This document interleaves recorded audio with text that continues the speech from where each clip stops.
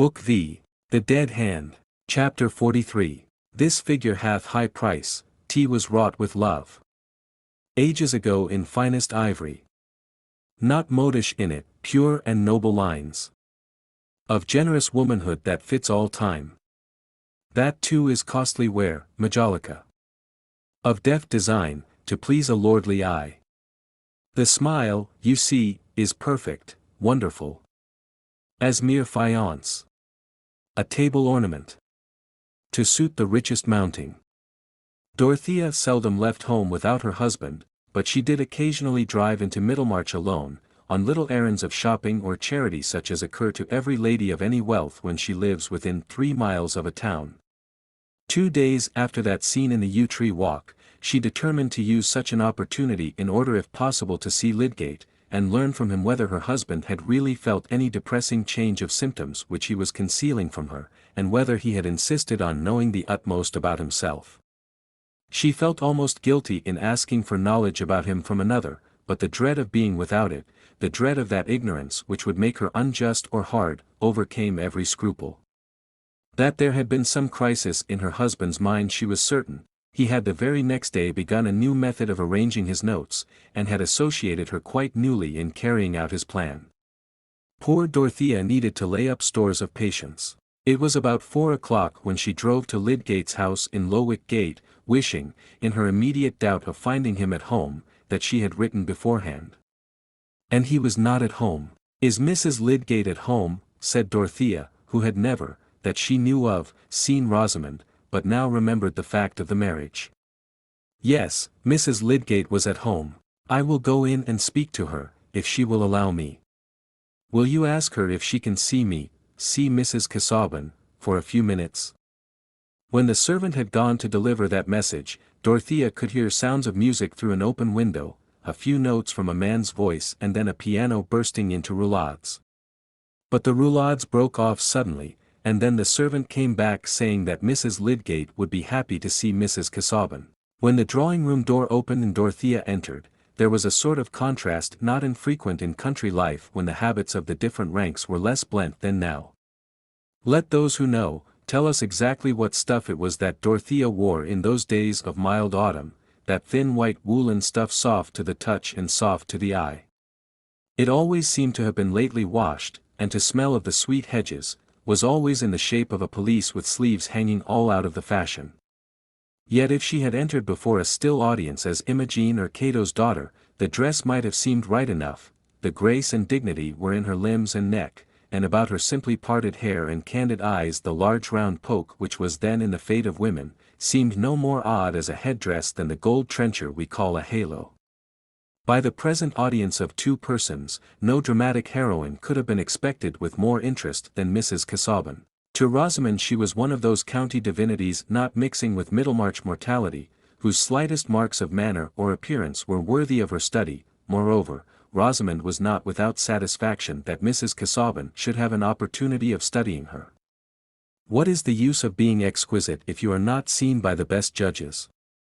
And since Rosamond had received the highest compliments at Sir Godwin Lydgate's, she felt quite confident of the impression she must make on people of good birth. Dorothea put out her hand with her usual simple kindness, and looked admiringly at Lydgate's lovely bride, aware that there was a gentleman standing at a distance, but seeing him merely as a coated figure at a wide angle. The gentleman was too much occupied with the presence of the one woman to reflect on the contrast between the two, a contrast that would certainly have been striking to a calm observer. They were both tall, and their eyes were on a level, but imagine Rosamond's infantine blondness and wondrous crown of hairplates, with her pale blue dress of a fit and fashion so perfect that no dressmaker could look at it without emotion, a large embroidered collar which it was to be hoped all beholders would know the price of, her small hands duly set off with rings, and that controlled self-consciousness of manner which is the expensive substitute for simplicity. "Thank you very much for allowing me to interrupt you," said Dorothea, immediately. "I am anxious to see Mr. Lydgate, if possible, before I go home, and I hoped that you might possibly tell me where I could find him, or even allow me to wait for him, if you expect him soon." "He is at the new hospital," said Rosamond. "I am not sure how soon he will come home. But I can send for him." "Will you let me go and fetch him?" said Will Ladislaw, coming forward. He had already taken up his hat before Dorothea entered. She colored with surprise, but put out her hand with a smile of unmistakable pleasure, saying, "I did not know it was you, I had no thought of seeing you here." "May I go to the hospital and tell Mr. Lydgate that you wish to see him?" said Will. "It would be quicker to send the carriage for him," said Dorothea, "if you will be kind enough to give the message to the coachman."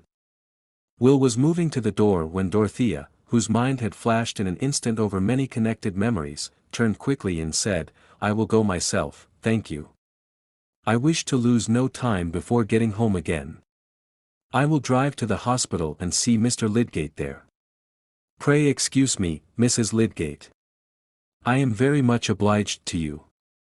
Her mind was evidently arrested by some sudden thought, and she left the room hardly conscious of what was immediately around her, hardly conscious that Will opened the door for her and offered her his arm to lead her to the carriage.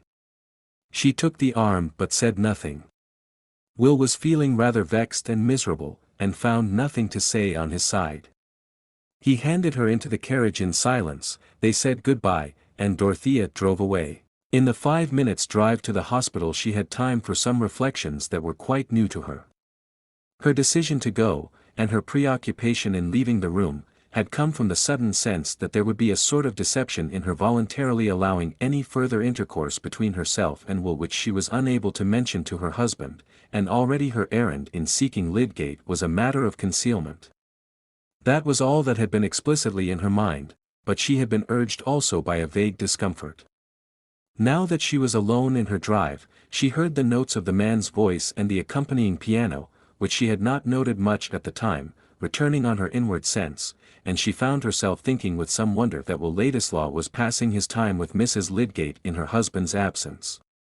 And then she could not help remembering that he had passed some time with her under like circumstances, so why should there be any unfitness in the fact? But Will was Mr. Casaubon's relative, and one towards whom she was bound to show kindness.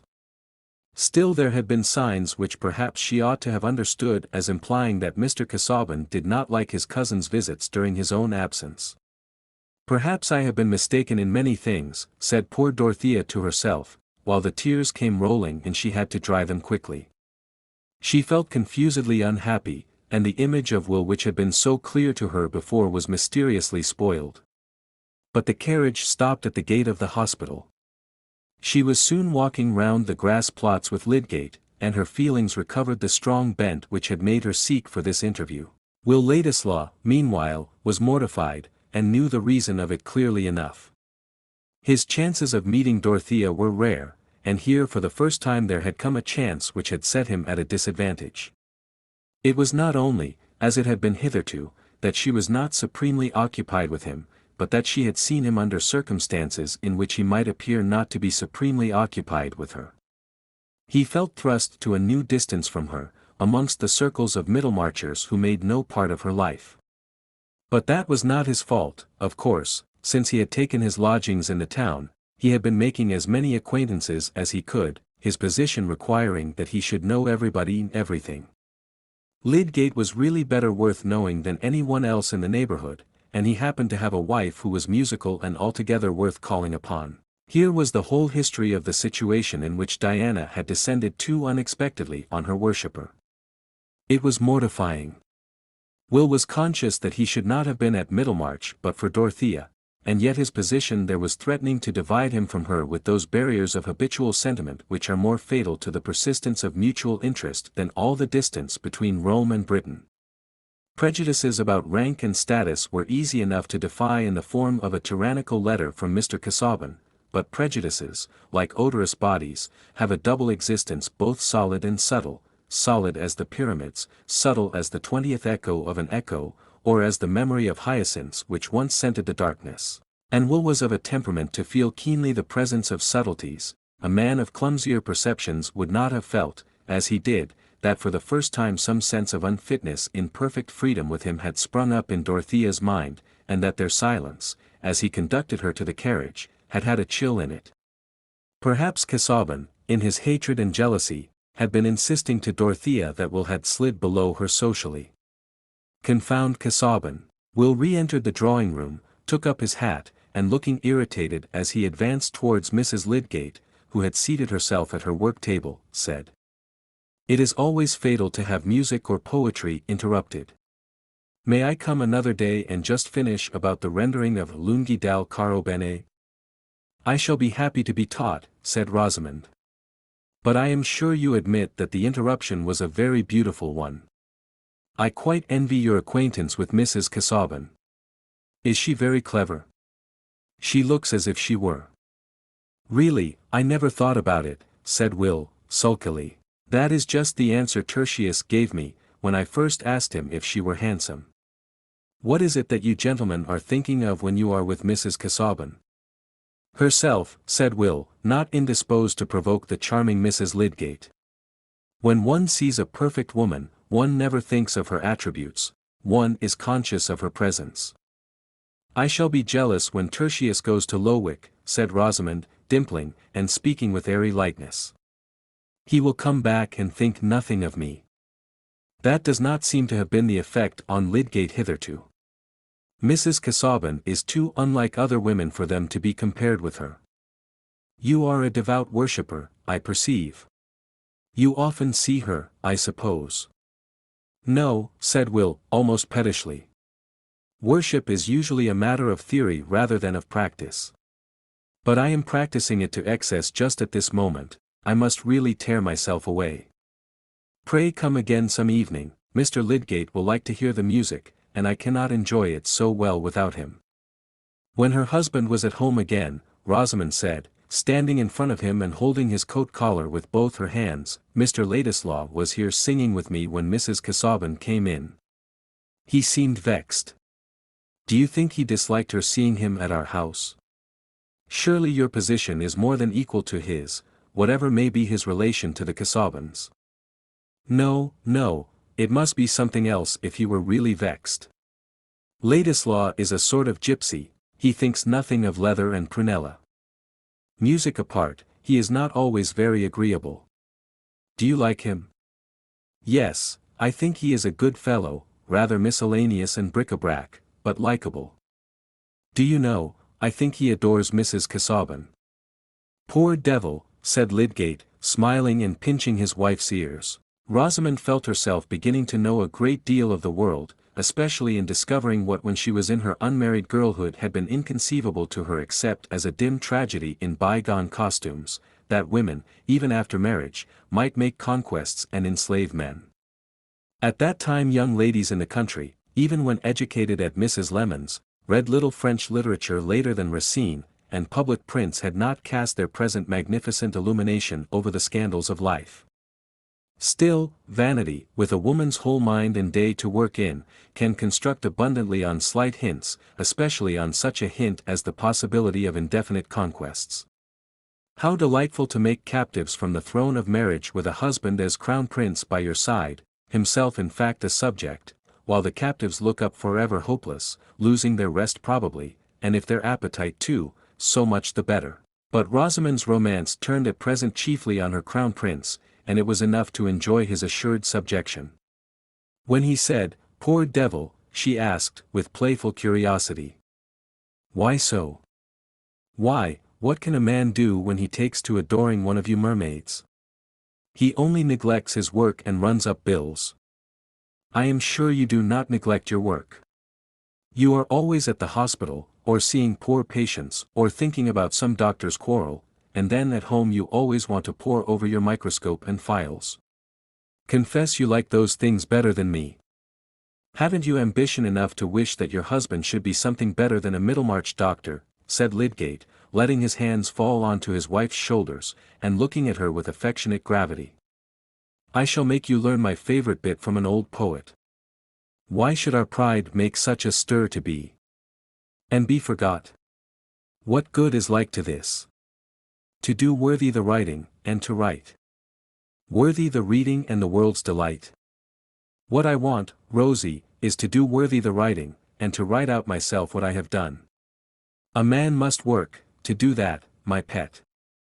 Of course, I wish you to make discoveries, no one could more wish you to attain a high position in some better place than Middlemarch. You cannot say that I have ever tried to hinder you from working. But we cannot live like hermits. You are not discontented with me, Tertius? No, dear, no. I am too entirely contented. But what did Mrs. Casaubon want to say to you? Merely to ask about her husband's health. But I think she is going to be splendid to our new hospital. I think she will give us 200 a year. Chapter 44. I would not creep along the coast but steer out in mid-sea, by guidance of the stars. When Dorothea, walking round the laurel-planted plots of the new hospital with Lydgate, had learned from him that there were no signs of change in Mr. Casaubon's bodily condition beyond the mental sign of anxiety to know the truth about his illness, she was silent for a few moments, wondering whether she had said or done anything to rouse this new anxiety. Lydgate, not willing to let slip an opportunity of furthering a favorite purpose, ventured to say, "I don't know whether your or Mr. Casaubon's attention has been drawn to the needs of our new hospital. Circumstances have made it seem rather egotistic in me to urge the subject, but that is not my fault, it is because there is a fight being made against it by the other medical men. I think you are generally interested in such things, for I remember that when I first had the pleasure of seeing you at Tipton Grange before your marriage, you were asking me some questions about the way in which the health of the poor was affected by their miserable housing." "Yes, indeed," said Dorothea, brightening. "I shall be quite grateful to you if you will tell me how I can help to make things a little better. Everything of that sort has slipped away from me since I have been married.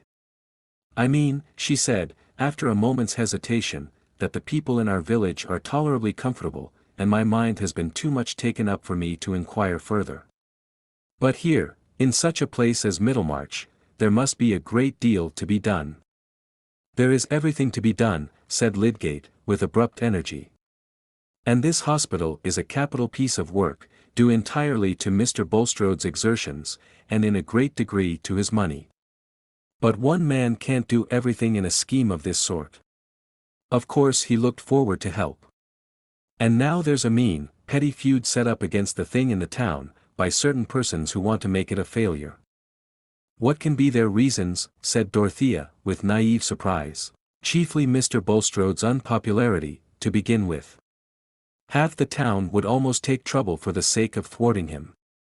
In this stupid world most people never consider that a thing is good to be done unless it is done by their own set. I had no connection with Bulstrode before I came here. I look at him quite impartially, and I see that he has some notions, that he has set things on foot, which I can turn to good public purpose. If a fair number of the better educated men went to work with the belief that their observations might contribute to the reform of medical doctrine and practice, we should soon see a change for the better. That's my point of view. I hold that by refusing to work with Mr. Bulstrode I should be turning my back on an opportunity of making my profession more generally serviceable." "I quite agree with you," said Dorothea, at once fascinated by the situation sketched in Lydgate's words. "But what is there against Mr. Bulstrode? I know that my uncle is friendly with him." "People don't like his religious tone," said Lydgate, breaking off there.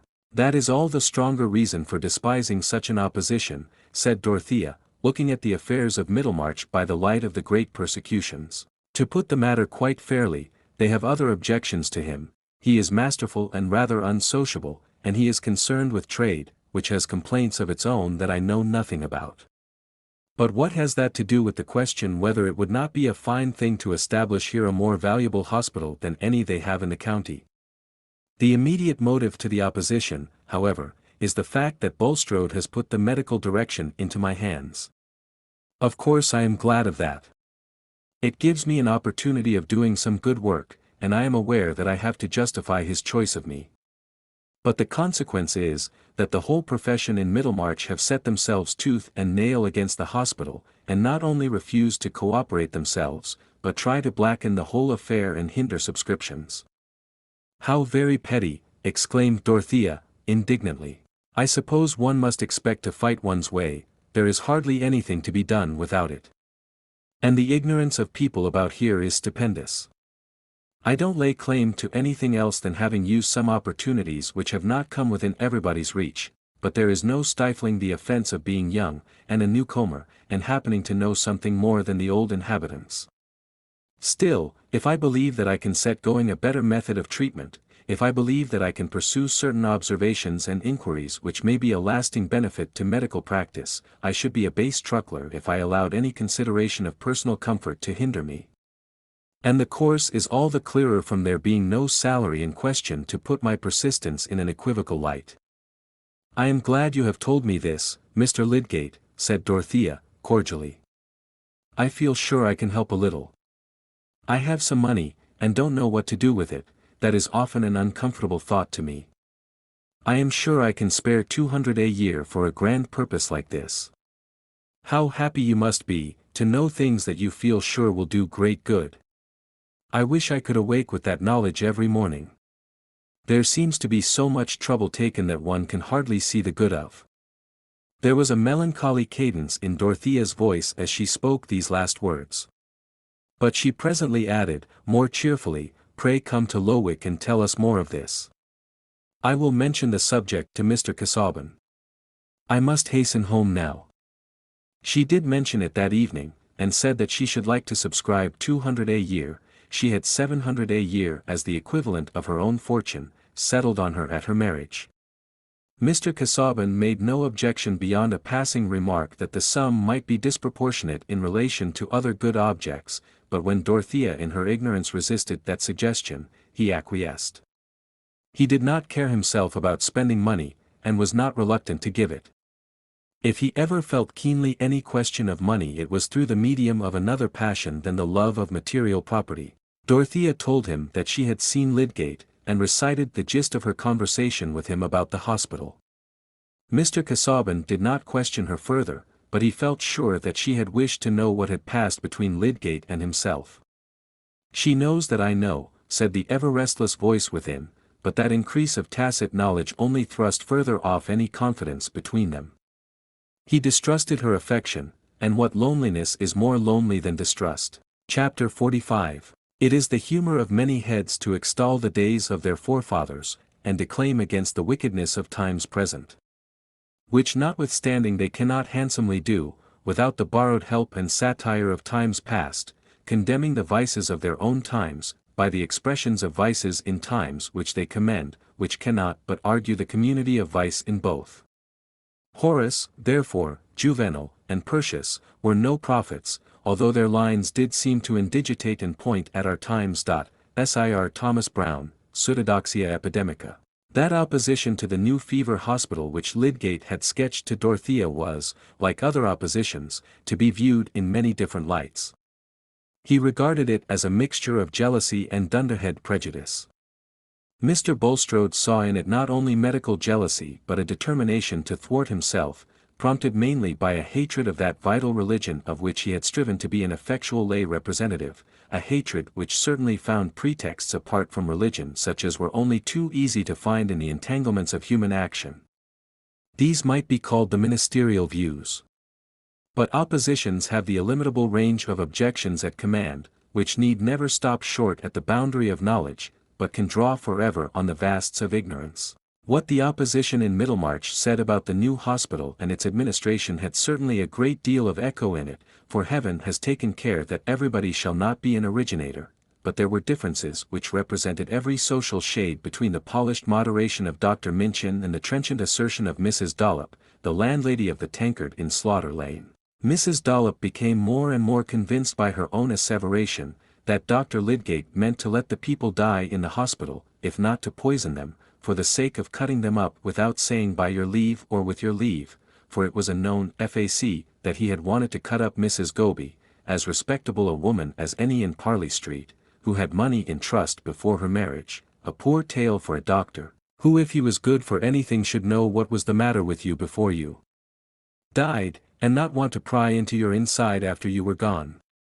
If that was not reason, Mrs. Dollop wished to know what was, but there was a prevalent feeling in her audience that her opinion was a bulwark, and that if it were overthrown there would be no limits to the cutting up of bodies, as had been well seen in Burke and Hare with their pitch plaisters. Such a hanging business as that was not wanted in Middlemarch. And let it not be supposed that opinion at the Tankard in Slaughter Lane was unimportant to the medical profession. That old authentic public house, the original Tankard, known by the name of Dollop's, was the resort of a great benefit club, which had some months before put to the vote whether its long-standing medical man, Dr. Gambit, should not be cashiered in favor of this Dr. Lydgate, who was capable of performing the most astonishing cures, and rescuing people altogether given up by other practitioners.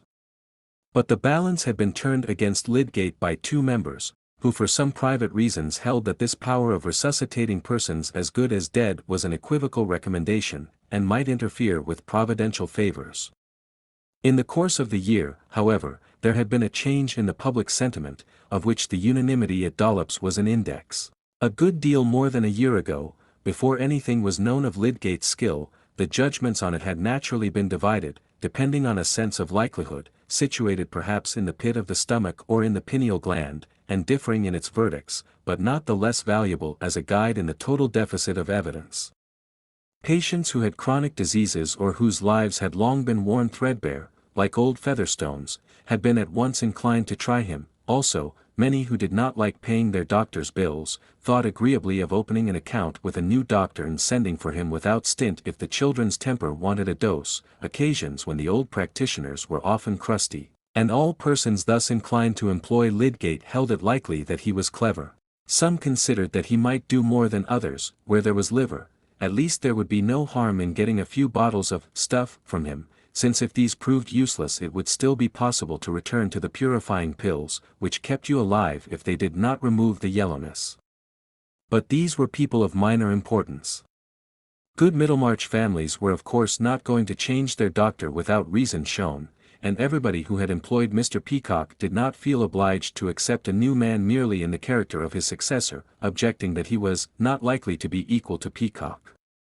But Lydgate had not been long in the town before there were particulars enough reported of him to breed much more specific expectations and to intensify differences into partisanship, some of the particulars being of that impressive order of which the significance is entirely hidden, like a statistical amount without a standard of comparison, but with a note of exclamation at the end. The cubic feet of oxygen yearly swallowed by a full-grown man, what a shudder they might have created in some Middlemarch circles. Oxygen. Nobody knows what that may be. Is it any wonder the cholera has got to Danzig? And yet there are people who say quarantine is no good. One of the facts quickly rumored was that Lydgate did not dispense drugs. This was offensive both to the physicians whose exclusive distinction seemed infringed on, and to the surgeon apothecaries with whom he ranged himself, and only a little while before, they might have counted on having the law on their side against a man who without calling himself a London-made M.D. dared to ask for pay except as a charge on drugs. But Lydgate had not been experienced enough to foresee that his new course would be even more offensive to the laity, and to Mr. Malmsey, an important grocer in the top market, who, though not one of his patients, questioned him in an affable manner on the subject. He was injudicious enough to give a hasty popular explanation of his reasons, pointing out to Mr. Malmsey that it must lower the character of practitioners, and be a constant injury to the public, if their only mode of getting paid for their work was by their making out long bills for drafts, boluses, and mixtures. It is in that way that hard-working medical men may come to be almost as mischievous as quacks, said Lydgate, rather thoughtlessly. To get their own bread they must overdose the king's lieges, and that's a bad sort of treason. Mr. Malmsey undermines the Constitution in a fatal way. Mr. Malmsey was not only an overseer, it was about a question of outdoor pay that he was having an interview with Lydgate. He was also asthmatic and had an increasing family. Thus, from a medical point of view, as well as from his own, he was an important man, indeed, an exceptional grocer, whose hair was arranged in a flame-like pyramid, and whose retail deference was of the cordial, encouraging kind, jocosely complimentary, and with a certain considerate abstinence from letting out the full force of his mind. It was Mr. Malmsey's friendly jocoseness in questioning him which had set the tone of Lydgate's reply. But let the wise be warned against too great readiness at explanation. It multiplies the sources of mistake, lengthening the sum for reckoners sure to go wrong. Lydgate smiled as he ended his speech, putting his foot into the stirrup, and Mr. Malmsey laughed more than he would have done if he had known who the king's lieges were, giving his "Good morning, sir, with the air of one who saw everything clearly enough. But in truth his views were perturbed. For years he had been paying bills with strictly made items, so that for every half-crown and 18 pence he was certain something measurable had been delivered. He had done this with satisfaction, including it among his responsibilities as a husband and father, and regarding a longer bill than usual as a dignity worth mentioning.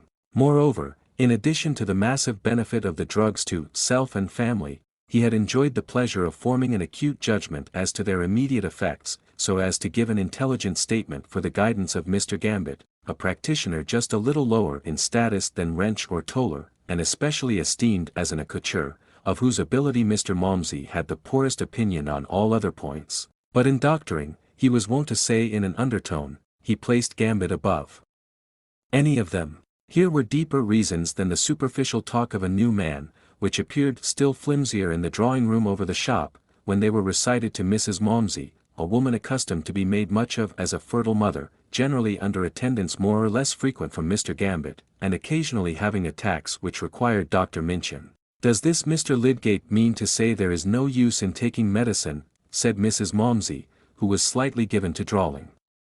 "I should like him to tell me how I could bear up at fair time, if I didn't take strengthening medicine for a month beforehand. Think of what I have to provide for calling customers, my dear." Here Mrs. Malmsey turned to an intimate female friend who sat by, a large veal pie, a stuffed fillet, a round of beef, ham, tongue, etc., etc. "But what keeps me up best is the pink mixture, not the brown. I wonder, Mr. Malmsey, with your experience, you could have patience to listen." I should have told him at once that I knew a little better than that. "No, no, no," said Mr. Malmsey, "I was not going to tell him my opinion. Hear everything and judge for yourself is my motto." But he didn't know who he was talking to. I was not to be turned on his finger. People often pretend to tell me things, when they might as well say, "Malmsey, you're a fool." But I smile at it, I humor everybody's weak place. If physic had done harm to self and family, I should have found it out by this time. The next day Mr. Gambit was told that Lydgate went about saying physic was of no use. "Indeed," said he, lifting his eyebrows with cautious surprise. He was a stout husky man with a large ring on his fourth finger. "How will he cure his patients, then?" "That is what I say," returned Mrs. Malmsey, who habitually gave weight to her speech by loading her pronouns. "Does he suppose that people will pay him only to come and sit with them and go away again?" Mrs. Malmsey had had a great deal of sitting from Mr. Gambit, including very full accounts of his own habits of body and other affairs, but of course he knew there was no innuendo in her remark, since his spare time and personal narrative had never been charged for. So he replied, humorously, "Well, Lydgate is a good-looking young fellow, you know." "Not one that I would employ," said Mrs. Malmsey. "Others may do as they please."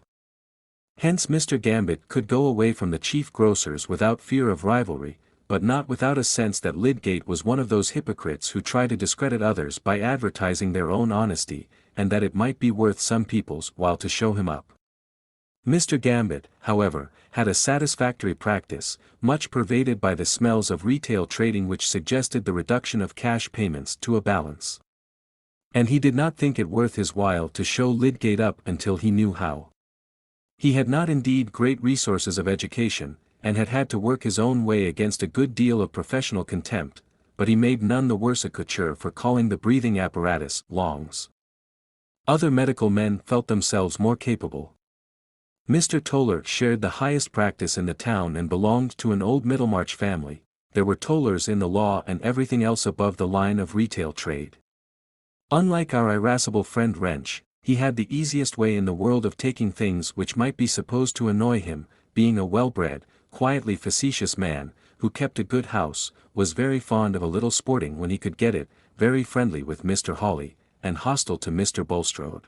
It may seem odd that with such pleasant habits he should have been given to the heroic treatment, bleeding and blistering and starving his patients, with a dispassionate disregard to his personal example, but the incongruity favored the opinion of his ability among his patients, who commonly observed that Mr. Toller had lazy manners, but his treatment was as active as you could desire. No man, said they, carried more seriousness into his profession. He was a little slow in coming, but when he came, He did something. He was a great favorite in his own circle, and whatever he implied to anyone's disadvantage told doubly from his careless ironical tone.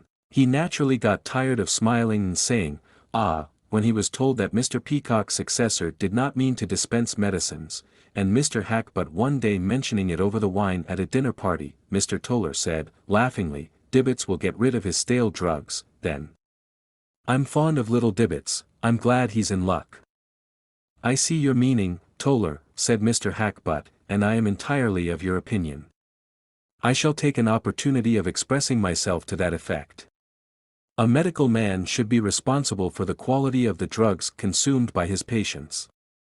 That is the rationale of the system of charging which has hitherto obtained, and nothing is more offensive than this ostentation of reform, where there is no real amelioration." "Ostentation, Hackbutt," said Mr. Toller, ironically. "I don't see that. A man can't very well be ostentatious of what nobody believes in. There's no reform in the matter. The question is, whether the profit on the drugs is paid to the medical man by the druggist or by the patient, and whether there shall be extra pay under the name of attendance." "Ah, to be sure, one of your damned new versions of old humbug," said Mr. Hawley, passing the decanter to Mr. Wrench. Mr. Wrench, generally abstemious, often drank wine rather freely at a party, getting the more irritable in consequence. "As to humbug, Hawley," he said, "that's a word easy to fling about. But what I contend against is the way medical men are fouling their own nest, and setting up a cry about the country as if a general practitioner who dispenses drugs couldn't be a gentleman. I throw back the imputation with scorn. I say, the most ungentlemanly trick a man can be guilty of is to come among the members of his profession with innovations which are a libel on their time-honored procedure. That is my opinion, and I am ready to maintain it against anyone who contradicts me." Mr. Wrench's voice had become exceedingly sharp. "I can't oblige you there, Wrench," said Mr. Hawley, thrusting his hands into his trouser pockets. "My dear fellow," said Mr. Toller, striking in pacifically, and looking at Mr. Wrench, "the physicians have their toes trodden on more than we have. If you come to dignity it is a question for Minchin and Sprague." "Does medical jurisprudence provide nothing against these infringements?" said Mr. Hackbutt, with a disinterested desire to offer his lights. "How does the law stand, Hawley?" "Nothing to be done there," said Mr. Hawley. "I looked into it for Sprague. You'd only break your nose against a damned judge's decision." "Pooh! No need of law," said Mr. Toller. "So far as practice is concerned the attempt is an absurdity. No patient will like it, certainly not Peacocks, who have been used to depletion. Pass the wine." Mr. Toller's prediction was partly verified. If Mr. and Mrs. Malmsey, who had no idea of employing Lydgate, were made uneasy by his supposed declaration against drugs, it was inevitable that those who called him in should watch a little anxiously to see whether he did use all the means he might use, in the case. Even good Mr. Powderell, who in his constant charity of interpretation was inclined to esteem Lydgate the more for what seemed a conscientious pursuit of a better plan, had his mind disturbed with doubts during his wife's attack of erysipelas, and could not abstain from mentioning to Lydgate that Mr. Peacock on a similar occasion had administered a series of boluses which were not otherwise definable than by their remarkable effect in bringing Mrs. Powderell round before Michaelmas from an illness which had begun in a remarkably hot August. At last, indeed, in the conflict between his desire not to hurt Lydgate and his anxiety that no means should be lacking, he induced his wife privately to take Widgeon's purifying pills, an esteemed Middlemarch medicine, which arrested every disease at the fountain by setting to work at once upon the blood. This cooperative measure was not to be mentioned to Lydgate, and Mr. Powderell himself had no certain reliance on it, only hoping that it might be attended with a blessing. But in this doubtful stage of Lydgate's introduction he was helped by what we mortals rashly call good fortune. I suppose no doctor ever came newly to a place without making cures that surprised somebody, cures which may be called fortune's testimonials, and deserve as much credit as the written or printed kind. Various patients got well while Lydgate was attending them, some even of dangerous illnesses, and it was remarked that the new doctor with his new ways had at least the merit of bringing people back from the brink of death. The trash talked on such occasions was the more vexatious to Lydgate, because it gave precisely the sort of prestige which an incompetent and unscrupulous man would desire, and was sure to be imputed to him by the simmering dislike of the other medical men as an encouragement on his own part of ignorant puffing. But even his proud outspokenness was checked by the discernment that it was as useless to fight against the interpretations of ignorance as to whip the fog, and good fortune insisted on using those interpretations. Mrs. Larcher having just become charitably concerned about alarming symptoms in her charwoman, when Dr. Minchin called, asked him to see her then and there, and to give her a certificate for the infirmary, whereupon after examination he wrote a statement of the case as one of tumor, and recommended the bearer Nancy Nash as an outpatient. Nancy, calling at home on her way to the infirmary, allowed the staymaker and his wife, in whose attic she lodged, to read Dr. Minchin's paper, and by this means became a subject of compassionate conversation in the neighboring shops of Churchyard Lane as being afflicted with a tumor at first declared to be as large and hard as a duck's egg, but later in the day to be about the size of your fist. Most hearers agreed that it would have to be cut out, but one had known of oil and another of squitchineal as adequate to soften and reduce any lump in the body when taken enough of into the inside, the oil by gradually suppling, the squitchineal by eating away. Meanwhile, when Nancy presented herself at the infirmary, it happened to be one of Lydgate's days there. After questioning and examining her, Lydgate said to the house surgeon in an undertone, "It's not tumor, it's cramp." He ordered her a blister and some steel mixture, and told her to go home and rest, giving her at the same time a note to Mrs. Larcher, who, she said, was her best employer, to testify that she was in need of good food. But by and by Nancy, in her attic, became portentously worse, the supposed tumor having indeed given way to the blister, but only wandered to another region with angrier pain.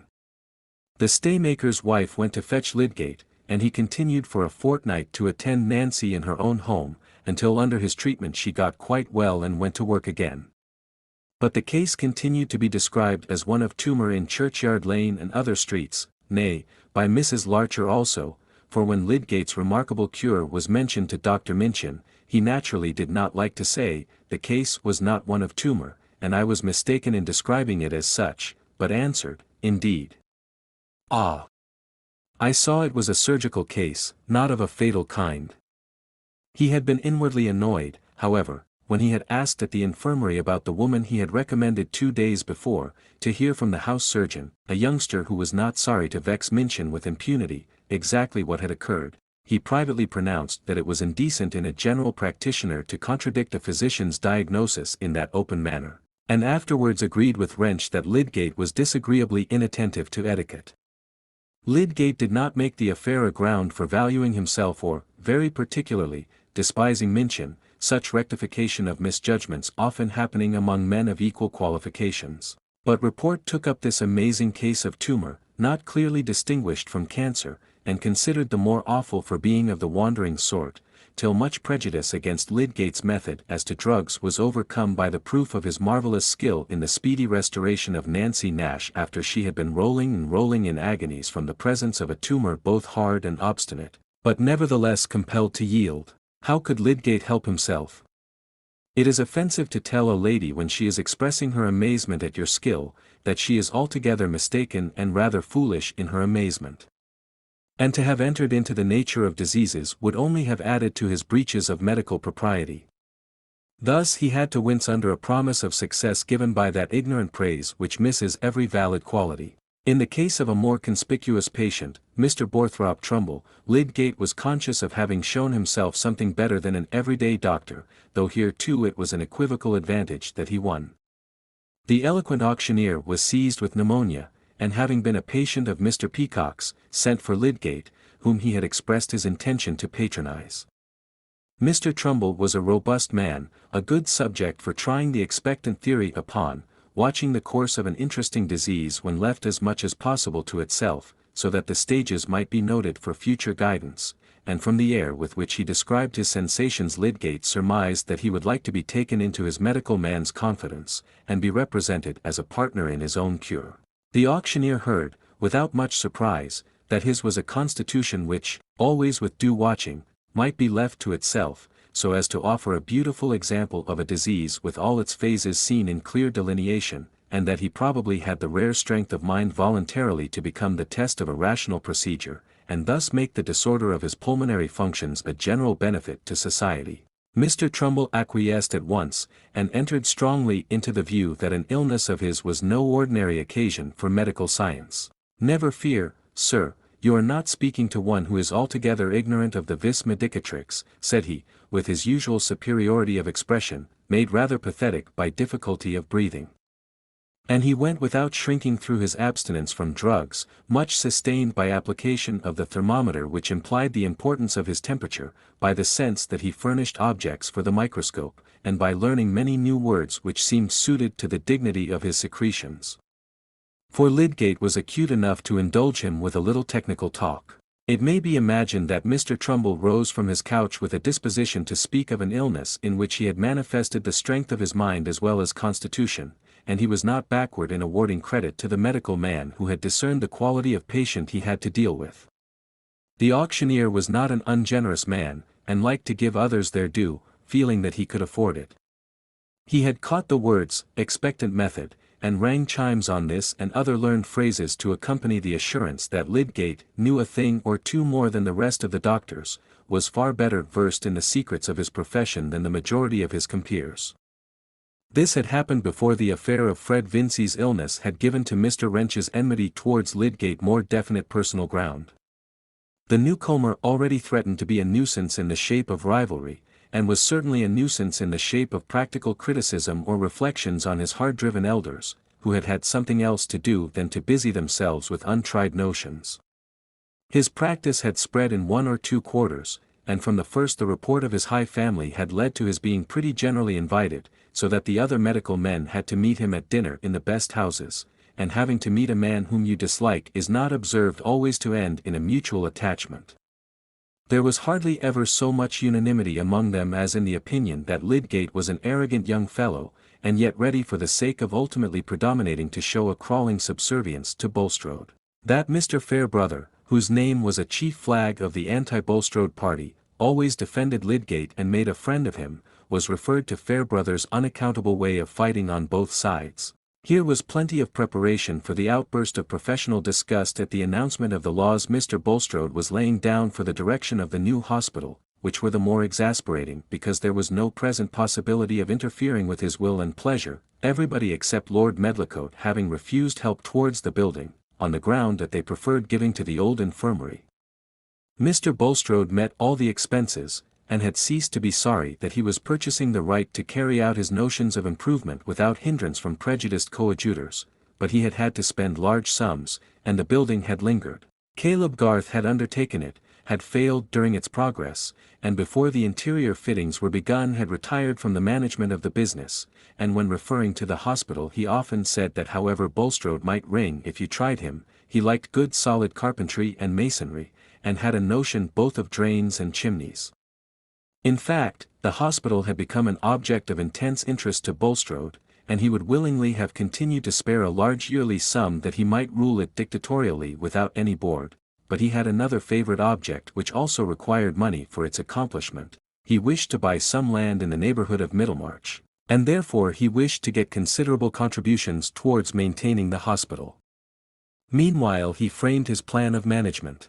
The hospital was to be reserved for fever in all its forms. Lydgate was to be chief medical superintendent, that he might have free authority to pursue all comparative investigations which his studies, particularly in Paris, had shown him the importance of, the other medical visitors having a consultative influence, but no power to contravene Lydgate's ultimate decisions. And the general management was to be lodged exclusively in the hands of 5 directors associated with Mr. Bulstrode, who were to have votes in the ratio of their contributions, the board itself filling up any vacancy in its numbers, and no mob of small contributors being admitted to a share of government. There was an immediate refusal on the part of every medical man in the town to become a visitor at the fever hospital. "Very well," said Lydgate to Mr. Bulstrode, "we have a capital house surgeon in Dispenser, a clear-headed, neat-handed fellow, we'll get Webby from Crabsley, as good a country practitioner as any of them, to come over twice a week, and in case of any exceptional operation, Prothero will come from Brassing. I must work the harder, that's all, and I have given up my post at the infirmary." The plan will flourish in spite of them, and then they'll be glad to come in. Things can't last as they are, there must be all sorts of reforms soon, and then young fellows may be glad to come and study here. Lydgate was in high spirits. "I shall not flinch, you may depend upon it, Mr. Lydgate," said Mr. Bulstrode. "While I see you carrying out high intentions with vigor, you shall have my unfailing support. And I have humble confidence that the blessing which has hitherto attended my efforts against the spirit of evil in this town will not be withdrawn. Suitable directors to assist me I have no doubt of securing. Mr. Brooke of Tipton has already given me his concurrence, and a pledge to contribute yearly. He has not specified the sum, probably not a great one. But he will be a useful member of the board." A useful member was perhaps to be defined as one who would originate nothing, and always vote with Mr. Bulstrode. The medical aversion to Lydgate was hardly disguised now. Neither Dr. Sprague nor Dr. Minchin said that he disliked Lydgate's knowledge or his disposition to improve treatment. What they disliked was his arrogance, which nobody felt to be altogether deniable. They implied that he was insolent, pretentious, and given to that reckless innovation for the sake of noise and show which was the essence of the charlatan. The word charlatan once thrown on the air could not be let drop. In those days the world was agitated about the wondrous doings of Mr. St. John Long, nobleman and gentleman, attesting his extraction of a fluid like mercury from the temples of a patient. Mr. Toller remarked one day, smilingly, to Mrs. Taft, that Bulstrode had found a man to suit him in Lydgate. A charlatan in religion is sure to like other sorts of charlatans. "Yes, indeed, I can imagine," said Mrs. Taft, keeping the number of 30 stitches carefully in her mind all the while, "there are so many of that sort.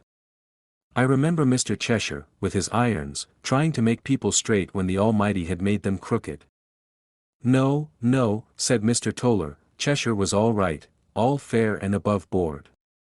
But there's St. John Long. That's the kind of fellow we call a charlatan, advertising cures in ways nobody knows anything about, a fellow who wants to make a noise by pretending to go deeper than other people. The other day he was pretending to tap a man's brain and get quicksilver out of it. Good gracious! What dreadful trifling with people's constitutions," said Mrs. Taft. After this, it came to be held in various quarters that Lydgate played even with respectable constitutions for his own purposes, and how much more likely that in his flighty experimenting he should make 6s and 7s of hospital patients. Especially it was to be expected, as the landlady of the Tankard had said, that he would recklessly cut up their dead bodies. For Lydgate, having attended Mrs. Goby, who died apparently of a heart disease not very clearly expressed in the symptoms, too daringly asked leave of her relatives to open the body, and thus gave an offence quickly spreading beyond Parley Street, where that lady had long resided on an income such as made this association of her body with the victims of Burke and Hare a flagrant insult to her memory. Affairs were in this stage when Lydgate opened the subject of the hospital to Dorothea.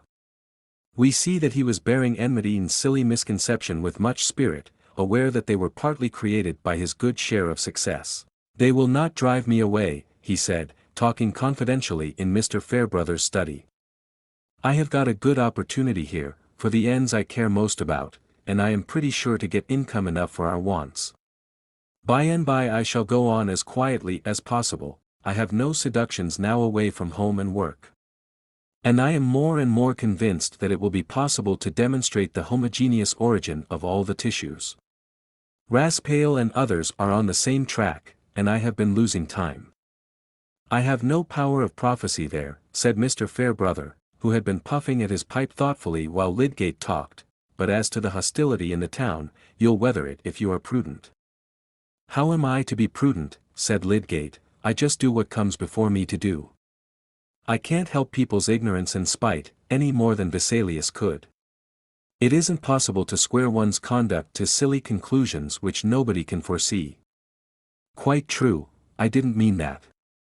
I meant only two things. One is, keep yourself as separable from Bulstrode as you can. Of course, you can go on doing good work of your own by his help, but don't get tied. Perhaps it seems like personal feeling in me to say so, and there's a good deal of that, I own, but personal feeling is not always in the wrong if you boil it down to the impressions which make it simply an opinion. Bulstrode is nothing to me, said Lydgate, carelessly, except on public grounds. As to getting very closely united to him, I am not fond enough of him for that. But what was the other thing you meant, said Lydgate, who was nursing his leg as comfortably as possible, and feeling in no great need of advice. Why, this.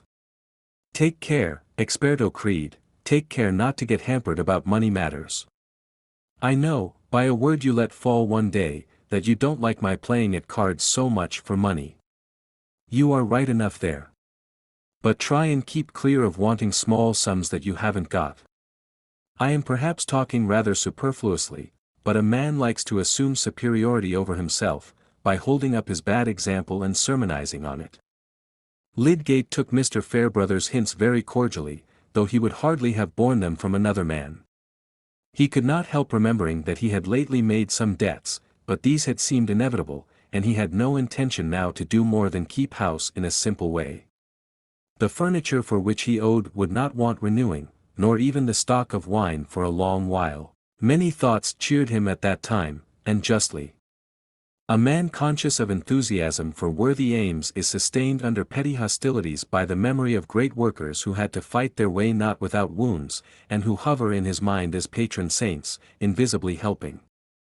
At home, that same evening when he had been chatting with Mr. Fairbrother, he had his long legs stretched on the sofa, his head thrown back, and his hands clasped behind it according to his favorite ruminating attitude, while Rosamond sat at the piano, and played one tune after another, of which her husband only knew, like the emotional elephant he was, that they fell in with his mood as if they had been melodious sea breezes.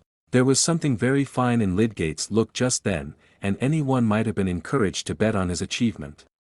In his dark eyes and on his mouth and brow there was that placidity which comes from the fullness of contemplative thought, the mind not searching, but beholding, and the glance seeming to be filled with what is behind it. Presently Rosamond left the piano and seated herself on a chair close to the sofa and opposite her husband's face. "Is that enough music for you, my lord?" she said, folding her hands before her and putting on a little air of meekness. "Yes, dear, if you are tired," said Lydgate, gently, turning his eyes and resting them on her, but not otherwise moving. Rosamond's presence at that moment was perhaps no more than a spoonful brought to the lake, and her woman's instinct in this matter was not dull. "What is absorbing you?" she said, leaning forward and bringing her face nearer to his. He moved his hands and placed them gently behind her shoulders. "I am thinking of a great fellow, who was about as old as I am 300 years ago, and had already begun a new era in anatomy." "I can't guess," said Rosamond, shaking her head. "We used to play at guessing historical characters at Mrs. Lemon's, but not anatomists. I'll tell you. His name was Vesalius. And the only way he could get to know anatomy as he did, was by going to snatch bodies at night, from graveyards and places of execution." "Oh," said Rosamond, with a look of disgust on her pretty face, "I am very glad you are not Vesalius. I should have thought he might find some less horrible way than that." "No, he couldn't," said Lydgate, going on too earnestly to take much notice of her answer. "He could only get a complete skeleton by snatching the whitened bones of a criminal from the gallows, and burying them, and fetching them away by bits secretly, in the dead of night." "I hope he is not one of your great heroes," said Rosamond, half playfully, half anxiously, "else I shall have you getting up in the night to go to St. Peter's churchyard. You know how angry you told me the people were about Mrs. Goby. You have enemies enough already. So had Vesalius, Rosie. No wonder the medical fogies in Middlemarch are jealous, when some of the greatest doctors living were fierce upon Vesalius because they had believed in Galen, and he showed that Galen was wrong. They called him a liar and a poisonous monster. But the facts of the human frame were on his side, and so he got the better of them." "And what happened to him afterwards?" said Rosamond, with some interest. "Oh, he had a good deal of fighting to the last. And they did exasperate him enough at one time to make him burn a good deal of his work. Then he got shipwrecked just as he was coming from Jerusalem to take a great chair at Padua. He died rather miserably." There was a moment's pause before Rosamond said, "Do you know, Tertius, I often wish you had not been a medical man." "Nay, Rosie, don't say that," said Lydgate, drawing her closer to him. That is like saying you wish you had married another man.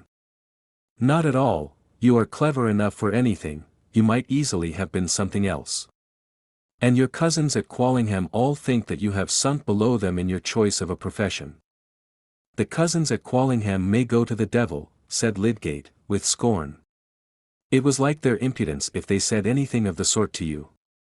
Still, said Rosamond, I do not think it is a nice profession, dear. We know that she had much quiet perseverance in her opinion. It is the grandest profession in the world, Rosamond, said Lydgate, gravely. And to say that you love me without loving the medical man in me, is the same sort of thing as to say that you like eating a peach but don't like its flavor. Don't say that again, dear, it pains me. Very well, Dr. Graveface, said Rosie, dimpling, I will declare in future that I dote on skeletons, and body snatchers, and bits of things in files, and quarrels with everybody, that end in your dying miserably. No, no, not so bad as that, said Lydgate, giving up remonstrance and petting her resignedly. Chapter 46. Pues no podemos haber aquello que queramos aquello que pedimos. Since we cannot get what we like, let us like what we can get. Spanish proverb. While Lydgate, safely married and with the hospital under his command, felt himself struggling for medical reform against Middlemarch, Middlemarch was becoming more and more conscious of the national struggle for another kind of reform. By the time that Lord John Russell's measure was being debated in the House of Commons, there was a new political animation in Middlemarch, and a new definition of parties which might show a decided change of balance if a new election came. And there were some who already predicted this event, declaring that a reform bill would never be carried by the actual Parliament. This was what Will Ladislaw dwelt on to Mr. Brooke as a reason for congratulation that he had not yet tried his strength at the hustings. Things will grow and ripen as if it were a comet year, said Will. The public temper will soon get to a cometary heat, now the question of reform has set in. There is likely to be another election before long, and by that time Middlemarch will have got more ideas into its head. What we have to work at now is the pioneer and political meetings. Quite right, Ladislaw, we shall make a new thing of opinion here, said Mr. Brooke. Only I want to keep myself independent about reform, you know, I don't want to go too far. I want to take up Wilberforce's and Romilly's line, you know, and work at Negro emancipation, criminal law, that kind of thing. But of course I should support Grey. If you go in for the principle of reform, you must be prepared to take what the situation offers, said Will. If everybody pulled for his own bit against everybody else, the whole question would go to tatters. Yes, yes, I agree with you, I quite take that point of view. I should put it in that light. I should support Grey, you know. But I don't want to change the balance of the Constitution, and I don't think Grey would. But that is what the country wants, said Will. Else there would be no meaning in political unions or any other movement that knows what it's about. It wants to have a House of Commons which is not weighted with nominees of the landed class, but with representatives of the other interests. And as to contending for a reform short of that, it is like asking for a bit of an avalanche which has already begun to thunder. That is fine, Ladislaw, that is the way to put it. Write that down, now. We must begin to get documents about the feeling of the country, as well as the machine breaking and general distress. As to documents, said Will, a 2-inch card will hold plenty. A few rows of figures are enough to deduce misery from, and a few more will show the rate at which the political determination of the people is growing. Good, draw that out a little more at length, Ladislaw. That is an idea, now, write it out in the Pioneer. Put the figures and deduce the misery, you know, and put the other figures and deduce, and so on. You have a way of putting things.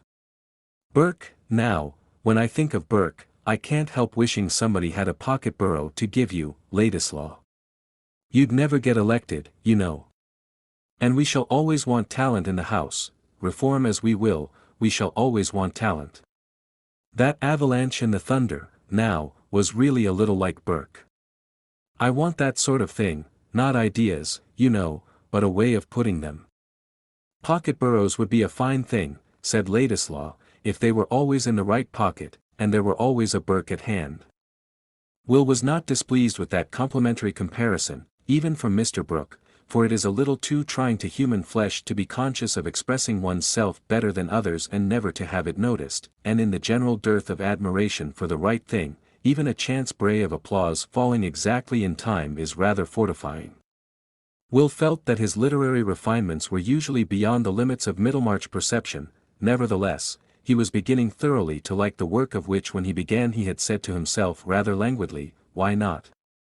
And he studied the political situation with as ardent an interest as he had ever given to poetic metres or medievalism. It is undeniable that but for the desire to be where Dorothea was, and perhaps the want of knowing what else to do, Will would not at this time have been meditating on the needs of the English people or criticizing English statesmanship. He would probably have been rambling in Italy sketching plans for several dramas, trying prose and finding it too jejune, trying verse and finding it too artificial, beginning to copy bits from old pictures, leaving off because they were no good, and observing that, after all, self-culture was the principal point, while in politics he would have been sympathizing warmly with liberty and progress in general.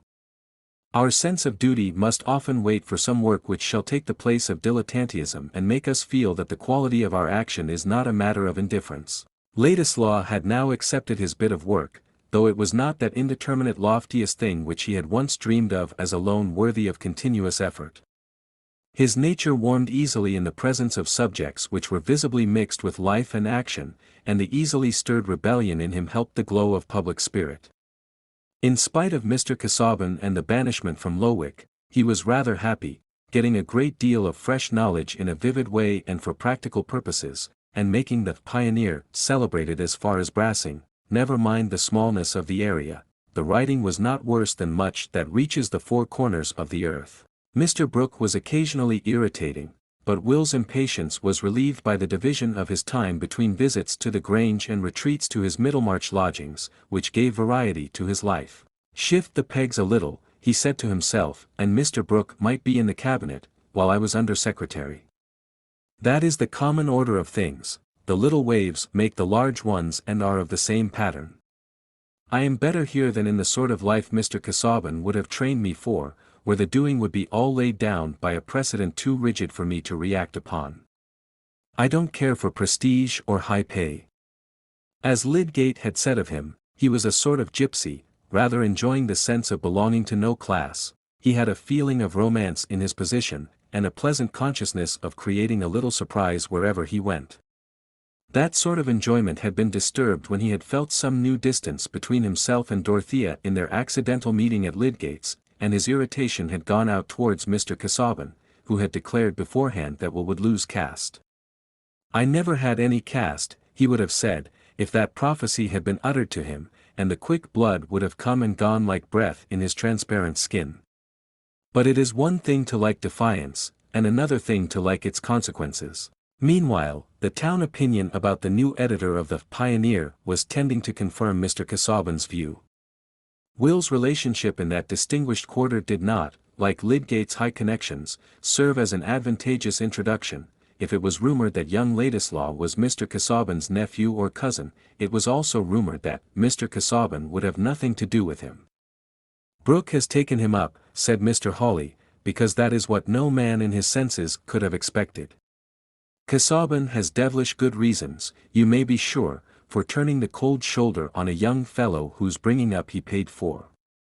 Just like Brooke, one of those fellows who would praise a cat to sell a horse. And some oddities of Will's, more or less poetical, appeared to support Mr. Keck, the editor of the Trumpet, in asserting that Ladislaw, if the truth were known, was not only a Polish emissary but crack-brained, which accounted for the preternatural quickness and glibness of his speech when he got on to a platform, as he did whenever he had an opportunity, speaking with a facility which cast reflections on solid Englishmen generally. It was disgusting to Keck to see a strip of a fellow, with light curls round his head, get up and speechify by the hour against institutions, which had existed when he was in his cradle. And in a leading article of the Trumpet, Keck characterized Ladislaw's speech at a reform meeting as the violence of an energumen, a miserable effort to shroud in the brilliancy of fireworks the daring of irresponsible statements and the poverty of a knowledge which was of the cheapest and most recent description. "That was a rattling article yesterday, Keck," said Dr. Sprague, with sarcastic intentions. "But what is an energumen?" "Oh, a term that came up in the French Revolution," said Keck. This dangerous aspect of Ladislaw was strangely contrasted with other habits which became matter of remark. He had a fondness, half artistic, half affectionate, for little children. The smaller they were on tolerably active legs, and the funnier their clothing, the better will like to surprise and please them. We know that in Rome he was given to ramble about among the poor people, and the taste did not quit him in Middlemarch. He had somehow picked up a troop of droll children, little hatless boys with their galligaskins much worn and scant shirting to hang out, little girls who tossed their hair out of their eyes to look at him, and guardian brothers at the mature age of 7. This troop he had led out on gypsy excursions to Housel Wood at nutting time, and since the cold weather had set in he had taken them on a clear day to gather sticks for a bonfire in the hollow of a hillside, where he drew out a small feast of gingerbread for them, and improvised a Punch and Judy drama with some private homemade puppets. Here was one oddity. Another was, that in houses where he got friendly, he was given to stretch himself at full length on the rug while he talked, and was apt to be discovered in this attitude by occasional callers for whom such an irregularity was likely to confirm the notions of his dangerously mixed blood and general laxity. But Will's articles and speeches naturally recommended him in families which the new strictness of party division had marked off on the side of reform. He was invited to Mr. Bulstrode's, but here he could not lie down on the rug, and Mrs. Bulstrode felt that his mode of talking about Catholic countries, as if there were any truce with Antichrist, illustrated the usual tendency to unsoundness in intellectual men. At Mr. Fairbrother's, however, whom the irony of events had brought on the same side with Bulstrode in the national movement, Will became a favorite with the ladies, especially with little Miss Noble, whom it was one of his oddities to escort when he met her in the street with her little basket, giving her his arm in the eyes of the town, and insisting on going with her to pay some call where she distributed her small filchings from her own share of sweet things. But the house where he visited oftenest and lay most on the rug was Lydgate's. The two men were not at all alike, but they agreed none the worse. Lydgate was abrupt but not irritable, taking little notice of megrims in healthy people, and Ladislaw did not usually throw away his susceptibilities on those who took no notice of them. With Rosamond, on the other hand, he pouted and was wayward, nay, often uncomplimentary, much to her inward surprise. Nevertheless he was gradually becoming necessary to her entertainment by his companionship in her music, his varied talk, and his freedom from the grave preoccupation which, with all her husband's tenderness and indulgence, often made his manners unsatisfactory to her, and confirmed her dislike of the medical profession. Lydgate, inclined to be sarcastic on the superstitious faith of the people in the efficacy of the bill, while nobody cared about the low state of pathology, sometimes assailed Will with troublesome questions. One evening in March, Rosamond in her cherry-colored dress with swansdown trimming about the throat sat at the tea-table. Lydgate, lately come in tired from his outdoor work, was seated sideways on an easy chair by the fire with one leg over the elbow, his brow looking a little troubled as his eyes rambled over the columns of the Pioneer, while Rosamond, having noticed that he was perturbed, avoided looking at him, and inwardly thanked heaven that she herself had not a moody disposition. Will Ladislaw was stretched on the rug contemplating the curtain pole abstractedly, and humming very low the notes of "When First I Saw Thy Face," while the house spaniel, also stretched out with small choice of room, looked from between his paws at the usurper of the rug with silent but strong objection. Rosamond bringing Lydgate his cup of tea, he threw down the paper, and said to Will, who had started up and gone to the table, "It's no use your puffing Brooke as a reforming landlord, Ladislaw, they only pick the more holes in his coat in the Trumpet." "No matter, those who read the Pioneer don't read the Trumpet," said Will, swallowing his tea and walking about. "Do you suppose the public reads with a view to its own conversion? We should have a witches brewing with a vengeance then, mingle, mingle, mingle, mingle, you that mingle may, and nobody would know which side he was going to take. Fairbrother says, he doesn't believe Brooke would get elected if the opportunity came. The very men who profess to be for him would bring another member out of the bag at the right moment. There's no harm in trying." It's good to have resident members. Why, said Lydgate, who was much given to use that inconvenient word in a curt tone. They represent the local stupidity better, said Will, laughing, and shaking his curls, and they are kept on their best behavior in the neighborhood. Brooke is not a bad fellow, but he has done some good things on his estate that he never would have done but for this parliamentary bite. He's not fitted to be a public man, said Lydgate, with contemptuous decision. He would disappoint everybody who counted on him, I can see that at the hospital. Only, there Bulstrode holds the reins and drives him. That depends on how you fix your standard of public men, said Will. He's good enough for the occasion, when the people have made up their mind as they are making it up now, they don't want a man, they only want a vote. That is the way with you political writers, Ladislaw, crying up a measure as if it were a universal cure, and crying up men who are a part of the very disease that wants curing. Why not? Men may help to cure themselves off the face of the land without knowing it, said Will, who could find reasons impromptu, when he had not thought of a question beforehand. That is no excuse for encouraging the superstitious exaggeration of hopes about this particular measure, helping the cry to swallow it whole and to send up voting popinjays who are good for nothing but to carry it. You go against rottenness, and there is nothing more thoroughly rotten than making people believe that society can be cured by a political hocus-pocus. That's very fine, my dear fellow. But your cure must begin somewhere, and put it that 1,000 things which debase a population can never be reformed without this particular reform to begin with. Look what Stanley said the other day, that the House had been tinkering long enough at small questions of bribery, inquiring whether this or that voter has had a guinea when everybody knows that the seats have been sold wholesale. Wait for wisdom and conscience in public agents, fiddlestick. The only conscience we can trust to is the massive sense of wrong in a class, and the best wisdom that will work is the wisdom of balancing claims. That's my text, which side is injured? I support the man who supports their claims, not the virtuous upholder of the wrong. That general talk about a particular case is mere question begging, Ladislaw. When I say, I go in for the dose that cures, it doesn't follow that I go in for opium in a given case of gout. I am not begging the question we are upon, whether we are to try for nothing till we find immaculate men to work with. Should you go on that plan? If there were one man who would carry you a medical reform and another who would oppose it, should you inquire which had the better motives or even the better brains? Oh, of course, said Lydgate, seeing himself checkmated by a move which he had often used himself, if one did not work with such men as are at hand, things must come to a deadlock.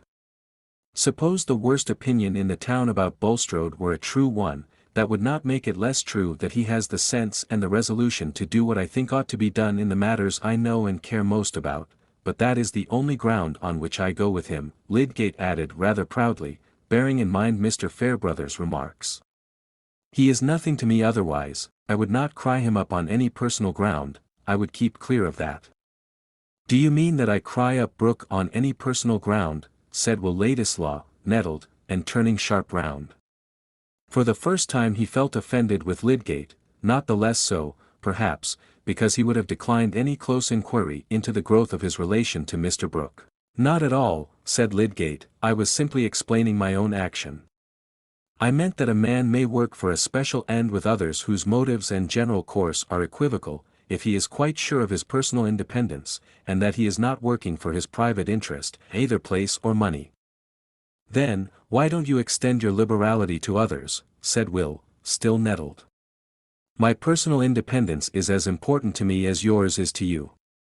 You have no more reason to imagine that I have personal expectations from Brooke, than I have to imagine that you have personal expectations from Bulstrode. Motives are points of honor, I suppose, nobody can prove them. But as to money and place in the world, Will ended, tossing back his head, I think it is pretty clear that I am not determined by considerations of that sort. You quite mistake me, Ladislaw, said Lydgate, surprised. He had been preoccupied with his own vindication, and had been blind to what Ladislaw might infer on his own account. I beg your pardon for unintentionally annoying you. In fact, I should rather attribute to you a romantic disregard of your own worldly interests. On the political question, I referred simply to intellectual bias. "How very unpleasant you both are this evening," said Rosamond.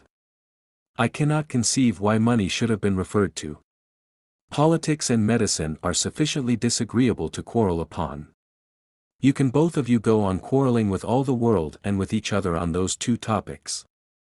Rosamond looked mildly neutral as she said this, rising to ring the bell, and then crossing to her work table. "Poor Rosie," said Lydgate, putting out his hand to her as she was passing him. "Disputation is not amusing to cherubs. Have some music. Ask Ladislaw to sing with you." When Will was gone, Rosamond said to her husband, "What put you out of temper this evening, Tertius?" "Me? It was Ladislaw who was out of temper. He is like a bit of tinder." "But I mean, before that. Something had vexed you before you came in, you looked cross. And that made you begin to dispute with Mr. Ladislaw. You hurt me very much when you look so, Tertius." "Do I? Then I am a brute," said Lydgate, caressing her penitently. "What vexed you?" "Oh, outdoor things, business. It was really a letter insisting on the payment of a bill for furniture." But Rosamond was expecting to have a baby, and Lydgate wished to save her from any perturbation. Chapter 47. Was never true love loved in vain? For truest love is highest gain. No art can make it, it must spring where elements are fostering. So in heaven's spot and hour springs the little native flower. Downward root and upward eye, Chopin by the earth and sky. It happened to be on a Saturday evening that Will Ladislaw had that little discussion with Lydgate. Its effect when he went to his own rooms was to make him sit up half the night, thinking over again, under a new irritation, all that he had before thought of his having settled in Middlemarch and harnessed himself with Mr. Brooke. Hesitations before he had taken the step had since turned into susceptibility to every hint that he would have been wiser not to take it, and hence came his heat towards Lydgate, a heat which still kept him restless. Was he not making a fool of himself, and at a time when he was more than ever conscious of being something better than a fool? And for what end? Well, for no definite end. True, he had dreamy visions of possibilities. There is no human being who, having both passions and thoughts, does not think in consequence of his passions, does not find images rising in his mind which soothe the passion with hope or sting it with dread. But this, which happens to us all, happens to some with a wide difference, and Will was not one of those whose wit keeps the roadway. He had his bypaths where there were little joys of his own choosing, such as gentlemen cantering on the highroad might have thought rather idiotic.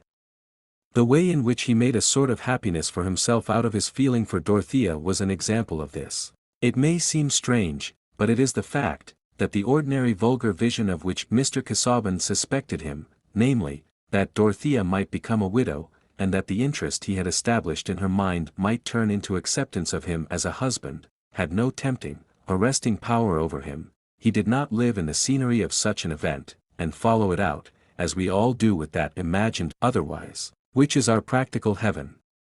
It was not only that he was unwilling to entertain thoughts which could be accused of baseness, and was already uneasy in the sense that he had to justify himself from the charge of ingratitude.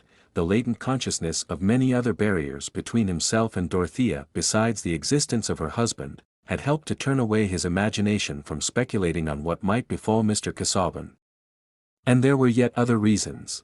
Will, we know, could not bear the thought of any flaw appearing in his crystal. He was at once exasperated and delighted by the calm freedom with which Dorothea looked at him and spoke to him, and there was something so exquisite in thinking of her just as she was, that he could not long for a change which must somehow change her.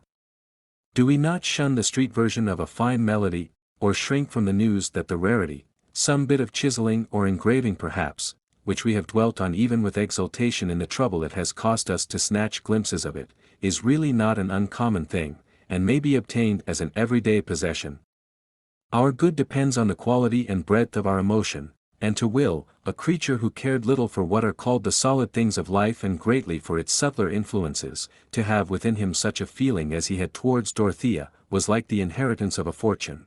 What others might have called the futility of his passion, made an additional delight for his imagination.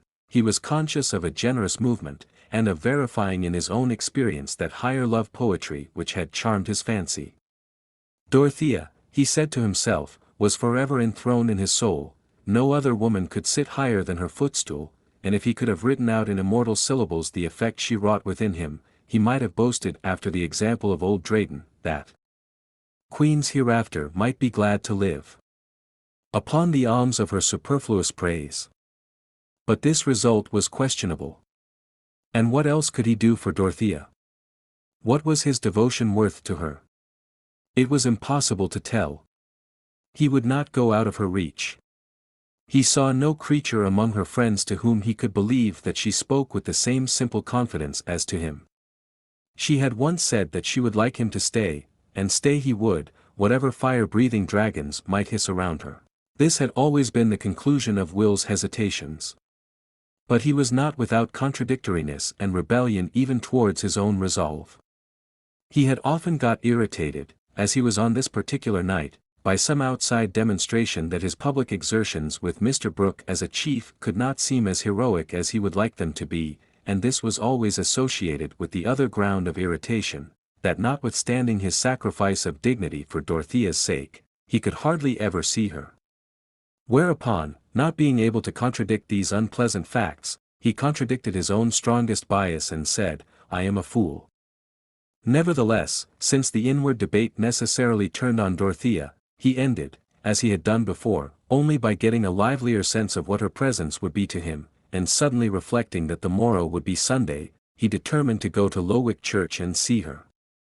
He slept upon that idea, but when he was dressing in the rational morning light, objection said, "That will be a virtual defiance of Mr. Casaubon's prohibition to visit Lowick, and Dorothea will be displeased."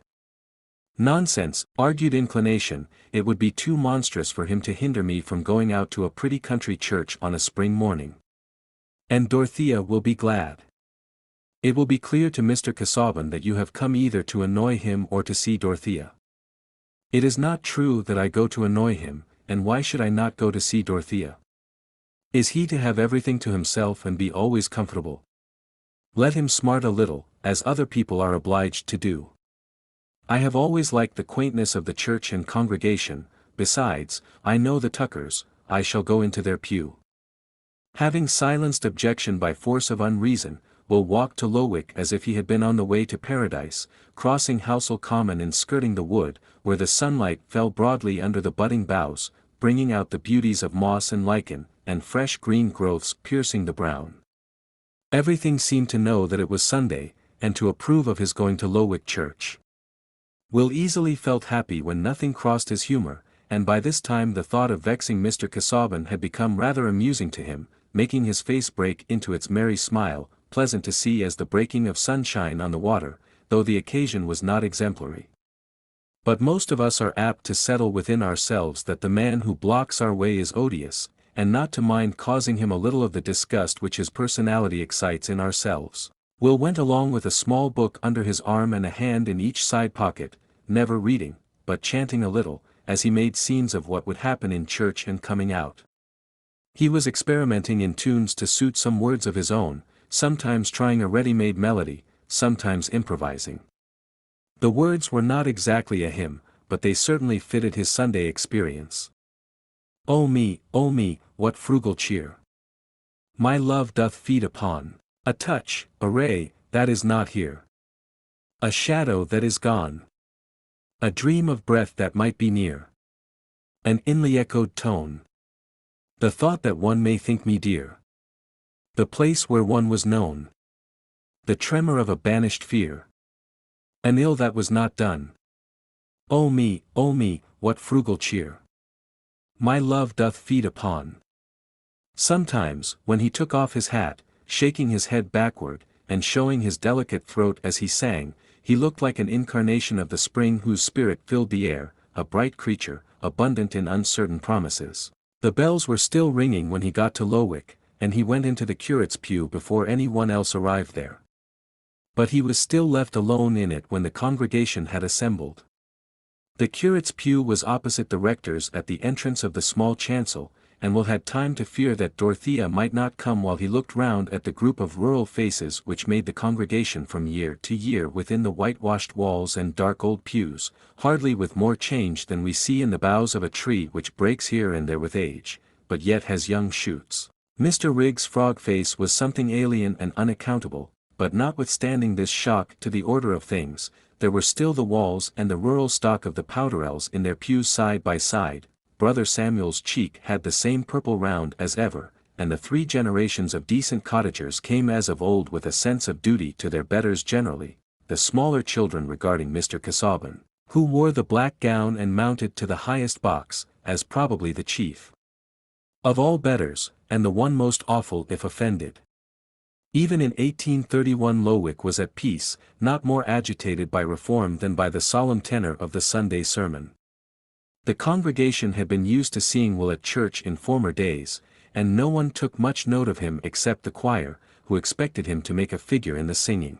Dorothea did at last appear on this quaint background, walking up the short aisle in her white beaver bonnet and grey cloak, the same she had worn in the Vatican. Her face being, from her entrance, towards the chancel, even her short-sighted eyes soon discerned Will, but there was no outward show of her feeling except a slight paleness and a grave bow as she passed him. To his own surprise Will felt suddenly uncomfortable, and dared not look at her after they had bowed to each other. 2 minutes later, when Mr. Casaubon came out of the vestry, and, entering the pew, seated himself in face of Dorothea, Will felt his paralysis more complete. He could look nowhere except at the choir in the little gallery over the vestry door. Dorothea was perhaps pained, and he had made a wretched blunder. It was no longer amusing to vex Mr. Casaubon, who had the advantage probably of watching him and seeing that he dared not turn his head. Why had he not imagined this beforehand? But he could not expect that he should sit in that square pew alone, unrelieved by any Tuckers, who had apparently departed from Lowick altogether, for a new clergyman was in the desk. Still he called himself stupid now for not foreseeing that it would be impossible for him to look towards Dorothea, nay, that she might feel his coming an impertinence. There was no delivering himself from his cage, however, and Will found his places and looked at his book as if he had been a schoolmistress, feeling that the morning service had never been so immeasurably long before, that he was utterly ridiculous, out of temper, and miserable. This was what a man got by worshipping the sight of a woman. The clerk observed with surprise that Mr. Ladislaw did not join in the tune of Hanover, and reflected that he might have a cold. Mr. Casaubon did not preach that morning, and there was no change in Will's situation until the blessing had been pronounced and every one rose. It was the fashion at Lowick for the betters to go out first. With a sudden determination to break the spell that was upon him, Will looked straight at Mr. Casaubon. But that gentleman's eyes were on the button of the pew door, which he opened, allowing Dorothea to pass, and following her immediately without raising his eyelids. Will's glance had caught Dorothea's as she turned out of the pew, and again she bowed, but this time with a look of agitation, as if she were repressing tears. Will walked out after them, but they went on towards the little gate leading out of the churchyard into the shrubbery, never looking round. It was impossible for him to follow them, and he could only walk back sadly at midday along the same road which he had trodden hopefully in the morning. The lights were all changed for him both without and within. Chapter 48. Surely the golden hours are turning grey, and dance no more, and vainly strive to run. I see their white locks streaming in the wind. Each face is haggard as it looks at me, slow turning in the constant clasping round. Storm-driven. Dorothea's distress when she was leaving the church came chiefly from the perception that Mr. Casaubon was determined not to speak to his cousin, and that Will's presence at church had served to mark more strongly the alienation between them. Will's coming seemed to her quite excusable, nay, she thought it an amiable movement in him towards a reconciliation which she herself had been constantly wishing for. He had probably imagined, as she had, that if Mr. Casaubon and he could meet easily, they would shake hands and friendly intercourse might return. But now Dorothea felt quite robbed of that hope. Will was banished further than ever, for Mr. Casaubon must have been newly embittered by this thrusting upon him of a presence which he refused to recognize. He had not been very well that morning, suffering from some difficulty in breathing, and had not preached in consequence. She was not surprised, therefore, that he was nearly silent at luncheon, still less that he made no allusion to Will Ladislaw. For her own part she felt that she could never again introduce that subject. They usually spent apart the hours between luncheon and dinner on a Sunday, Mr. Casaubon in the library dozing chiefly, and Dorothea in her boudoir, where she was wont to occupy herself with some of her favorite books. There was a little heap of them on the table in the bow window, of various sorts, from Herodotus, which she was learning to read with Mr. Casaubon, to her old companion Pascal, and Keeble's Christian Year. But today she opened one after another, and could read none of them. Everything seemed dreary, the portents before the birth of Cyrus, Jewish antiquities, oh dear, devout epigrams, the sacred chime of favorite hymns, all alike were as flat as tunes beaten on wood. Even the spring flowers and the grass had a dull shiver in them under the afternoon clouds that hid the sun fitfully. Even the sustaining thoughts which had become habits seemed to have in them the weariness of long future days in which she would still live with them for her sole companions. It was another or rather a fuller sort of companionship that poor Dorothea was hungering for, and the hunger had grown from the perpetual effort demanded by her married life. She was always trying to be what her husband wished, and never able to repose on his delight in what she was. The thing that she liked, that she spontaneously cared to have, seemed to be always excluded from her life, for if it was only granted and not shared by her husband it might as well have been denied. About Will Ladislaw there had been a difference between them from the first, and it had ended, since Mr. Casaubon had so severely repulsed Dorothea's strong feeling about his claims on the family property, by her being convinced that she was in the right and her husband in the wrong, but that she was helpless. This afternoon the helplessness was more wretchedly benumbing than ever. She longed for objects who could be dear to her, and to whom she could be dear. She longed for work which would be directly beneficent like the sunshine and the rain, and now it appeared that she was to live more and more in a virtual tomb, where there was the apparatus of a ghastly labor producing what would never see the light. Today she had stood at the door of the tomb and seen Will Ladislaw receding into the distant world of warm activity and fellowship, turning his face towards her as he went. Books were of no use. Thinking was of no use. It was Sunday, and she could not have the carriage to go to Celia, who had lately had a baby. There was no refuge now from spiritual emptiness and discontent, and Dorothea had to bear her bad mood, as she would have borne a headache. After dinner, at the hour when she usually began to read aloud, Mr. Casaubon proposed that they should go into the library, where, he said, he had ordered a fire and lights. He seemed to have revived, and to be thinking intently. In the library Dorothea observed that he had newly arranged a row of his notebooks on a table, and now he took up and put into her hand a well-known volume, which was a table of contents to all the others. "You will oblige me, my dear," he said, seating himself, "if instead of other reading this evening, you will go through this aloud, pencil in hand, and at each point where I say, mark, will make a cross with your pencil. This is the first step in a sifting process which I have long had in view, and as we go on I shall be able to indicate to you certain principles of selection whereby you will, I trust, have an intelligent participation in my purpose." This proposal was only one more sign added to many since his memorable interview with Lydgate, that Mr. Casaubon's original reluctance to let Dorothea work with him had given place to the contrary disposition, namely, to demand much interest and labor from her.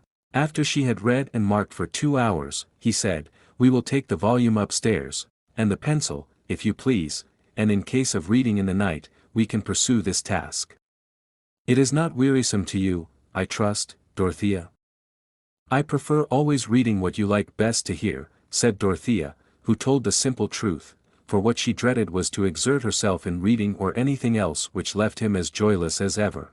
It was a proof of the force with which certain characteristics in Dorothea impressed those around her, that her husband, with all his jealousy and suspicion, had gathered implicit trust in the integrity of her promises, and her power of devoting herself to her idea of the right and best.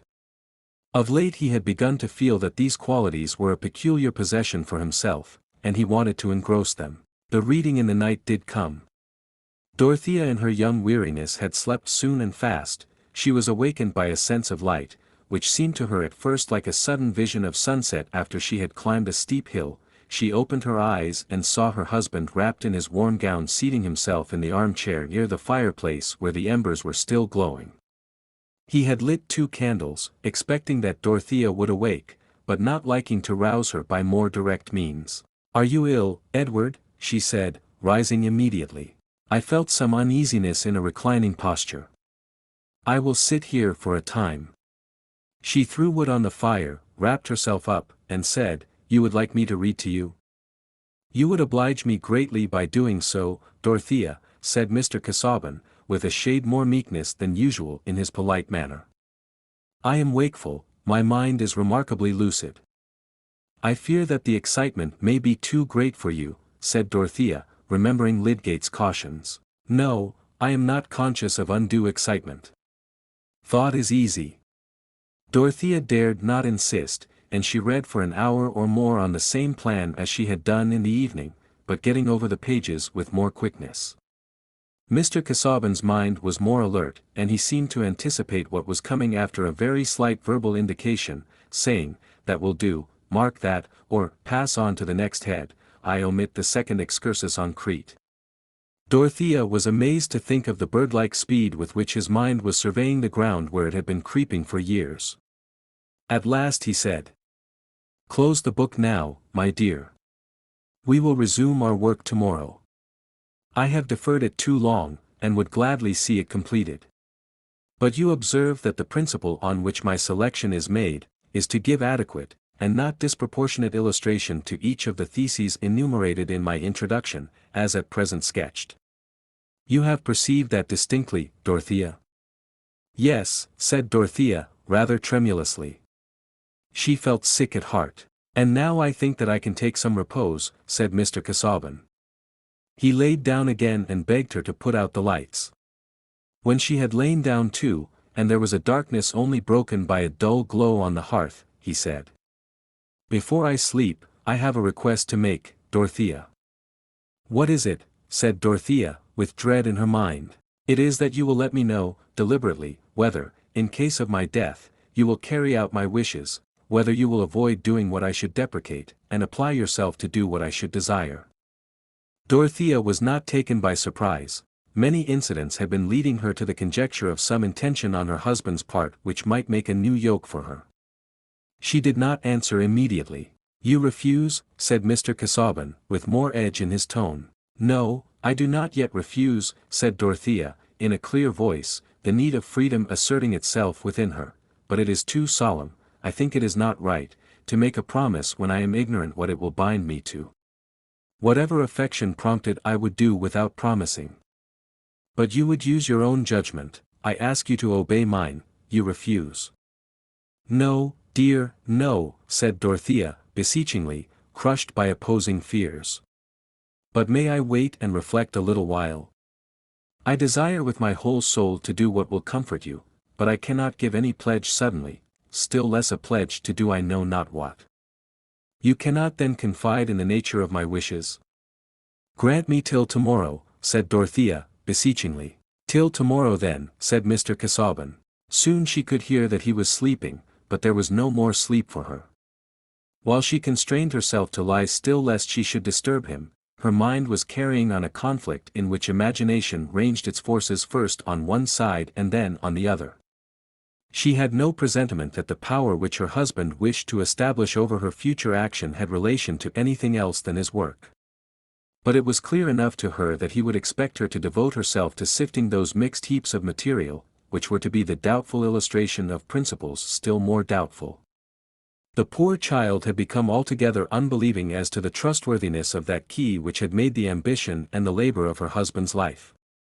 It was not wonderful that, in spite of her small instruction, her judgment in this matter was truer than his, for she looked with unbiased comparison and healthy sense at probabilities on which he had risked all his egoism, and now she pictured to herself the days, and months, and years which she must spend in sorting what might be called shattered mummies, and fragments of a tradition which was itself a mosaic wrought from crushed ruins, sorting them as food for a theory which was already withered in the birth like an elfin child.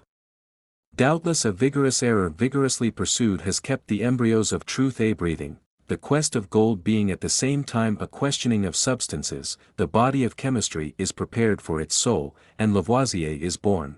But Mr. Casaubon's theory of the elements which made the seed of all tradition was not likely to bruise itself unawares against discoveries.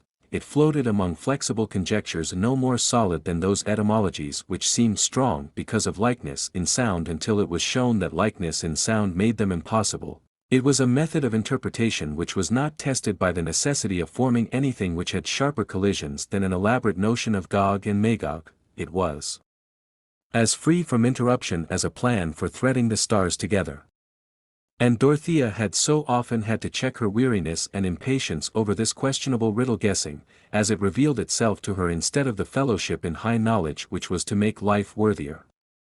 She could understand well enough now why her husband had come to cling to her, as possibly the only hope left that his labors would ever take a shape in which they could be given to the world. At first it had seemed that he wished to keep even her aloof from any close knowledge of what he was doing, but gradually the terrible stringency of human need, the prospect of a too speedy death. And here Dorothea's pity turned from her own future to her husband's past, nay, to his present hard struggle with a lot which had grown out of that past, the lonely labor, the ambition breathing hardly under the pressure of self-distrust, the goal receding, and the heavier limbs, and now at last the sword visibly trembling above him. And had she not wished to marry him that she might help him in his life's labor, but she had thought the work was to be something greater, which she could serve in devoutly for its own sake. Was it right, even to soothe his grief, would it be possible, even if she promised, to work as in a treadmill fruitlessly, and yet, could she deny him? Could she say, I refuse to content this pining hunger? It would be refusing to do for him dead, what she was almost sure to do for him living. If he lived as Lydgate had said he might, for 15 years or more, her life would certainly be spent in helping him and obeying him. Still, there was a deep difference between that devotion to the living and that indefinite promise of devotion to the dead. While he lived, he could claim nothing that she would not still be free to remonstrate against, and even to refuse. But, the thought passed through her mind more than once, though she could not believe in it, might he not mean to demand something more from her than she had been able to imagine, since he wanted her pledged to carry out his wishes without telling her exactly what they were? No, his heart was bound up in his work only, that was the end for which his failing life was to be eked out by hers. And now, if she were to say, no. If you die, I will put no finger to your work, it seemed as if she would be crushing that bruised heart. For 4 hours Dorothea lay in this conflict, till she felt ill and bewildered, unable to resolve, praying mutely. Helpless as a child which has sobbed and sought too long, she fell into a late morning sleep, and when she waked Mr. Casaubon was already up. Tantripp told her that he had read prayers, breakfasted, and was in the library. I never saw you look so pale, madam, said Tantripp, a solid-figured woman who had been with the sisters at Lausanne. Was I ever high-colored, Tantripp, said Dorothea, smiling faintly. Well, not to say high-colored, but with a bloom like a Chinese rose.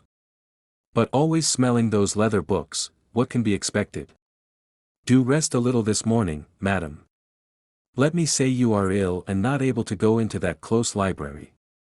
Oh no, no. Let me make haste, said Dorothea. Mr. Casaubon wants me particularly. When she went down she felt sure that she should promise to fulfill his wishes, but that would be later in the day, not yet. As Dorothea entered the library, Mr. Casaubon turned round from the table where he had been placing some books, and said, I was waiting for your appearance, my dear. I had hoped to set to work at once this morning, but I find myself under some indisposition, probably from too much excitement yesterday. I am going now to take a turn in the shrubbery, since the air is milder. I am glad to hear that, said Dorothea. Your mind, I feared, was too active last night. I would fain have it set at rest on the point I last spoke of, Dorothea. You can now, I hope, give me an answer. May I come out to you in the garden presently, said Dorothea, winning a little breathing space in that way. I shall be in the yew tree walk for the next half-hour, said Mr. Casaubon, and then he left her. Dorothea, feeling very weary, rang and asked Tantripp to bring her some wraps. She had been sitting still for a few minutes, but not in any renewal of the former conflict. She simply felt that she was going to say yes to her own doom. She was too weak, too full of dread at the thought of inflicting a keen-edged blow on her husband, to do anything but submit completely.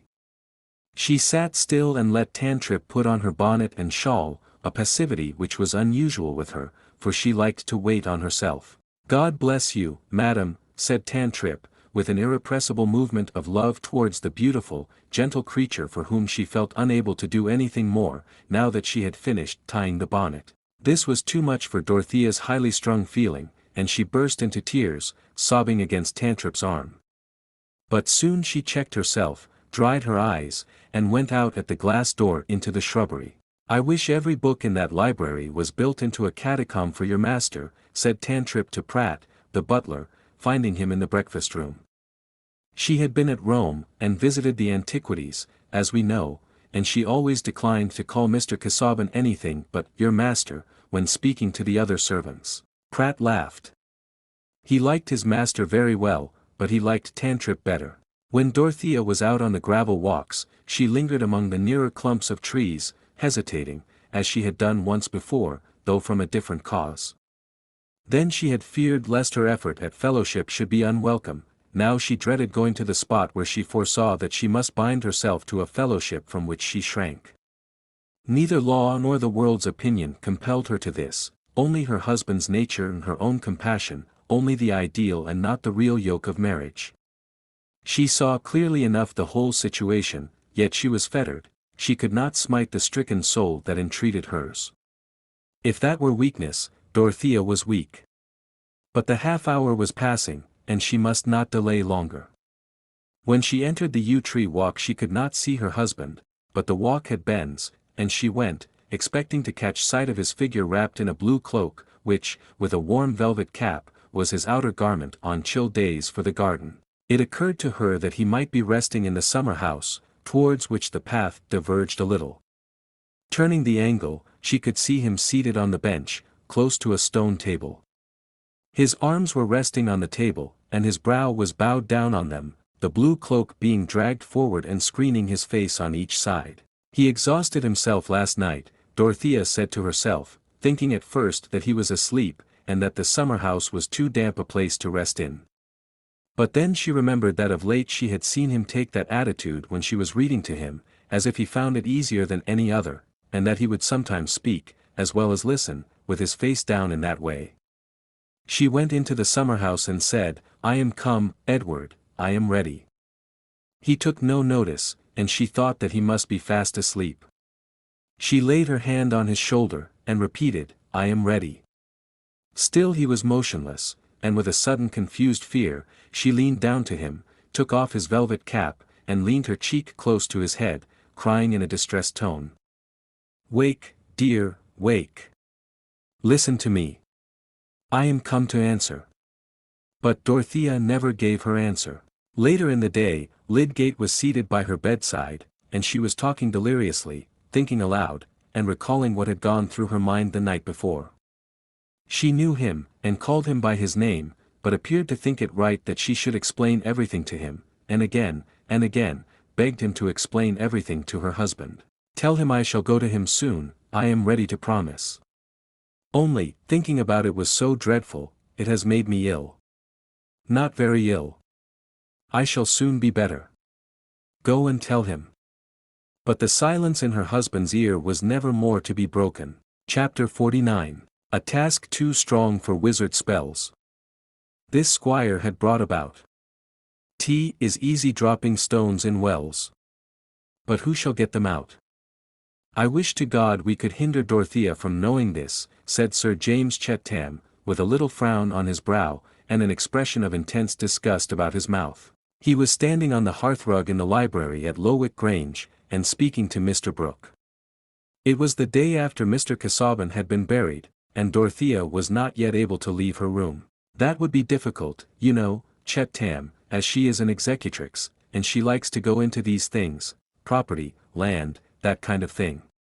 She has her notions, you know," said Mr. Brooke, sticking his eyeglasses on nervously, and exploring the edges of a folded paper which he held in his hand, "and she would like to act, depend upon it, as an executrix Dorothea would want to act.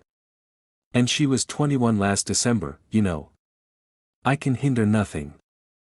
Sir James looked at the carpet for a minute in silence, and then lifting his eyes suddenly fixed them on Mr. Brooke, saying, I will tell you what we can do.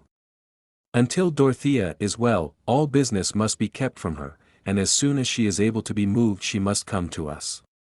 Being with Celia and the baby will be the best thing in the world for her, and will pass away the time.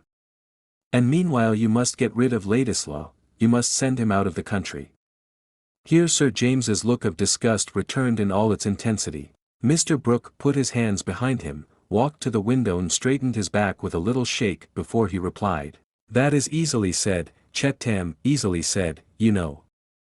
My dear sir, persisted Sir James, restraining his indignation within respectful forms, it was you who brought him here, and you who keep him here, I mean by the occupation you give him.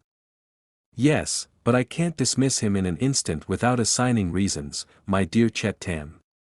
Ladislaw has been invaluable, most satisfactory. I consider that I have done this part of the country a service by bringing him, you know.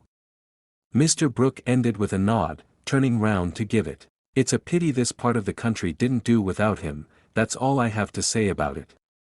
At any rate, as Dorothea's brother-in-law, I feel warranted in objecting strongly to his being kept here by any action on the part of her friends. You admit, I hope, that I have a right to speak about what concerns the dignity of my wife's sister. Sir James was getting warm. Of course, my dear Chettam, of course. But you and I have different ideas, different. Not about this action of Casaubon's, I should hope, interrupted Sir James. I say that he has most unfairly compromised Dorothea. I say that there never was a meaner, more ungentlemanly action than this, a codicil of this sort to a will which he made at the time of his marriage with the knowledge and reliance of her family, a positive insult to Dorothea. Well, you know, Casaubon was a little twisted about Ladislaw.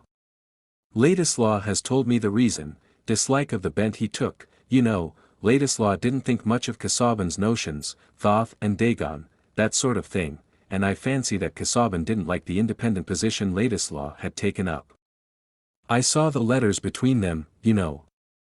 Poor Casaubon was a little buried in books, he didn't know the world.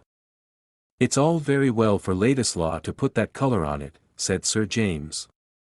But I believe Casaubon was only jealous of him on Dorothea's account, and the world will suppose that she gave him some reason, and that is what makes it so abominable, coupling her name with this young fellow's. My dear Chettam, it won't lead to anything, you know, said Mr. Brooke, seating himself and sticking on his eyeglass again. It's all of a piece with Casaubon's oddity. This paper, now, synoptical tabulation and so on, for the use of Mrs. Casaubon, it was locked up in the desk with the will. I suppose he meant Dorothea to publish his researches, eh? And she'll do it, you know, she has gone into his studies uncommonly. My dear sir, said Sir James, impatiently, that is neither here nor there. The question is, whether you don't see with me the propriety of sending young Ladislaw away. Well, no, not the urgency of the thing. By and by, perhaps, it may come round. As to gossip, you know, sending him away won't hinder gossip. People say what they like to say, not what they have chapter and verse for, said Mr. Brooke, becoming acute about the truths that lay on the side of his own wishes. I might get rid of Ladislaw up to a certain point, take away the pioneer from him, and that sort of thing, but I couldn't send him out of the country if he didn't choose to go, didn't choose, you know. Mr. Brooke, persisting as quietly as if he were only discussing the nature of last year's weather, and nodding at the end with his usual amenity, was an exasperating form of obstinacy. Good God, said Sir James, with as much passion as he ever showed, let us get him a post, let us spend money on him. If he could go in the suite of some colonial governor. Grampus might take him, and I could write to Foulke about it. But Ladislaw won't be shipped off like a head of cattle, my dear fellow, Ladislaw has his ideas. It's my opinion that if he were to part from me tomorrow, you'd only hear the more of him in the country. With his talent for speaking and drawing up documents, there are few men who could come up to him as an agitator, you know. Agitator, said Sir James, with bitter emphasis, feeling that the syllables of this word properly repeated were a sufficient exposure of its hatefulness. But be reasonable, Chet Tam. Dorothea, now. As you say, she had better go to Celia as soon as possible. She can stay under your roof, and in the meantime things may come round quietly. Don't let us be firing off our guns in a hurry, you know. Standish will keep our counsel, and the news will be old before it's known. 20 things may happen to carry off Ladislaw, without my doing anything, you know. Then I am to conclude that you decline to do anything. Decline, Chet Tam? No, I didn't say decline.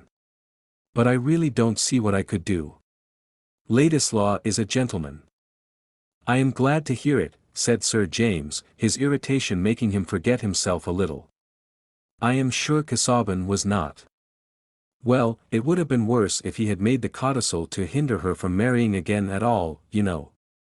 I don't know that, said Sir James. It would have been less indelicate.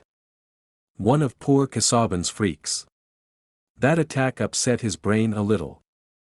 It all goes for nothing. She doesn't want to marry Ladislaw. But this codicil is framed so as to make everybody believe that she did. I don't believe anything of the sort about Dorothea, said Sir James, then frowningly, but I suspect Ladislaw. I tell you frankly, I suspect Ladislaw. I couldn't take any immediate action on that ground, Chet Tam. In fact, if it were possible to pack him off, send him to Norfolk Island, that sort of thing, it would look all the worse for Dorothea to those who knew about it. It would seem as if we distrusted her, you know. That Mr. Brooke had hit on an undeniable argument, did not tend to soothe Sir James. He put out his hand to reach his hat, implying that he did not mean to contend further, and said, still with some heat. Well, I can only say that I think Dorothea was sacrificed once, because her friends were too careless. I shall do what I can, as her brother, to protect her now. You can't do better than get her to Freshitt as soon as possible, Chet Tam. I approve that plan altogether, said Mr. Brooke, well pleased that he had won the argument. It would have been highly inconvenient to him to part with Ladislaw at that time, when a dissolution might happen any day, and electors were to be convinced of the course by which the interests of the country would be best served. Mr. Brooke sincerely believed that this end could be secured by his own return to Parliament. He offered the forces of his mind honestly to the nation. Chapter 50. This Lawler here will presselen us somewhat. Nay, by my father's soul. That shall he not. Said the shipman, here shall he not preach a. We shall no gospel glossen here any techa. We laven all in the gret God, quod he. He wolden so in some difficulty. Canterbury Tales. Dorothea had been safe at Freshitt Hall nearly a week before she had asked any dangerous questions.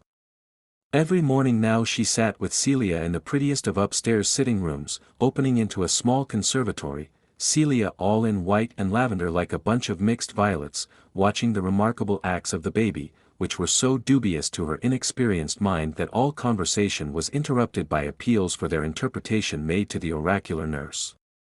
Dorothea sat by in her widow's dress, with an expression which rather provoked Celia, as being much too sad, for not only was baby quite well, but really when a husband had been so dull and troublesome while he lived, and besides that had, well.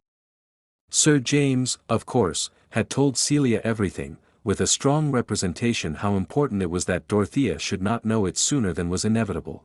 But Mr. Brooke had been right in predicting that Dorothea would not long remain passive where action had been assigned to her. She knew the purport of her husband's will made at the time of their marriage, and her mind, as soon as she was clearly conscious of her position, was silently occupied with what she ought to do as the owner of Lowick Manor with the patronage of the living attached to it. One morning when her uncle paid his usual visit, though with an unusual alacrity in his manner which he accounted for by saying that it was now pretty certain Parliament would be dissolved forthwith, Dorothea said, "Uncle, it is right now that I should consider who is to have the living at Lowick. After Mr. Tucker had been provided for, I never heard my husband say that he had any clergyman in his mind as a successor to himself. I think I ought to have the keys now and go to Lowick to examine all my husband's papers. There may be something that would throw light on his wishes. No hurry, my dear, said Mr. Brooke, quietly. By and by, you can go, if you like. But I cast my eyes over things in the desks and drawers. There was nothing but deep subjects, besides the will.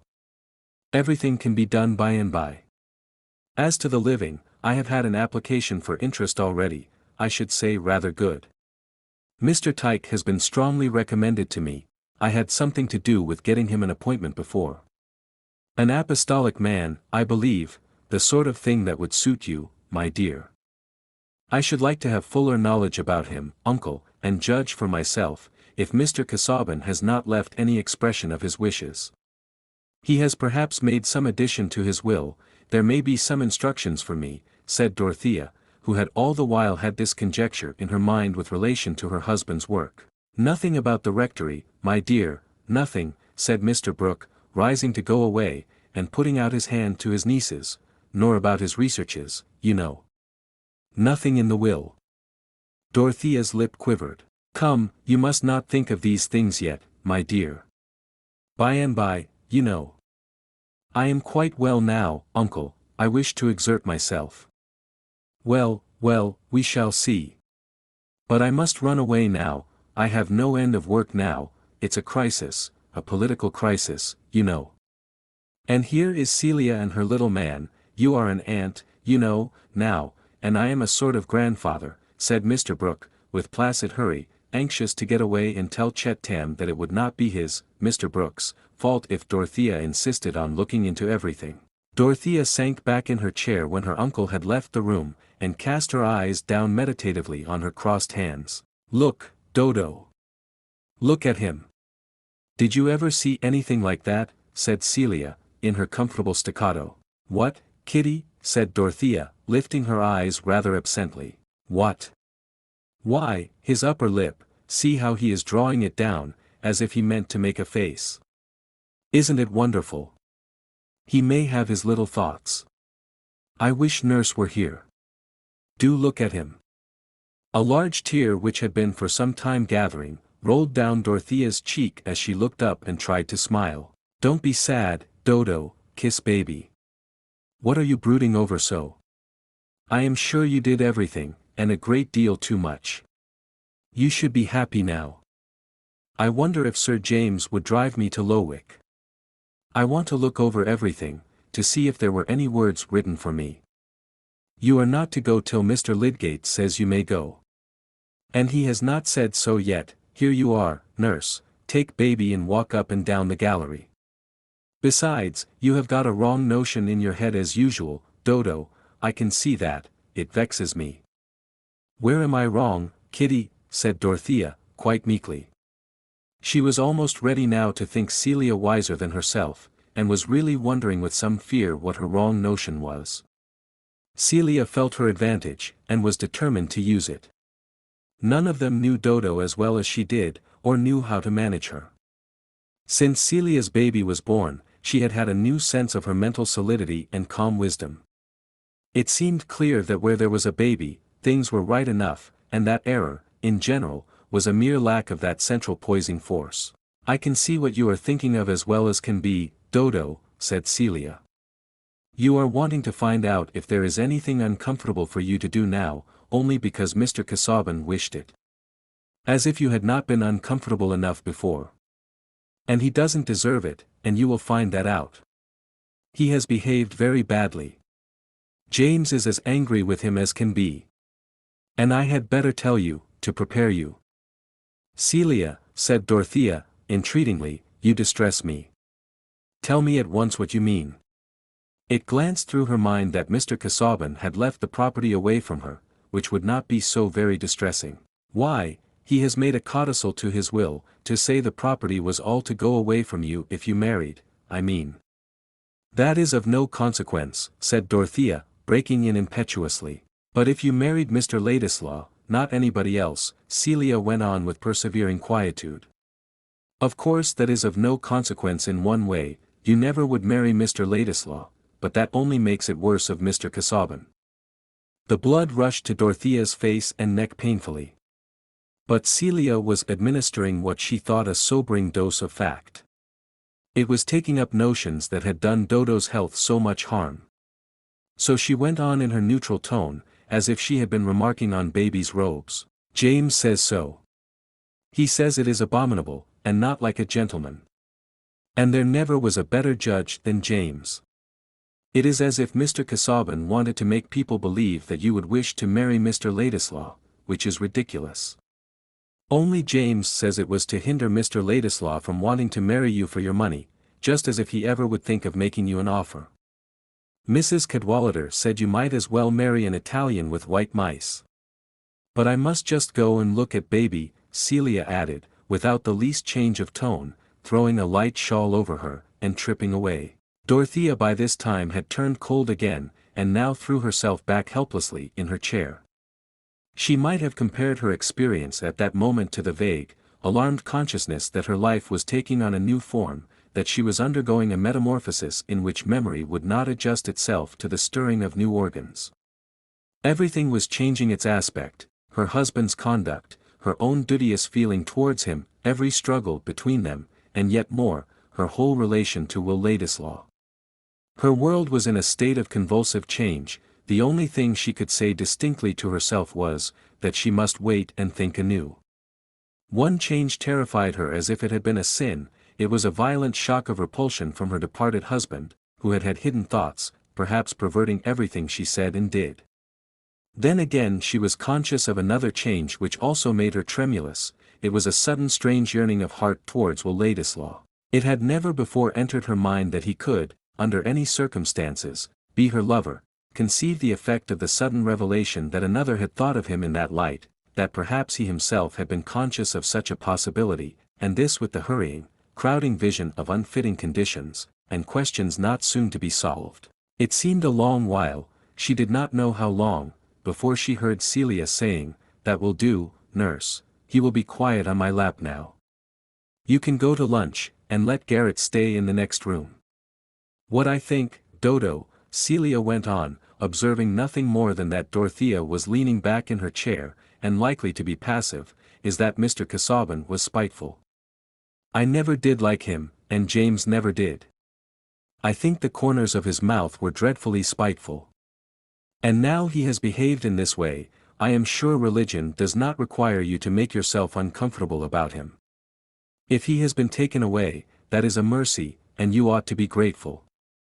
We should not grieve, should we, baby?" said Celia confidentially to that unconscious center and poise of the world, who had the most remarkable fists all complete even to the nails, and hair enough, really, when you took his cap off, to make, you didn't know what. In short, he was Buddha in a Western form. At this crisis Lydgate was announced, and one of the first things he said was, "I fear you are not so well as you were, Mrs. Casaubon. Have you been agitated? Allow me to feel your pulse." Dorothea's hand was of a marble coldness. "She wants to go to Lowick, to look over papers," said Celia. "She ought not, ought she?" Lydgate did not speak for a few moments. Then he said, looking at Dorothea, "I hardly know. In my opinion Mrs. Casaubon should do what would give her the most repose of mind. That repose will not always come from being forbidden to act." "Thank you," said Dorothea, exerting herself, "I am sure that is wise. There are so many things which I ought to attend to. Why should I sit here idle?" Then, with an effort to recall subjects not connected with her agitation, she added, abruptly, "You know every one in Middlemarch, I think, Mr. Lydgate. I shall ask you to tell me a great deal. I have serious things to do now. I have a living to give away. You know Mr. Tyke and all the—" But Dorothea's effort was too much for her. She broke off and burst into sobs. Lydgate made her drink a dose of sal volatile. "Let Mrs. Casaubon do as she likes," he said to Sir James, whom he asked to see before quitting the house. "She wants perfect freedom, I think, more than any other prescription." His attendance on Dorothea while her brain was excited, had enabled him to form some true conclusions concerning the trials of her life. He felt sure that she had been suffering from the strain and conflict of self-repression. and that she was likely now to feel herself only in another sort of pinfold than that from which she had been released. Lydgate's advice was all the easier for Sir James to follow when he found that Celia had already told Dorothea the unpleasant fact about the will.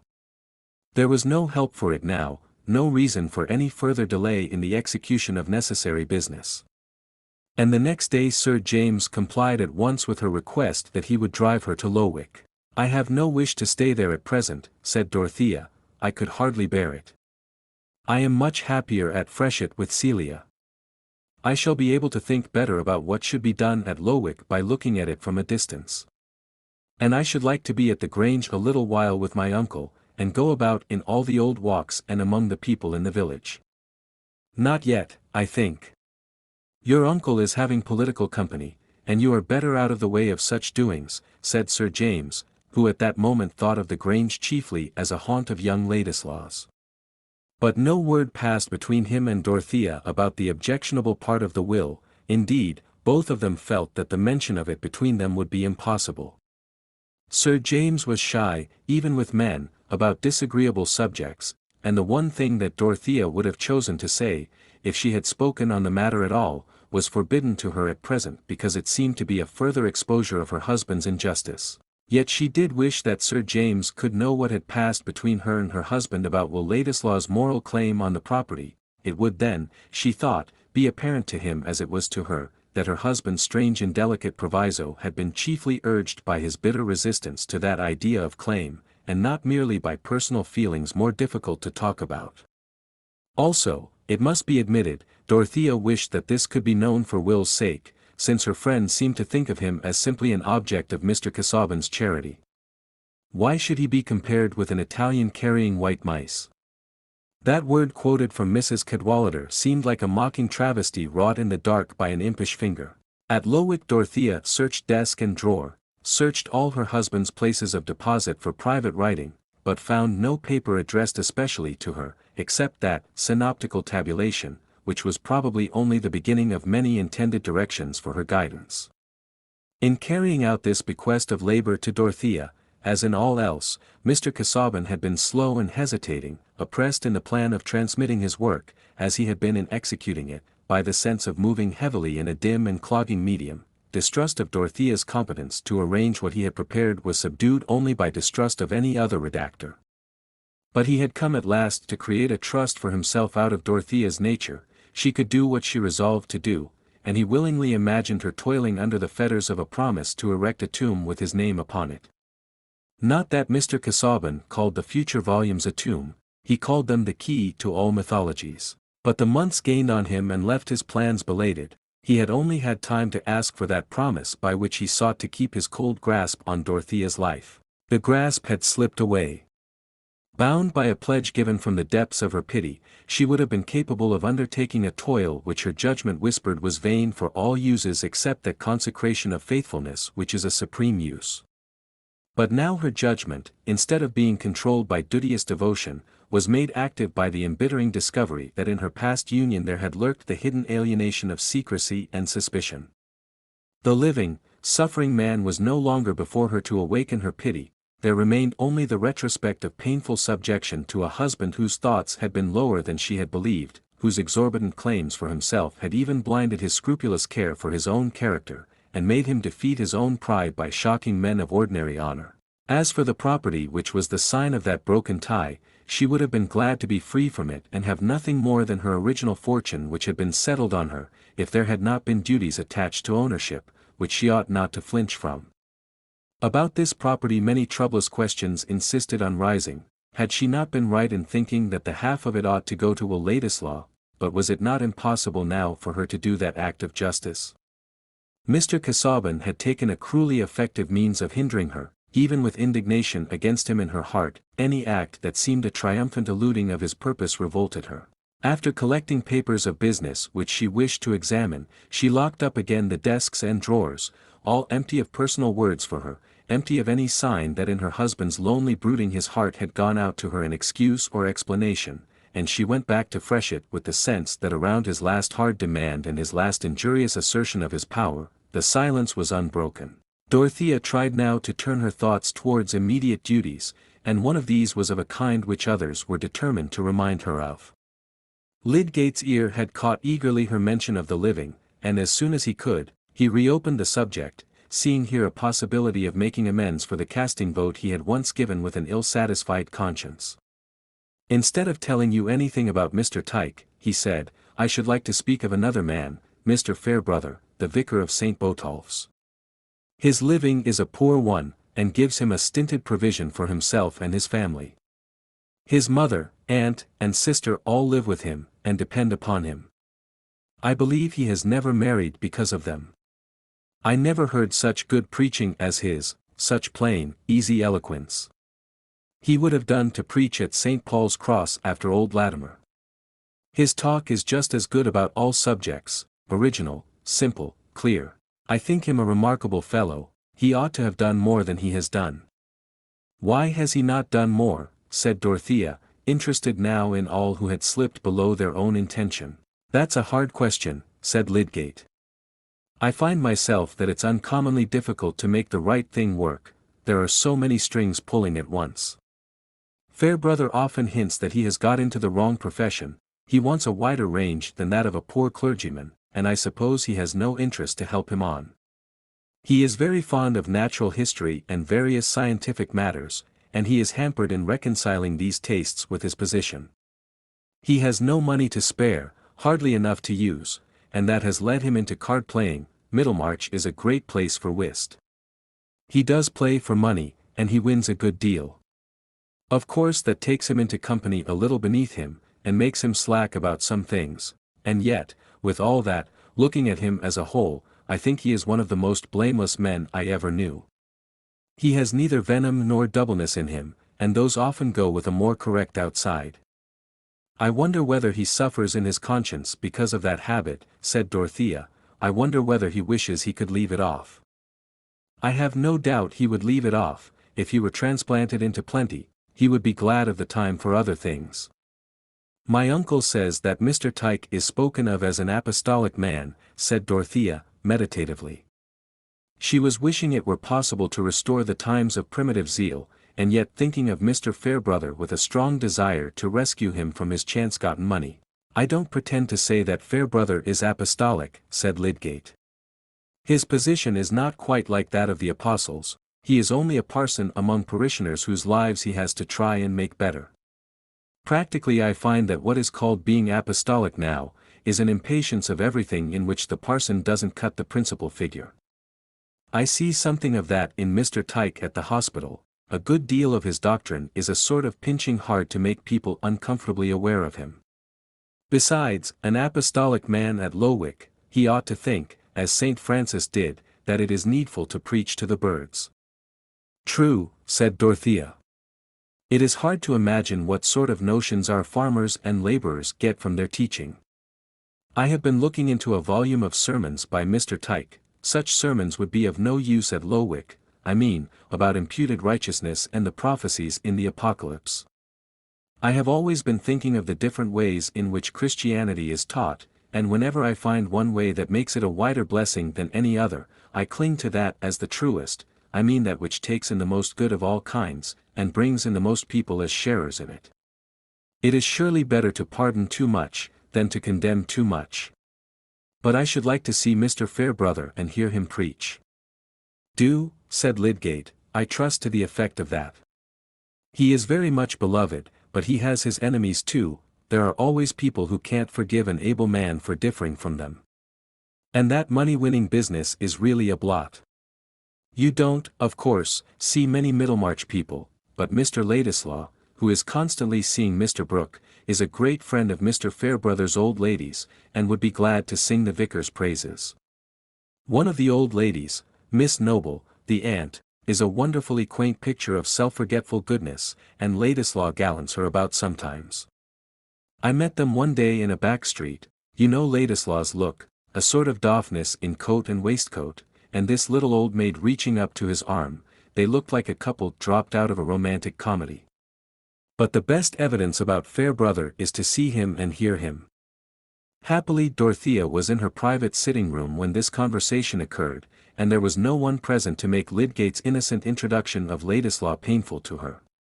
As was usual with him in matters of personal gossip, Lydgate had quite forgotten Rosamond's remark that she thought Will adored Mrs. Casaubon.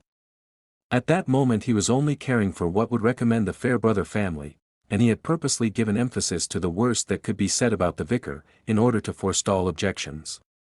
In the week since Mr. Casaubon's death he had hardly seen Ladislaw, and he had heard no rumor to warn him that Mr. Brooke's confidential secretary was a dangerous subject with Mrs. Casaubon.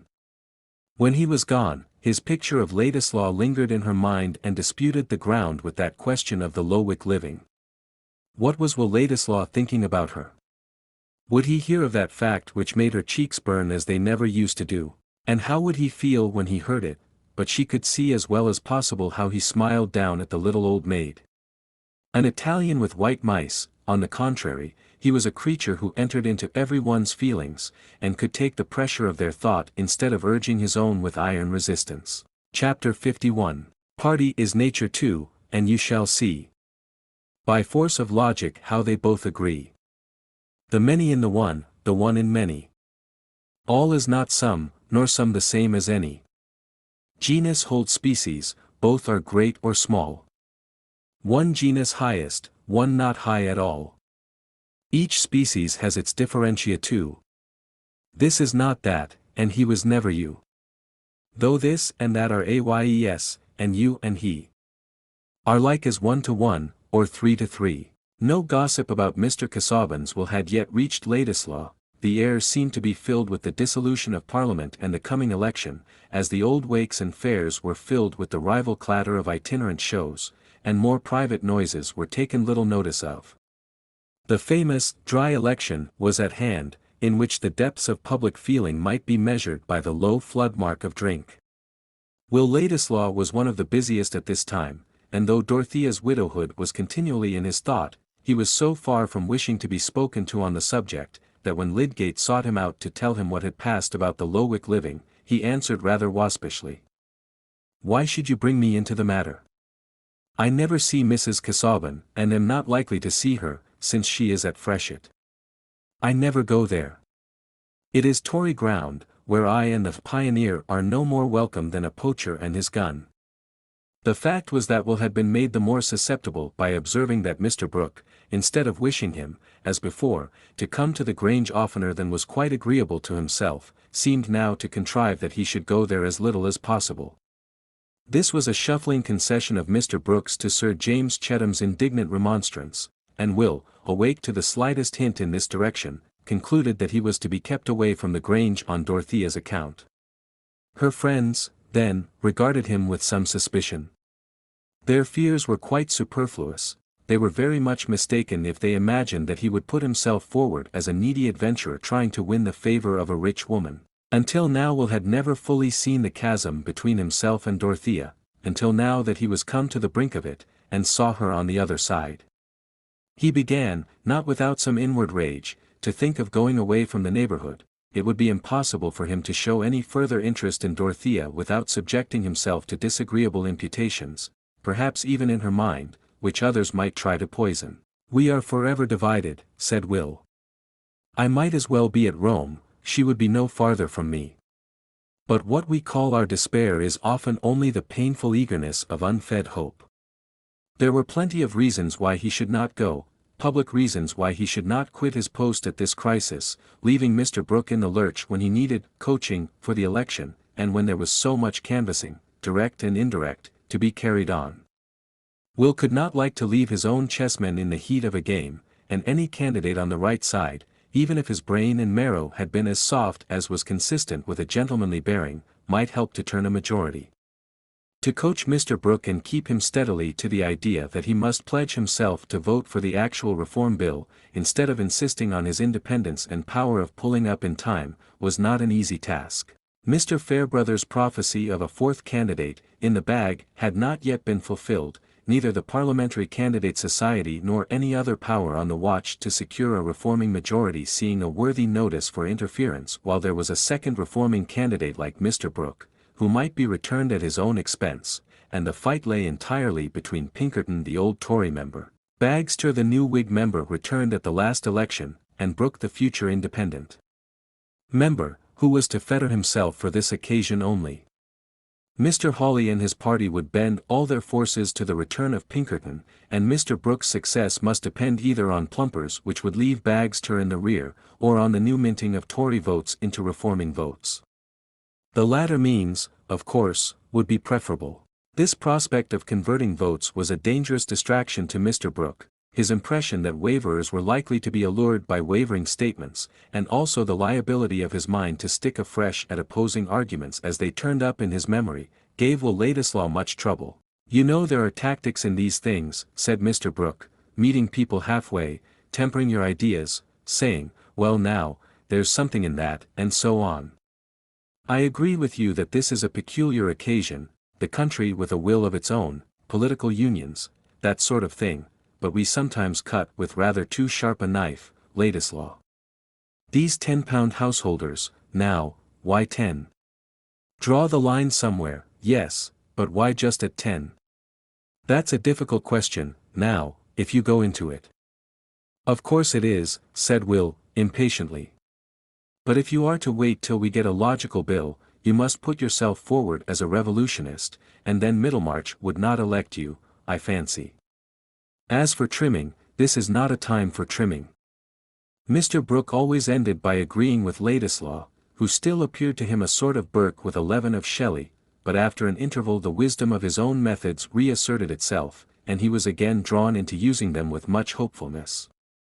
At this stage of affairs he was in excellent spirits, which even supported him under large advances of money, for his powers of convincing and persuading had not yet been tested by anything more difficult than a chairman's speech introducing other orators, or a dialogue with a Middlemarch voter, from which he came away with a sense that he was a tactician by nature, and that it was a pity he had not gone earlier into this kind of thing.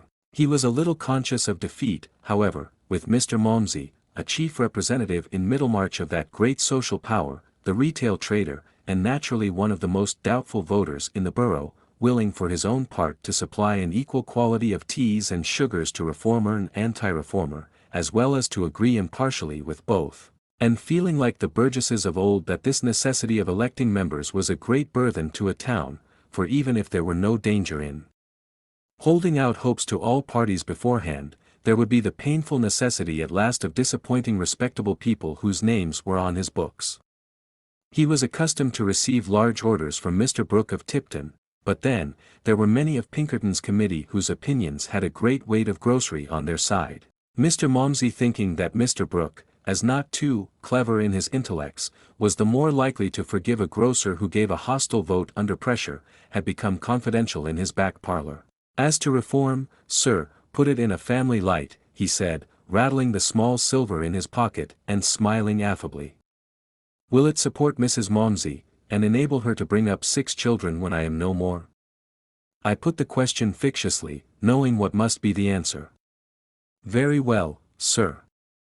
I ask you what, as a husband and a father, I am to do when gentlemen come to me and say, 'Do as you like, Malmsey, but if you vote against us, I shall get my groceries elsewhere.' When I sugar my liquor I like to feel that I am benefiting the country by maintaining tradesmen of the right colour. Those very words have been spoken to me, sir, in the very chair where you are now sitting. I don't mean by your honourable self, Mr. Brooke. No, no, no, that's narrow, you know. Until my butler complains to me of your goods, Mr. Malmsey," said Mr. Brooke, soothingly, "until I hear that you send bad sugars, spices, that sort of thing, I shall never order him to go elsewhere." "Sir, I am your humble servant, and greatly obliged," said Mr. Malmsey, feeling that politics were clearing up a little. "There would be some pleasure in voting for a gentleman who speaks in that honourable manner." "Well, you know, Mr. Malmsey, you would find it the right thing to put yourself on our side. This reform will touch everybody by and by, a thoroughly popular measure, a sort of A, B, C, you know, that must come first before the rest can follow. I quite agree with you that you've got to look at the thing in a family light, but public spirit, now. We're all one family, you know, it's all one cupboard. Such a thing as a vote, now, why, it may help to make men's fortunes at the Cape. There's no knowing what may be the effect of a vote," Mr. Brooke ended, with a sense of being a little out at sea, though finding it still enjoyable. But Mr. Malmsey answered in a tone of decisive check. "I beg your pardon, sir, but I can't afford that. When I give a vote I must know what I am doing, I must look to what will be the effects on my till and ledger, speaking respectfully. Prices, I'll admit, are what nobody can know the merits of, and the sudden falls after you've bought in currents, which are goods that will not keep. I've never, myself, seen into the ins and outs there, which is a rebuke to human pride. But as to one family, there's debtor and creditor, I hope, they're not going to reform that away, else I should vote for things staying as they are. Few men have less need to cry for change than I have, personally speaking, that is, for self and family.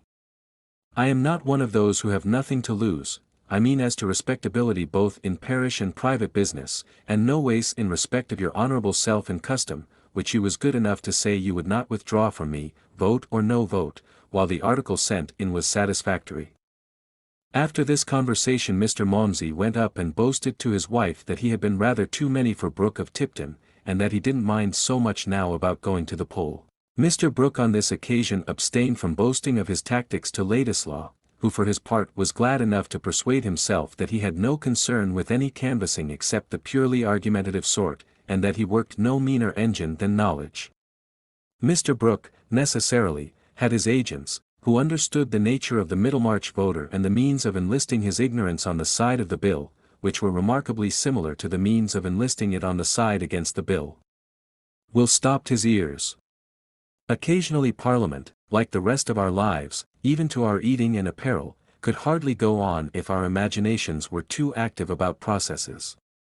There were plenty of dirty-handed men in the world to do dirty business, and Will protested to himself that his share in bringing Mr. Brooke through would be quite innocent. But whether he should succeed in that mode of contributing to the majority on the right side was very doubtful to him.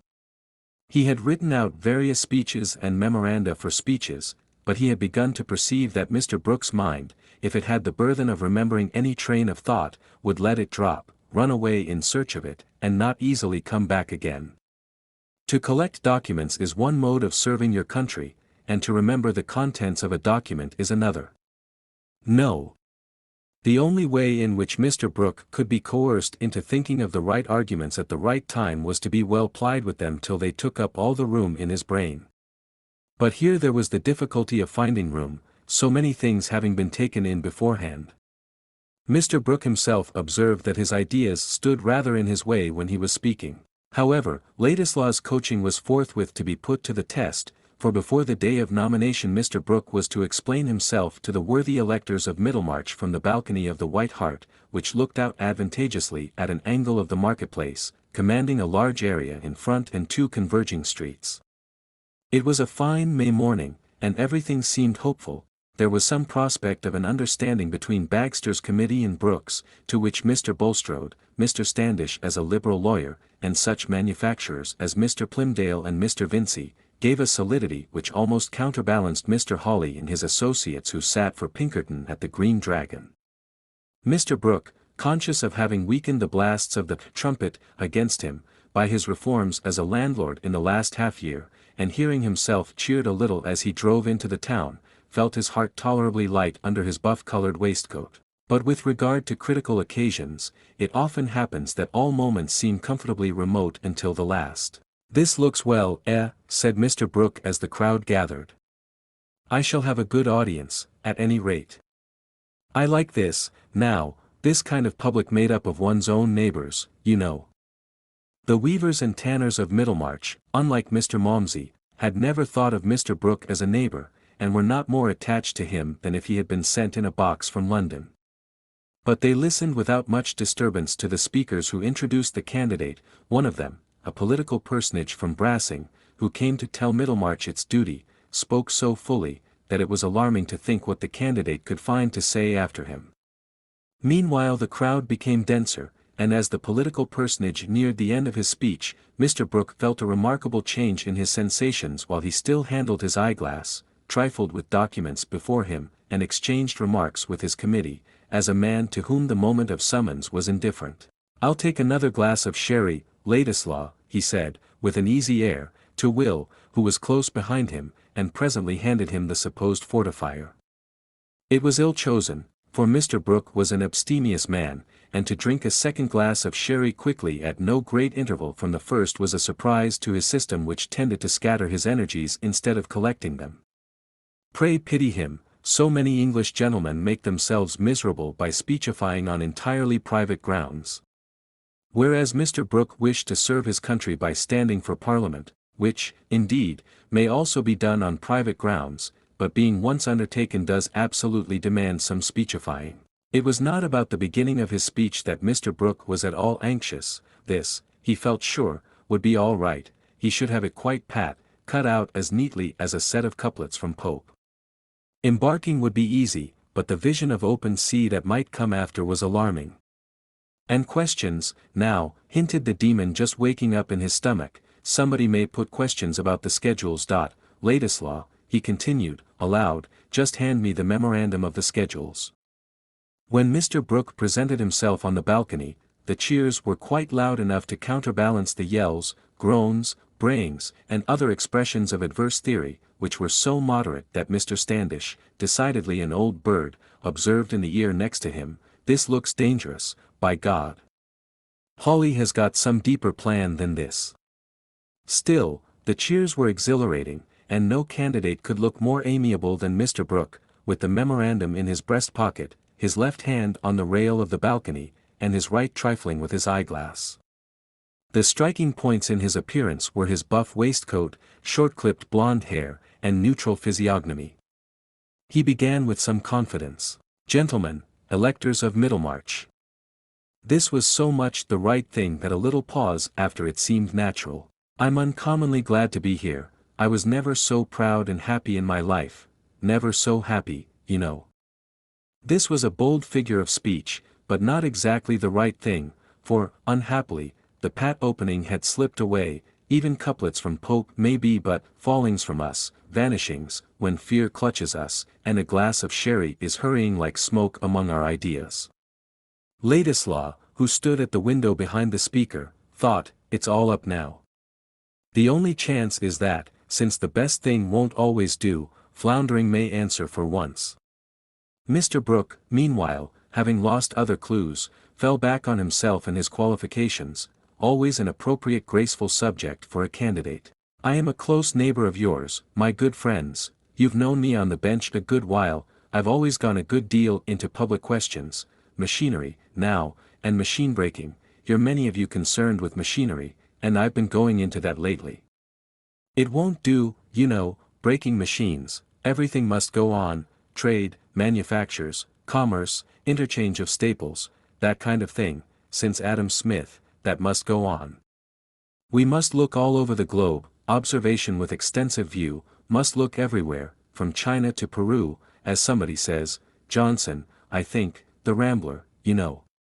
That is what I have done up to a certain point, not as far as Peru, but I've not always stayed at home. I saw it wouldn't do.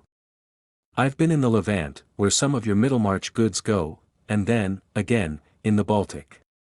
The Baltic, now. Plying among his recollections in this way, Mr. Brooke might have got along easily to himself, and would have come back from the remotest seas without trouble, but a diabolical procedure had been set up by the enemy. At one and the same moment there had risen above the shoulders of the crowd, nearly opposite Mr. Brooke, and within 10 yards of him, the effigy of himself, buff-colored waistcoat, eyeglass, and neutral physiognomy, painted on rag, and there had arisen, apparently in the air, like the note of the cuckoo, a parrot-like, punch-voiced echo of his words. Everybody looked up at the open windows in the houses at the opposite angles of the converging streets, but they were either blank or filled by laughing listeners. The most innocent echo has an impish mockery in it when it follows a gravely persistent speaker, and this echo was not at all innocent. If it did not follow with the precision of a natural echo, it had a wicked choice of the words it overtook. By the time it said, "The Baltic," now, the laugh which had been running through the audience became a general shout, and but for the sobering effects of party and that great public cause which the entanglement of things had identified with Brooke of Tipton, the laugh might have caught his committee. Mr. Bulstrode asked, reprehensively, what the new police was doing, but a voice could not well be collared, and an attack on the effigy of the candidate would have been too equivocal, since Hawley probably meant it to be pelted. Mr. Brooke himself was not in a position to be quickly conscious of anything except a general slipping away of ideas within himself. He had even a little singing in the ears, and he was the only person who had not yet taken distinct account of the echo or discerned the image of himself. Few things hold the perceptions more thoroughly captive than anxiety about what we have got to say. Mr. Brooke heard the laughter, but he had expected some Tory efforts at disturbance, and he was at this moment additionally excited by the tickling, stinging sense that his lost exordium was coming back to fetch him from the Baltic. "That reminds me," he went on, thrusting a hand into his side pocket, with an easy air, "if I wanted a precedent, you know, but we never want a precedent for the right thing, but there is Chatham, now, I can't say I should have supported Chatham or Pitt, the younger Pitt, he was not a man of ideas, and we want ideas, you know." "Blast your ideas. We want the bill," said a loud rough voice from the crowd below. Immediately the invisible Punch, who had hitherto followed Mr. Brooke, repeated, "Blast your ideas. We want the bill." The laugh was louder than ever, and for the first time Mr. Brooke, being himself silent, heard distinctly the mocking echo. But it seemed to ridicule his interrupter, and in that light was encouraging, so he replied with amenity. "There is something in what you say, my good friend, and what do we meet for but to speak our minds, freedom of opinion, freedom of the press, liberty, that kind of thing. The bill, now, you shall have the bill." Here Mr. Brooke paused a moment to fix on his eyeglass and take the paper from his breast pocket, with a sense of being practical and coming to particulars. The invisible Punch followed. "You shall have the bill, Mr. Brooke, per electioneering contest, and a seat outside Parliament as delivered, £5,000, 7 shillings, and 4 pence. Mr. Brooke, amid the roars of laughter, turned red, let his eyeglass fall, and looking about him confusedly, saw the image of himself, which had come nearer. The next moment he saw it dolorously bespattered with eggs. His spirit rose a little, and his voice too. "Buffoonery, tricks, ridicule, the test of truth, all that is very well." Here an unpleasant egg broke on Mr. Brooke's shoulder, as the echo said, "All that is very well." Then came a hail of eggs, chiefly aimed at the image, but occasionally hitting the original, as if by chance. There was a stream of new men pushing among the crowd, whistles, yells, bellowings, and fifes made all the greater hubbub because there was shouting and struggling to put them down. No voice would have had wing enough to rise above the uproar, and Mr. Brooke, disagreeably anointed, stood his ground no longer. The frustration would have been less exasperating if it had been less gamesome and boyish, a serious assault of which the newspaper reporter can aver that it endangered the learned gentleman's ribs, or can respectfully bear witness to the soles of that gentleman's boots having been visible above the railing, has perhaps more consolations attached to it. Mr. Brooke re-entered the committee room, saying, as carelessly as he could, "This is a little too bad, you know. I should have got the ear of the people by and by, but they didn't give me time. I should have gone into the bill by and by, you know," he added, glancing at Ladislaw. "However, things will come all right at the nomination." But it was not resolved unanimously that things would come right. On the contrary, the committee looked rather grim, and the political personage from Brassing was writing busily, as if he were brewing new devices. "It was Bowyer who did it," said Mr. Standish, evasively. "I know it as well as if he had been advertised. He's uncommonly good at ventriloquism, and he did it uncommonly well, by God. Hawley has been having him to dinner lately. There's a fund of talent in Bowyer." "Well, you know, you never mentioned him to me, Standish, else I would have invited him to dine," said poor Mr. Brooke, who had gone through a great deal of inviting for the good of his country. "There's not a more paltry fellow in Middlemarch than Bowyer," said Ladislaw, indignantly, "but it seems as if the paltry fellows were always to turn the scale."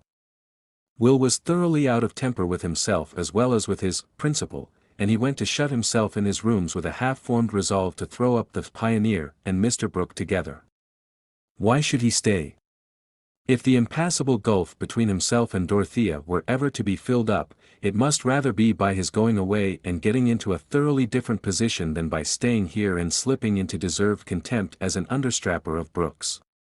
Then came the young dream of wonders that he might do, in 5 years, for example, political writing, political speaking, would get a higher value. Now public life was going to be wider and more national, and they might give him such distinction that he would not seem to be asking Dorothea to step down to him. 5 years, if he could only be sure that she cared for him more than for others, if he could only make her aware that he stood aloof until he could tell his love without lowering himself, then he could go away easily, and begin a career which at 25 seemed probable enough in the inward order of things, where talent brings fame, and fame everything else which is delightful.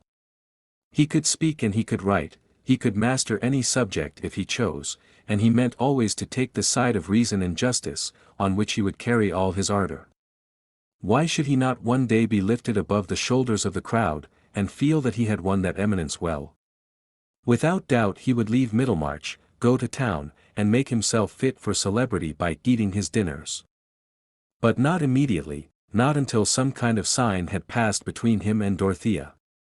He could not be satisfied until she knew why, even if he were the man she would choose to marry, he would not marry her. Hence he must keep his post and bear with Mr. Brooke a little longer.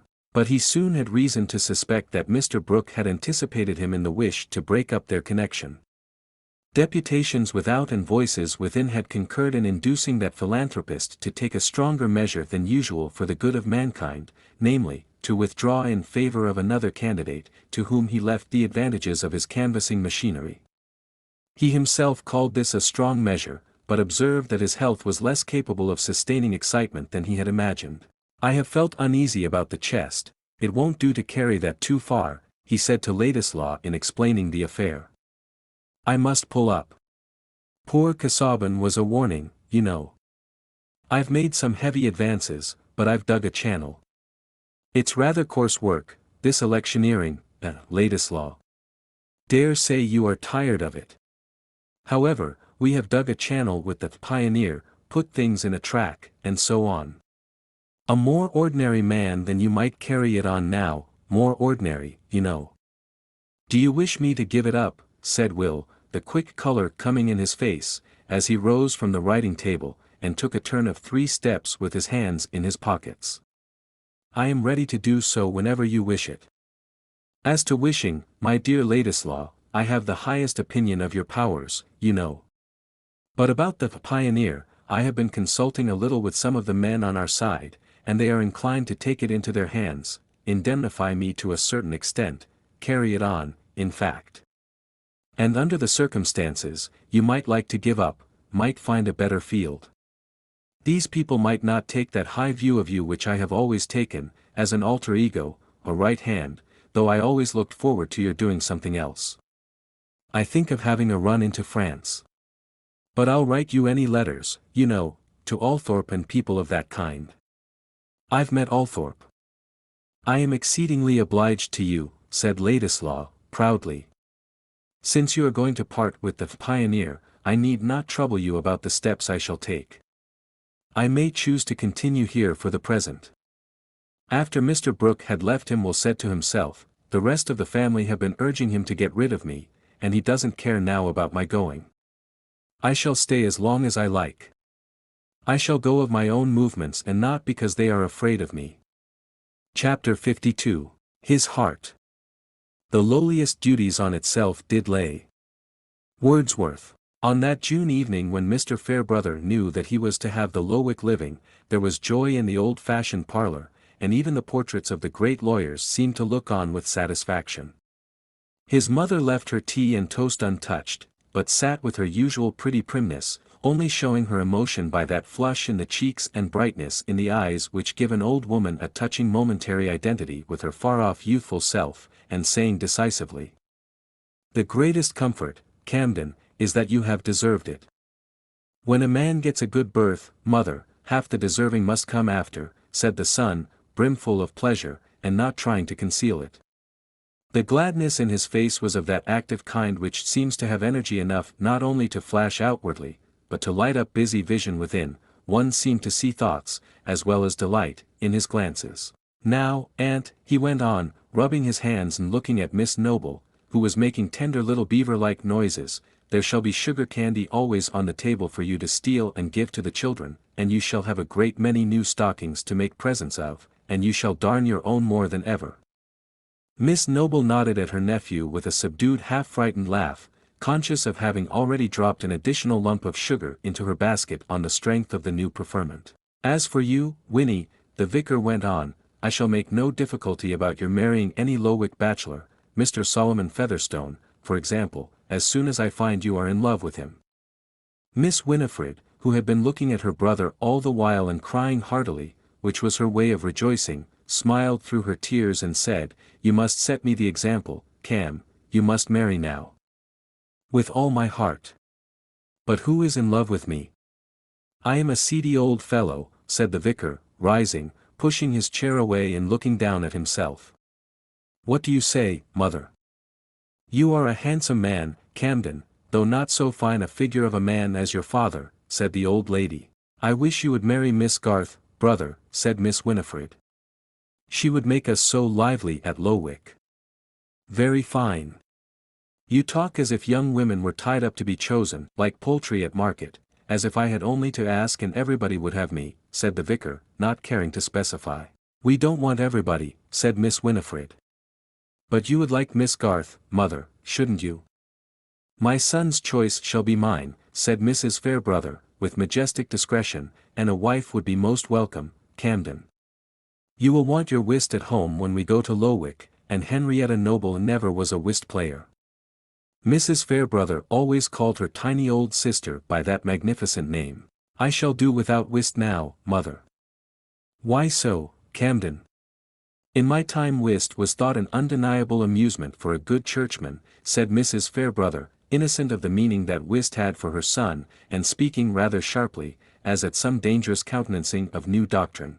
"I shall be too busy for whist, I shall have 2 parishes," said the vicar, preferring not to discuss the virtues of that game. He had already said to Dorothea, "I don't feel bound to give up St. Botolph's.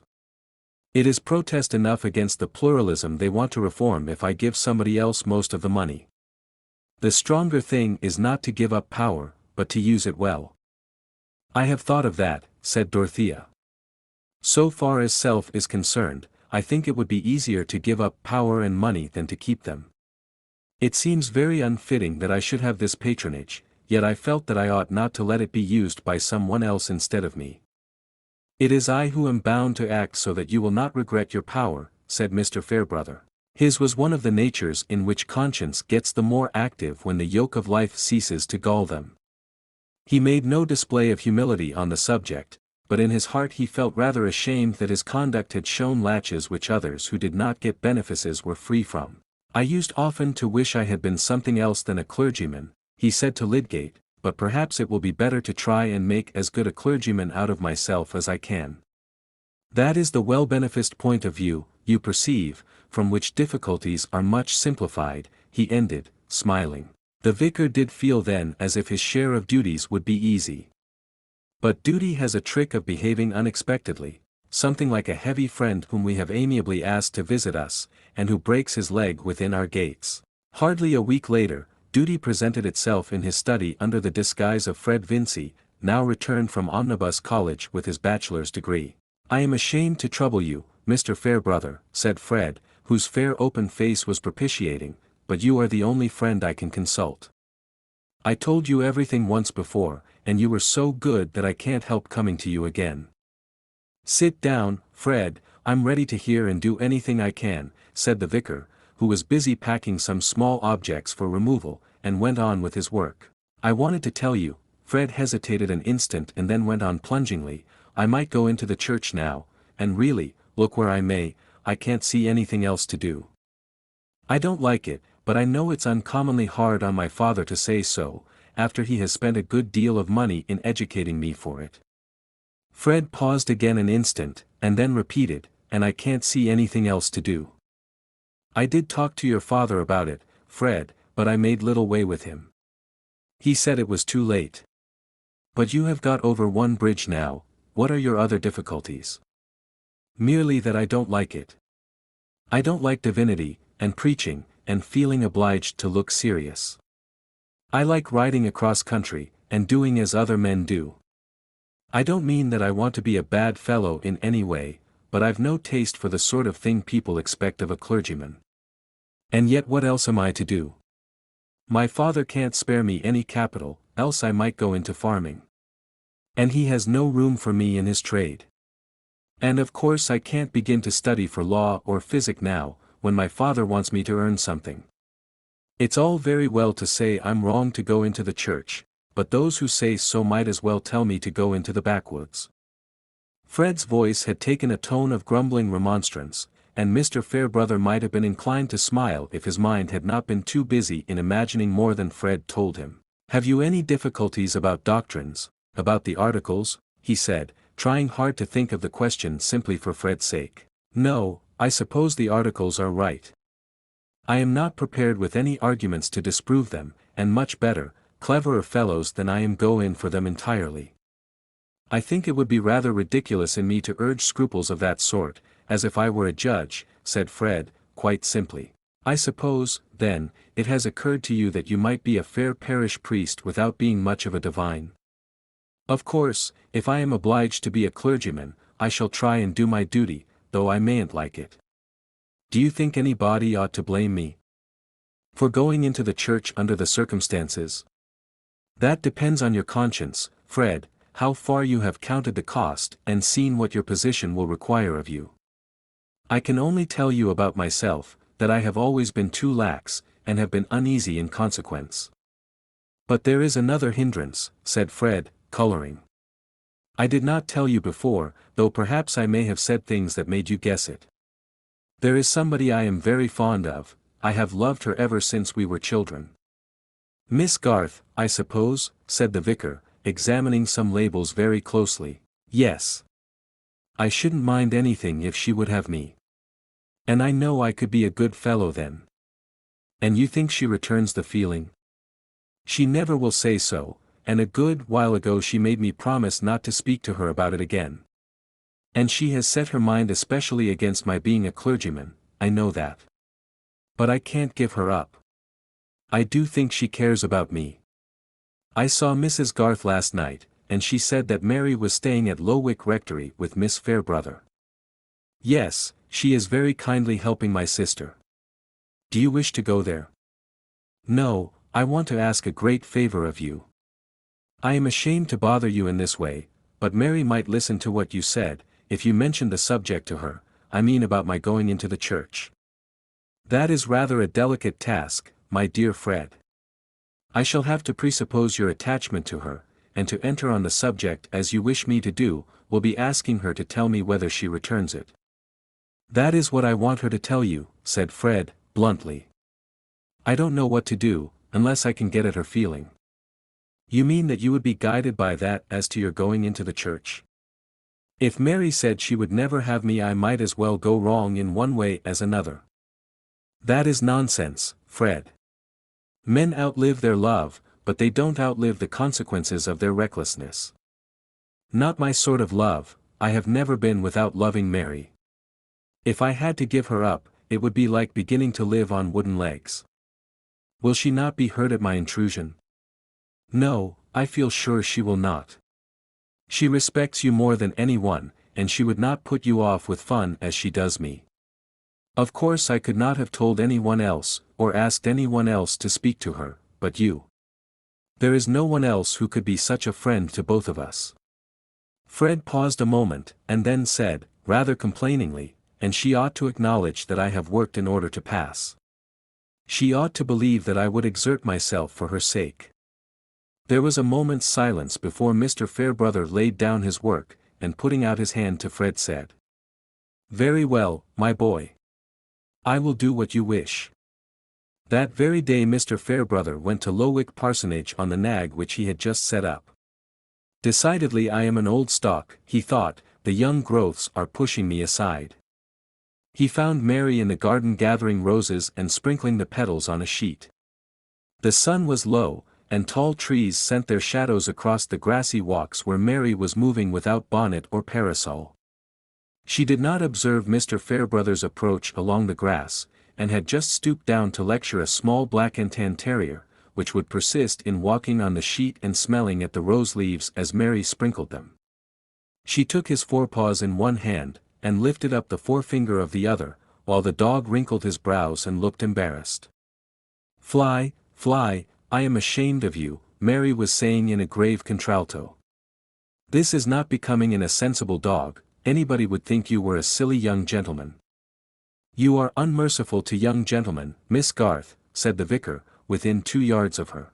Mary started up and blushed. "It always answers to reason with Fly," she said, laughingly. "But not with young gentlemen." "Oh, with some, I suppose, since some of them turn into excellent men." "I am glad of that admission, because I want at this very moment to interest you in a young gentleman." "Not a silly one, I hope," said Mary, beginning to pluck the roses again, and feeling her heart beat uncomfortably. "No, though perhaps wisdom is not his strong point, but rather affection and sincerity. However, wisdom lies more in those two qualities than people are apt to imagine. I hope you know by those marks what young gentleman I mean." "Yes, I think I do," said Mary, bravely, her face getting more serious, and her hands cold. "It must be Fred Vincy. He has asked me to consult you about his going into the church. I hope you will not think that I consented to take a liberty in promising to do so." "On the contrary, Mr. Fairbrother," said Mary, giving up the roses, and folding her arms, but unable to look up. "Whenever you have anything to say to me I feel honored. But before I enter on that question, let me just touch a point on which your father took me into confidence. By the way, it was that very evening on which I once before fulfilled a mission from Fred, just after he had gone to college. Mr. Garth told me what happened on the night of Featherstone's death, how you refused to burn the will, and he said that you had some heart-prickings on that subject, because you had been the innocent means of hindering Fred from getting his £10,000. I have kept that in mind, and I have heard something that may relieve you on that score, may show you that no sin offering is demanded from you there." Mr. Fairbrother paused a moment and looked at Mary. He meant to give Fred his full advantage, but it would be well, he thought, to clear her mind of any superstitions, such as women sometimes follow when they do a man the wrong of marrying him as an act of atonement. Mary's cheeks had begun to burn a little, and she was mute. "I mean, that your action made no real difference to Fred's lot. I find that the first will would not have been legally good after the burning of the last, it would not have stood if it had been disputed, and you may be sure it would have been disputed. So, on that score, you may feel your mind free." "Thank you, Mr. Fairbrother," said Mary, earnestly. "I am grateful to you for remembering my feelings. Well, now I may go on. Fred, you know, has taken his degree.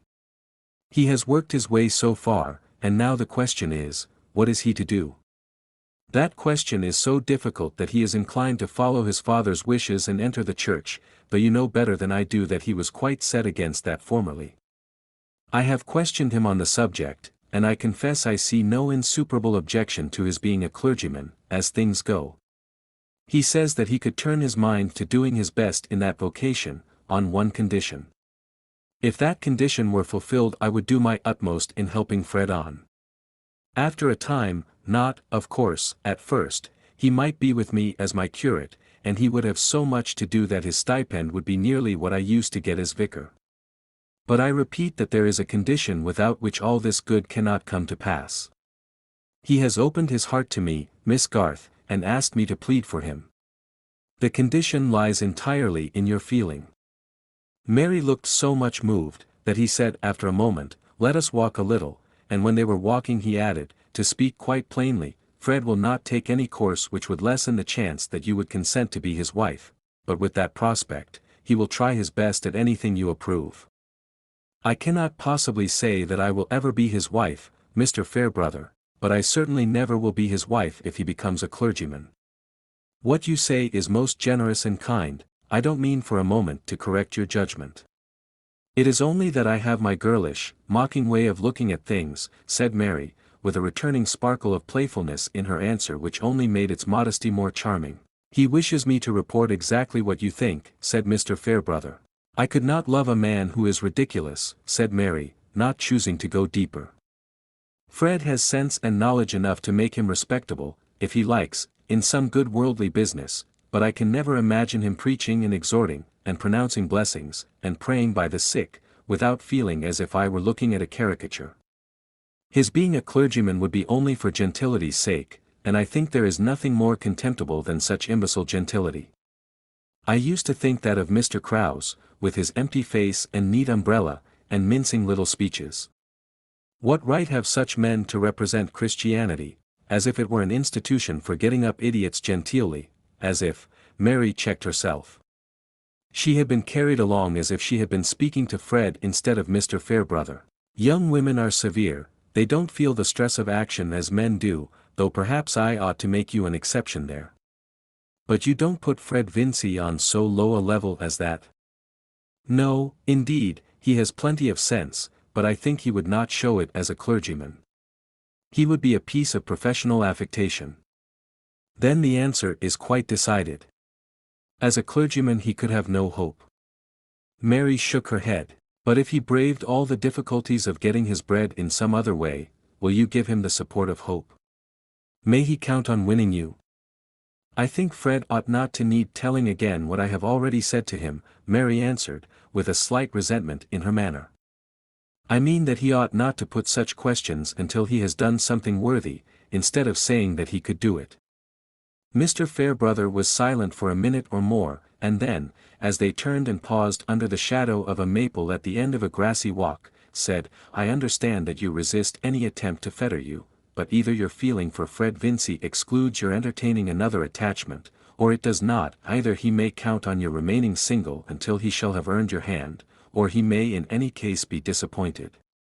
Pardon me, Mary, you know I used to catechize you under that name, but when the state of a woman's affections touches the happiness of another life, of more lives than one, I think it would be the nobler course for her to be perfectly direct and open.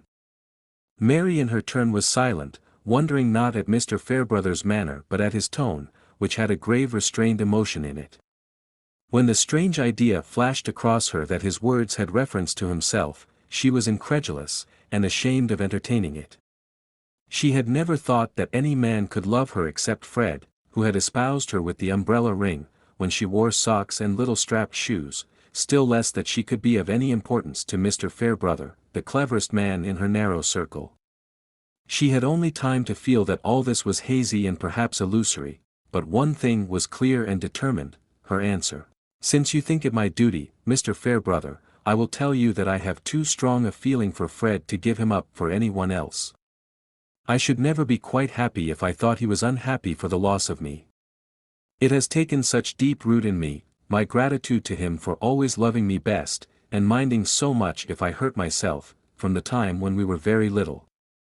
I cannot imagine any new feeling coming to make that weaker. I should like better than anything to see him worthy of everyone's respect. But please tell him I will not promise to marry him till then, I should shame and grieve my father and mother. He is free to choose someone else.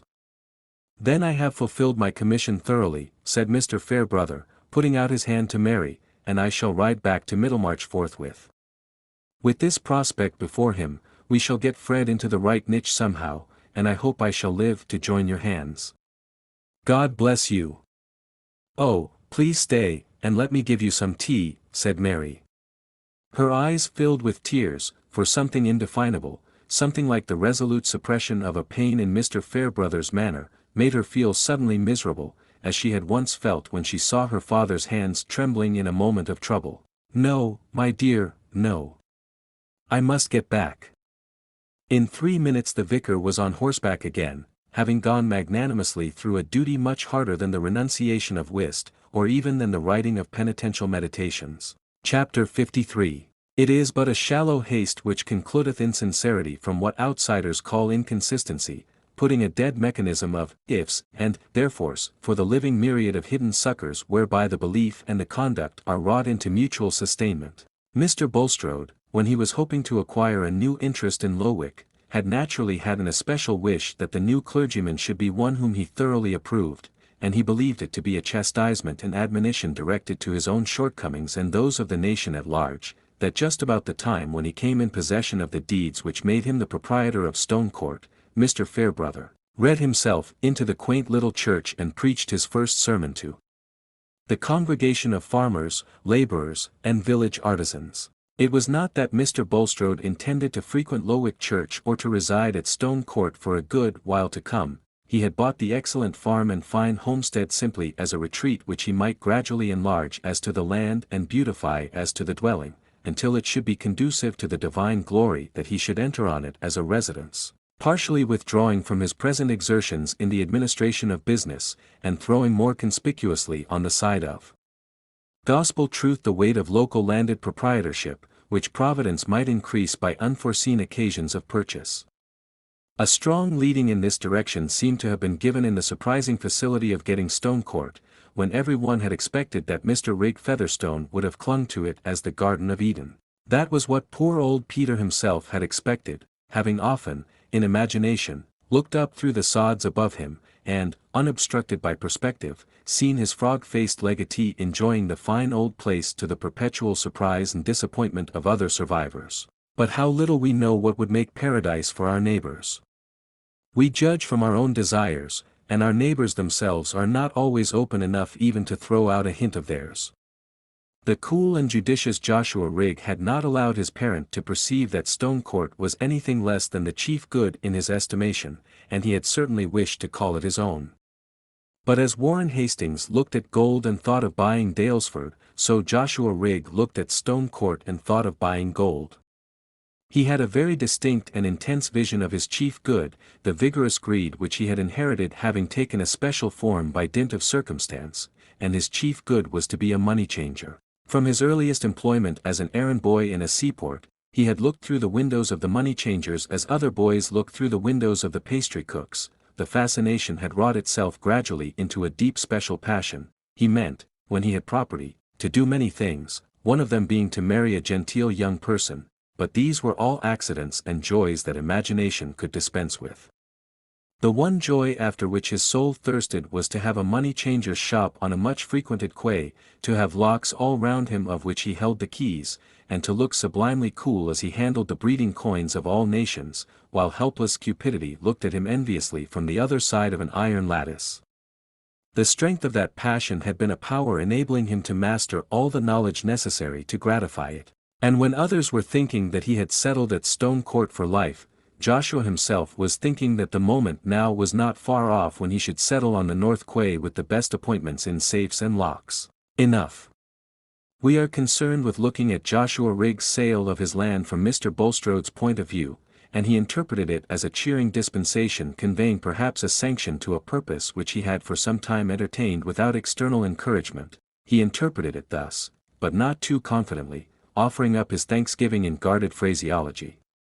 His doubts did not arise from the possible relations of the event to Joshua Rigg's destiny, which belonged to the unmapped regions not taken under the providential government, except perhaps in an imperfect colonial way, but they arose from reflecting that this dispensation too might be a chastisement for himself, as Mr. Fairbrother's induction to the living clearly was. This was not what Mr. Bulstrode said to any man for the sake of deceiving him. It was what he said to himself. It was as genuinely his mode of explaining events as any theory of yours may be, if you happen to disagree with him.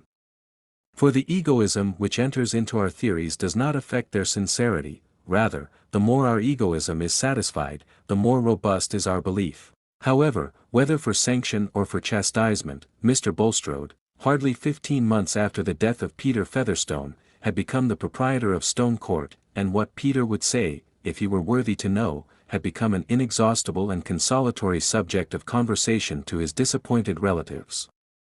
The tables were now turned on that dear brother departed, and to contemplate the frustration of his cunning by the superior cunning of things in general was a cut of delight to Solomon. Mrs. Wall had a melancholy triumph in the proof that it did not answer to make false Featherstones and cut off the genuine, and Sister Martha, receiving the news in the chalky flat, said, "Dear, dear. Then the Almighty could have been none so pleased with the almshouses after all." Affectionate Mrs. Bulstrode was particularly glad of the advantage which her husband's health was likely to get from the purchase of Stone Court. Few days passed without his riding thither and looking over some part of the farm with the bailiff, and the evenings were delicious in that quiet spot, when the new hayricks lately set up were sending forth odors to mingle with the breath of the rich old garden. One evening, While the sun was still above the horizon and burning in golden lamps among the great walnut boughs, Mr. Bulstrode was pausing on horseback outside the front gate waiting for Caleb Garth, who had met him by appointment to give an opinion on a question of stable drainage, and was now advising the bailiff in the rickyard. Mr. Bulstrode was conscious of being in a good spiritual frame and more than usually serene, under the influence of his innocent recreation. He was doctrinally convinced that there was a total absence of merit in himself, but that doctrinal conviction may be held without pain when the sense of demerit does not take a distinct shape in memory and revive the tingling of shame or the pang of remorse. Nay, it may be held with intense satisfaction when the depth of our sinning is but a measure for the depth of forgiveness, and a clenching proof that we are peculiar instruments of the divine intention. The memory has as many moods as the temper, and shifts its scenery like a diorama. At this moment Mr. Bulstrode felt as if the sunshine were all one with that of far-off evenings when he was a very young man and used to go out preaching beyond Highbury. And he would willingly have had that service of exhortation in prospect now. The texts were there still, and so was his own facility in expounding them.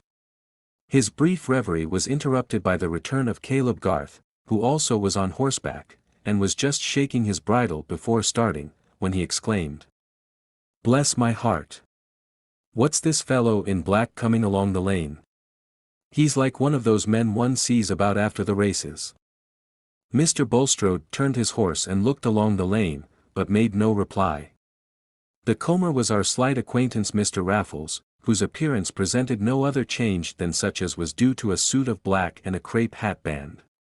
He was within 3 yards of the horseman now, and they could see the flash of recognition in his face as he whirled his stick upward, looking all the while at Mr. Bulstrode, and at last exclaiming, "By Jove, Nick, it's you! I couldn't be mistaken, though the 25 years have played old bogey with us both. How are you, eh? You didn't expect to see me here. Come, shake us by the hand." To say that Mr. Raffles' manner was rather excited would be only one mode of saying that it was evening. Caleb Garth could see that there was a moment of struggle and hesitation in Mr. Bulstrode, but it ended in his putting out his hand coldly to Raffles and saying, "I did not indeed expect to see you in this remote country place." "Well, it belongs to a stepson of mine," said Raffles, adjusting himself in a swaggering attitude. "I came to see him here before. I'm not so surprised at seeing you, old fellow, because I picked up a letter, what you may call a providential thing. It's uncommonly fortunate I met you, though, for I don't care about seeing my stepson, he's not affectionate and his poor mother's gone now. To tell the truth, I came out of love to you, Nick. I came to get your address, for, look here." Raffles drew a crumpled paper from his pocket. Almost any other man than Caleb Garth might have been tempted to linger on the spot for the sake of hearing all he could about a man whose acquaintance with Bulstrode seemed to imply passages in the banker's life so unlike anything that was known of him in Middlemarch that they must have the nature of a secret to pique curiosity. But Caleb was peculiar. Certain human tendencies which are commonly strong were almost absent from his mind, and one of these was curiosity about personal affairs. Especially if there was anything discreditable to be found out concerning another man, Caleb preferred not to know it, and if he had to tell anybody under him that his evil doings were discovered, he was more embarrassed than the culprit.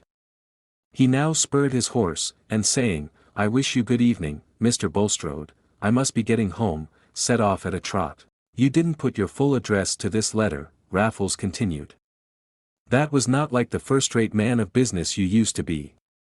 The Shrubs, they may be anywhere, you live near at hand, have cut the London concern altogether, perhaps turned country squire, have a rural mansion to invite me to. Lord, how many years it is ago! The old lady must have been dead a pretty long while, gone to glory without the pain of knowing how poor her daughter was, But, by Jove! You're very pale and pasty, Nick. Come, if you're going home, I'll walk by your side." Mr. Bulstrode's usual paleness had in fact taken an almost deathly hue. 5 minutes before, the expanse of his life had been submerged in its evening sunshine which shone backward to its remembered morning. Sin seemed to be a question of doctrine and inward penitence. humiliation an exercise of the closet, the bearing of his deeds a matter of private vision adjusted solely by spiritual relations and conceptions of the divine purposes. And now, as if by some hideous magic, this loud red figure had risen before him in unmanageable solidity, an incorporate past which had not entered into his imagination of chastisements. But Mr. Bulstrode's thought was busy, and he was not a man to act or speak rashly. "I was going home," he said, "but I can defer my ride a little." "And you can, if you please, rest here." "Thank you," said Raffles, making a grimace. "I don't care now about seeing my stepson. I'd rather go home with you. Your stepson, if Mr. Rig Featherstone was he, is here no longer. I am master here now." Raffles opened wide eyes, and gave a long whistle of surprise, before he said, "Well then, I've no objection. I've had enough walking from the coach road. I never was much of a walker, or rider either. What I like is a smart vehicle and a spirited cob. I was always a little heavy in the saddle. What a pleasant surprise it must be to you to see me, old fellow," he continued, as they turned towards the house. "You don't say so, but you never took your luck heartily, you were always thinking of improving the occasion, you'd such a gift for improving your luck." Mr. Raffles seemed greatly to enjoy his own wit, and swung his leg in a swaggering manner which was rather too much for his companion's judicious patience. "If I remember rightly," Mr. Bulstrode observed, with chill anger, "our acquaintance many years ago had not the sort of intimacy which you are now assuming, Mr. Raffles. Any services you desire of me will be the more readily rendered if you will avoid a tone of familiarity which did not lie in our former intercourse, and can hardly be warranted by more than 20 years of separation. You don't like being called Nick? Why, I always called you Nick in my heart, and though lost to sight, to memory dear. By Jove! My feelings have ripened for you like fine old cognac. I hope you've got some in the house now. Josh filled my flask well the last time." Mr. Bulstrode had not yet fully learned that even the desire for cognac was not stronger in Raffles than the desire to torment, and that a hint of annoyance always served him as a fresh cue. But it was at least clear that further objection was useless, and Mr. Bulstrode, in giving orders to the housekeeper for the accommodation of the guest, had a resolute air of quietude.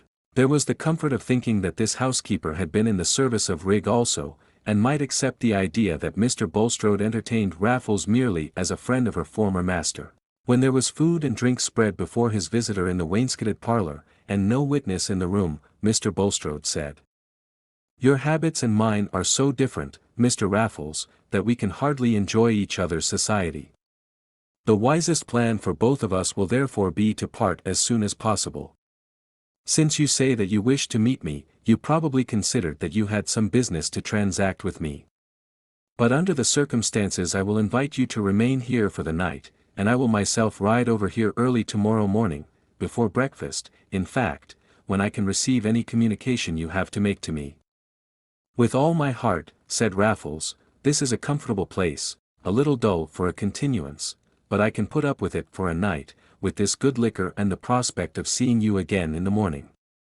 You're a much better host than my stepson was, but Josh owed me a bit of a grudge for marrying his mother, and between you and me there was never anything but kindness."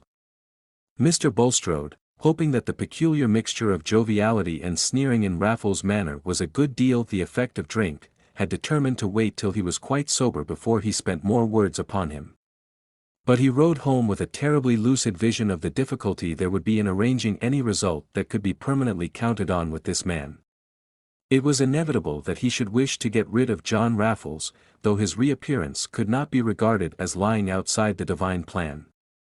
The spirit of evil might have sent him to threaten Mr. Bulstrode's subversion as an instrument of good, but the threat must have been permitted, and was a chastisement of a new kind. It was an hour of anguish for him very different from the hours in which his struggle had been securely private, and which had ended with a sense that his secret misdeeds were pardoned and his services accepted. Those misdeeds, even when committed, had they not been half sanctified by the singleness of his desire to devote himself and all he possessed to the furtherance of the divine scheme? And was he after all to become a mere stone of stumbling and a rock of offense? For who would understand the work within him? Who would not, when there was the pretext of casting disgrace upon him, confound his whole life and the truths he had espoused, in one heap of obloquy? In his closest meditations the lifelong habit of Mr. Bulstrode's mind clad his most egoistic terrors in doctrinal references to superhuman ends. But even while we are talking and meditating about the Earth's orbit and the solar system, what we feel and adjust our movements to is the stable Earth and the changing day. And now within all the automatic succession of theoretic phrases, distinct and inmost as the shiver and the ache of oncoming fever when we are discussing abstract pain, was the forecast of disgrace in the presence of his neighbors and of his own wife.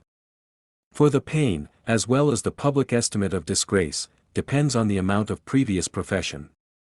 To men who only aim at escaping felony, nothing short of the prisoner's dock is disgrace. But Mr. Bulstrode had aimed at being an eminent Christian. It was not more than 7:30 in the morning when he again reached Stone Court. The fine old place never looked more like a delightful home than at that moment. The great white lilies were in flower, the nasturtiums, their pretty leaves all silvered with dew, were running away over the low stone wall, the very noises all around had a heart of peace within them. But everything was spoiled for the owner as he walked on the gravel in front and awaited the descent of Mr. Raffles, with whom he was condemned to breakfast. It was not long before they were seated together in the wainscoted parlor over their tea and toast, which was as much as Raffles cared to take at that early hour. The difference between his morning and evening self was not so great as his companion had imagined that it might be. The delight in tormenting was perhaps even the stronger because his spirits were rather less highly pitched. Certainly his manners seemed more disagreeable by the morning light. "As I have little time to spare, Mr. Raffles," said the banker, who could hardly do more than sip his tea and break his toast without eating it, "I shall be obliged if you will mention at once the ground on which you wish to meet with me. I presume that you have a home elsewhere and will be glad to return to it." "Why, if a man has got any heart, doesn't he want to see an old friend, Nick? I must call you Nick. We always did call you young Nick when we knew you meant to marry the old widow. Some said you had a handsome family likeness to old Nick, but that was your mother's fault, calling you Nicholas. Aren't you glad to see me again? I expected an invite to stay with you at some pretty place. My own establishment is broken up now my wife's dead. I've no particular attachment to any spot, I would as soon settle hereabout as anywhere. May I ask why you returned from America? I considered that the strong wish you expressed to go there, when an adequate sum was furnished, was tantamount to an engagement that you would remain there for life. Never knew that a wish to go to a place was the same thing as a wish to stay. But I did stay a matter of 10 years, it didn't suit me to stay any longer. And I'm not going again, Nick." Here Mr. Raffles winked slowly as he looked at Mr. Bulstrode. "Do you wish to be settled in any business? What is your calling now?" "Thank you, my calling is to enjoy myself as much as I can. I don't care about working any more. If I did anything it would be a little traveling in the tobacco line, or something of that sort, which takes a man into agreeable company. But not without an independence to fall back upon. That's what I want. I'm not so strong as I was, Nick, though I've got more color than you. I want an independence. That could be supplied to you, if you would engage to keep at a distance," said Mr. Bulstrode, perhaps with a little too much eagerness in his undertone. "That must be as it suits my convenience," said Raffles coolly. "I see no reason why I shouldn't make a few acquaintances hereabout. I'm not ashamed of myself as company for anybody. I dropped my portmanteau at the turnpike when I got down, change of linen, genuine, honor bright, more than fronts and wristbands, and with this suit of mourning, straps and everything, I should do you credit among the nobs here." Mr. Raffles had pushed away his chair and looked down at himself, particularly at his straps. His chief intention was to annoy Bulstrode, but he really thought that his appearance now would produce a good effect, and that he was not only handsome and witty, but clad in a morning style which implied solid connections. "If you intend to rely on me in any way, Mr. Raffles," said Bulstrode, after a moment's pause, "you will expect to meet my wishes." "Ah, to be sure," said Raffles, with a mocking cordiality. "Didn't I always do it? Lord, you made a pretty thing out of me, and I got but little. I've often thought since, I might have done better by telling the old woman that I'd found her daughter and her grandchild, it would have suited my feelings better, I've got a soft place in my heart. But you've buried the old lady by this time, I suppose, it's all one to her now. And you've got your fortune out of that profitable business which had such a blessing on it. You've taken to being a knob, buying land, being a country bashaw. Still in the dissenting line, eh? Still godly. Or taken to the church as more genteel. This time Mr. Raffles' slow wink and slight protrusion of his tongue was worse than a nightmare, because it held the certitude that it was not a nightmare, but a waking misery. Mr. Bulstrode felt a shuddering nausea, and did not speak, but was considering diligently whether he should not leave Raffles to do as he would, and simply defy him as a slanderer. The man would soon show himself disreputable enough to make people disbelieve him. But not when he tells any ugly-looking truth about you, said discerning consciousness. And again, it seemed no wrong to keep Raffles at a distance, but Mr. Bulstrode shrank from the direct falsehood of denying true statements. It was one thing to look back on forgiven sins, nay, to explain questionable conformity to lax customs, and another to enter deliberately on the necessity of falsehood. But since Bulstrode did not speak, Raffles ran on, by way of using time to the utmost. I've not had such fine luck as you, by Jove. Things went confoundedly with me in New York, those Yankees are cool hands, and a man of gentlemanly feelings has no chance with them. I married when I came back, a nice woman in the tobacco trade, very fond of me, but the trade was restricted, as we say.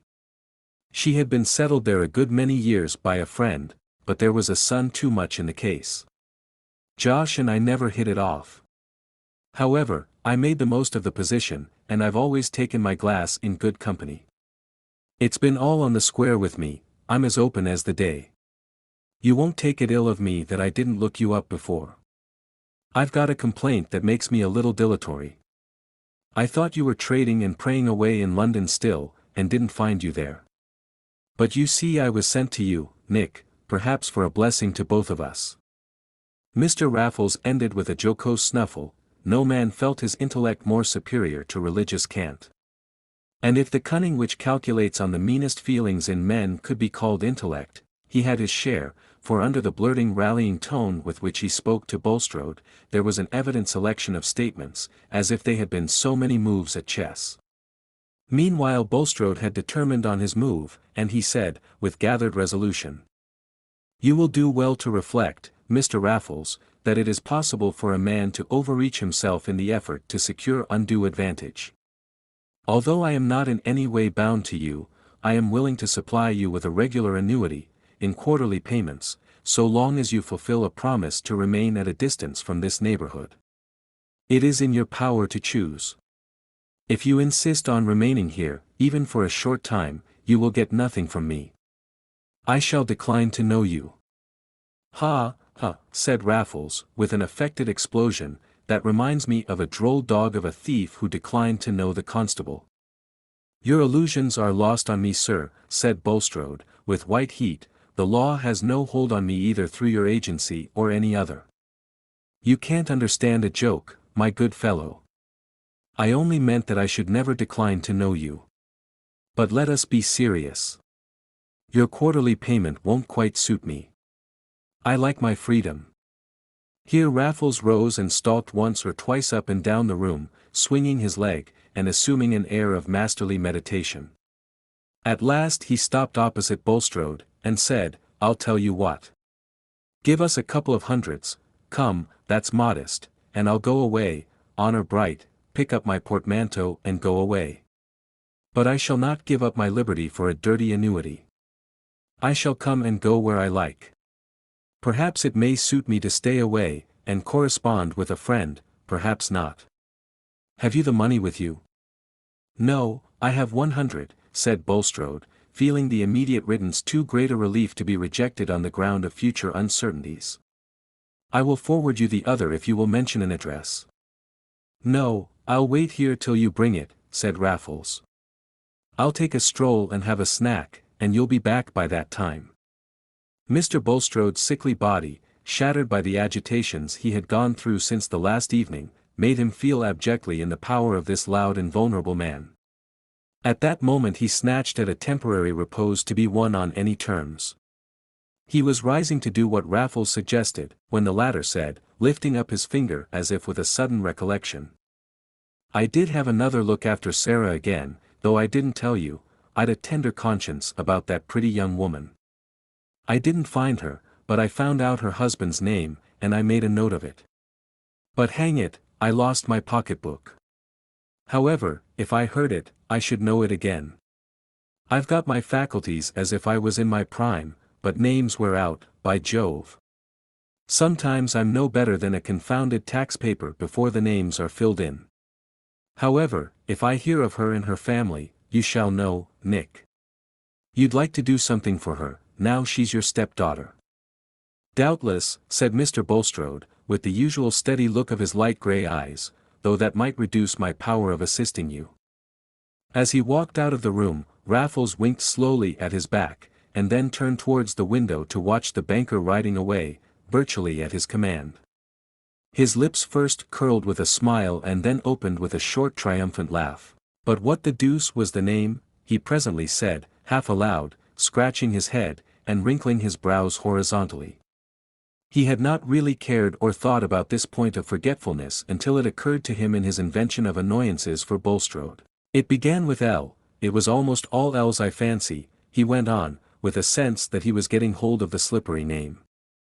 But the hold was too slight, and he soon got tired of this mental chase, for few men were more impatient of private occupation or more in need of making themselves continually heard than Mr. Raffles. He preferred using his time in pleasant conversation with the bailiff and the housekeeper, from whom he gathered as much as he wanted to know about Mr. Bulstrode's position in Middlemarch. After all, however, there was a dull space of time which needed relieving with bread and cheese and ale, and when he was seated alone with these resources in the wainscoted parlour, he suddenly slapped his knee, and exclaimed, "Ladislaw!" That action of memory which he had tried to set going, and had abandoned in despair, had suddenly completed itself without conscious effort, a common experience, agreeable as a completed sneeze, even if the name remembered is of no value. Raffles immediately took out his pocketbook, and wrote down the name, not because he expected to use it, but merely for the sake of not being at a loss if he ever did happen to want it. He was not going to tell Bulstrode, there was no actual good in telling, and to a mind like that of Mr. Raffles there is always probable good in a secret. He was satisfied with his present success, and by 3 o'clock that day he had taken up his portmanteau at the turnpike and mounted the coach, relieving Mr. Bulstrode's eyes of an ugly black spot on the landscape at Stone Court, but not relieving him of the dread that the black spot might reappear and become inseparable even from the vision of his hearth. Book 6. The Widow and the Wife. Chapter 54. Negli occhi porta la mia donna amore. Perché sifa gentissimo cella mira. Oviella passa, ogni uom ver lei si gira. E cui saluta fa tremar lo cor. Sich, basando il viso, tutto smor. E di ogni sua defetto aller sospira. Fuggen dinanzi a lei superbia ed ira. Aiutatemi, don, a farlo honor. Ogni dolcezza, ogni pensiero umile. Nas nel cora ci parlar la sente. Ondi beato ci prima la vide, quel cella par quando un poco sorride. Non si può dicer, any teneramente. Si nuovo miracolo gentile. Dante, la vita nuova. By that delightful morning when the hayricks at Stone Court were scenting the air quite impartially, as if Mr. Raffles had been a guest worthy of finest incense, Dorothea had again taken up her abode at Lowick Manor. After 3 months' freshet had become rather oppressive, to sit like a model for St. Catherine looking rapturously at Celia's baby would not do for many hours in the day, and to remain in that momentous babe's presence with persistent disregard was a course that could not have been tolerated in a childless sister. Dorothea would have been capable of carrying baby joyfully for a mile if there had been need, and of loving it the more tenderly for that labor, but to an aunt who does not recognize her infant nephew as Buddha, and has nothing to do for him but to admire, his behavior is apt to appear monotonous, and the interest of watching him exhaustible. This possibility was quite hidden from Celia, who felt that Dorothea's childless widowhood fell in quite prettily with the birth of little Arthur. Baby was named after Mr. Brooke. Dodo is just the creature not to mind about having anything of her own, children or anything, said Celia to her husband. And if she had had a baby, it never could have been such a dear as Arthur. Could it, James? Not if it had been like Casaubon, said Sir James, conscious of some indirectness in his answer, and of holding a strictly private opinion as to the perfections of his firstborn. No. Just imagine. Really it was a mercy, said Celia, and I think it is very nice for Dodo to be a widow. She can be just as fond of our baby as if it were her own, and she can have as many notions of her own as she likes. It is a pity she was not a queen, said the devout Sir James. But what should we have been then? We must have been something else, said Celia, objecting to so laborious a flight of imagination. I like her better as she is. Hence, when she found that Dorothea was making arrangements for her final departure to Lowick, Celia raised her eyebrows with disappointment, and in her quiet unemphatic way shot a needle arrow of sarcasm. What will you do at Lowick, Dodo? You say yourself there is nothing to be done there, everybody is so clean and well off, it makes you quite melancholy. And here you have been so happy going all about Tipton with Mr. Garth into the worst backyards. And now uncle is abroad, you and Mr. Garth can have it all your own way, and I am sure James does everything you tell him. I shall often come here, and I shall see how baby grows all the better, said Dorothea. But you will never see him washed, said Celia, and that is quite the best part of the day. She was almost pouting. It did seem to her very hard in Dodo to go away from the baby when she might stay. Dear Kitty, I will come and stay all night on purpose, said Dorothea, but I want to be alone now, and in my own home. I wish to know the Fairbrothers better, and to talk to Mr. Fairbrother about what there is to be done in Middlemarch. Dorothea's native strength of will was no longer all converted into resolute submission. She had a great yearning to be at Lowick, and was simply determined to go, not feeling bound to tell all her reasons. But every one around her disapproved. Sir James was much pained, and offered that they should all migrate to Cheltenham for a few months with the Sacred Ark, otherwise called a cradle. At that period a man could hardly know what to propose if Cheltenham were rejected. The Dowager Lady Chetam, just returned from a visit to her daughter in town, wished, at least, that Mrs. Vigo should be written to, and invited to accept the office of companion to Mrs. Casaubon. It was not credible that Dorothea as a young widow would think of living alone in the house at Lowick. Mrs. Vigo had been reader and secretary to royal personages, and in point of knowledge and sentiments even Dorothea could have nothing to object to her. Mrs. Cadwallader said, privately, you will certainly go mad in that house alone, my dear. You will see visions. We have all got to exert ourselves a little to keep sane, and call things by the same names as other people call them by. To be sure, for younger sons and women who have no money, it is a sort of provision to go mad, they are taken care of then. But you must not run into that. I dare say you are a little bored here with our good dowager, but think what a bore you might become yourself to your fellow creatures if you were always playing tragedy queen and taking things sublimely. Sitting alone in that library at Lowick you may fancy yourself ruling the weather, you must get a few people round you who wouldn't believe you if you told them. That is a good lowering medicine. I never called everything by the same name that all the people about me did, said Dorothea, stoutly.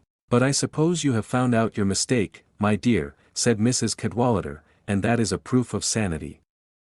Dorothea was aware of the sting, but it did not hurt her.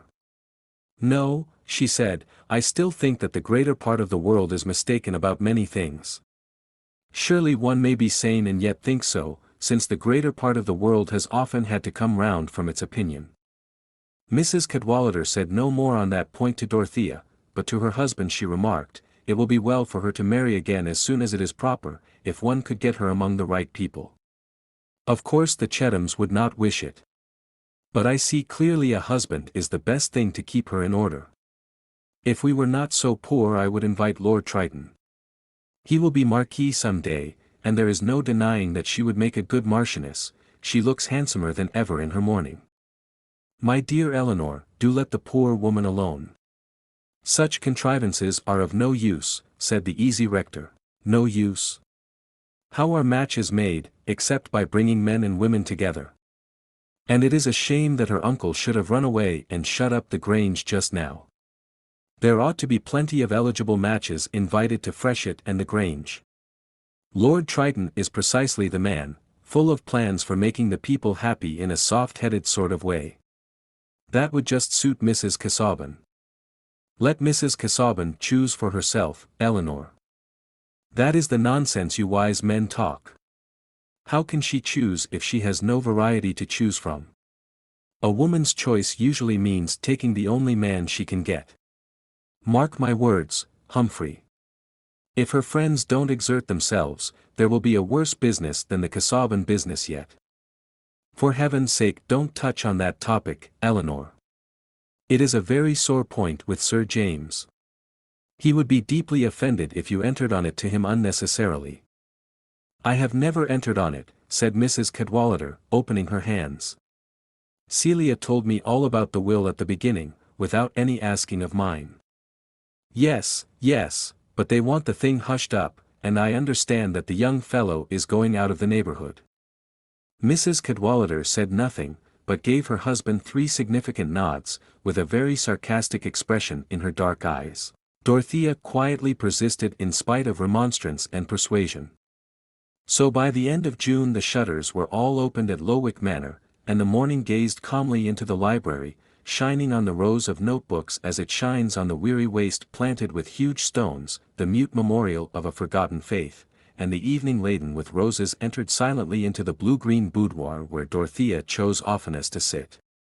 At first she walked into every room, questioning the 18 months of her married life, and carrying on her thoughts as if they were a speech to be heard by her husband. Then, she lingered in the library and could not be at rest till she had carefully ranged all the notebooks as she imagined that he would wish to see them, in orderly sequence. The pity which had been the restraining compelling motive in her life with him still clung about his image, even while she remonstrated with him in indignant thought and told him that he was unjust. One little act of hers may perhaps be smiled at as superstitious.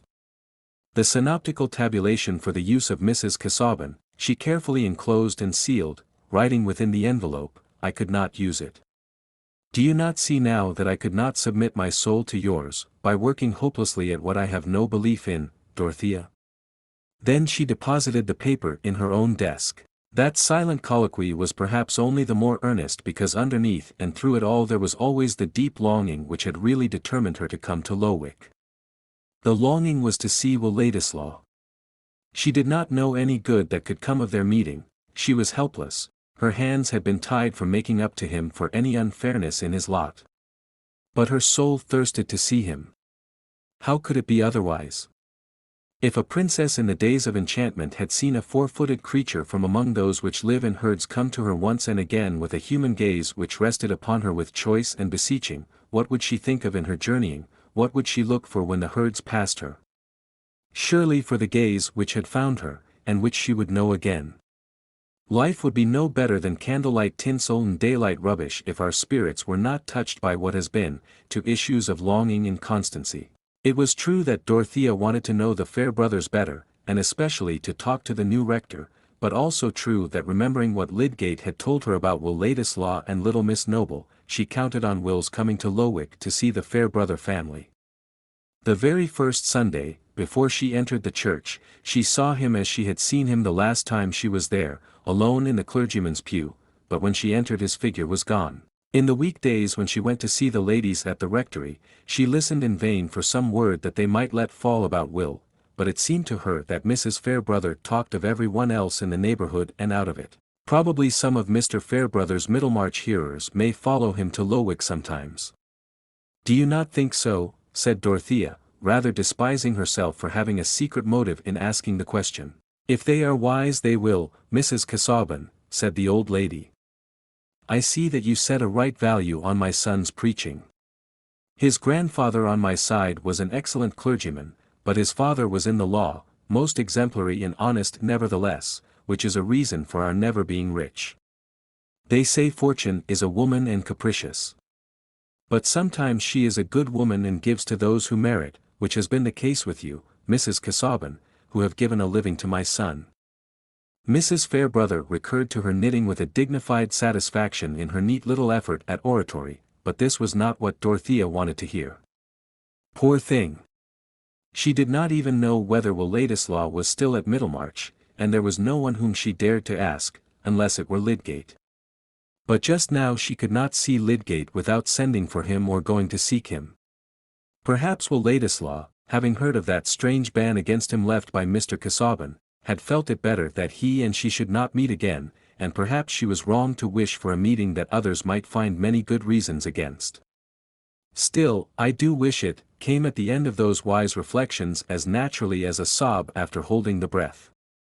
And the meeting did happen, but in a formal way quite unexpected by her. One morning, about 11, Dorothea was seated in her boudoir with a map of the land attached to the manor and other papers before her, which were to help her in making an exact statement for herself of her income and affairs. She had not yet applied herself to her work, but was seated with her hands folded on her lap, looking out along the avenue of limes to the distant fields. Every leaf was at rest in the sunshine, the familiar scene was changeless, and seemed to represent the prospect of her life, full of motiveless ease, motiveless, if her own energy could not seek out reasons for ardent action.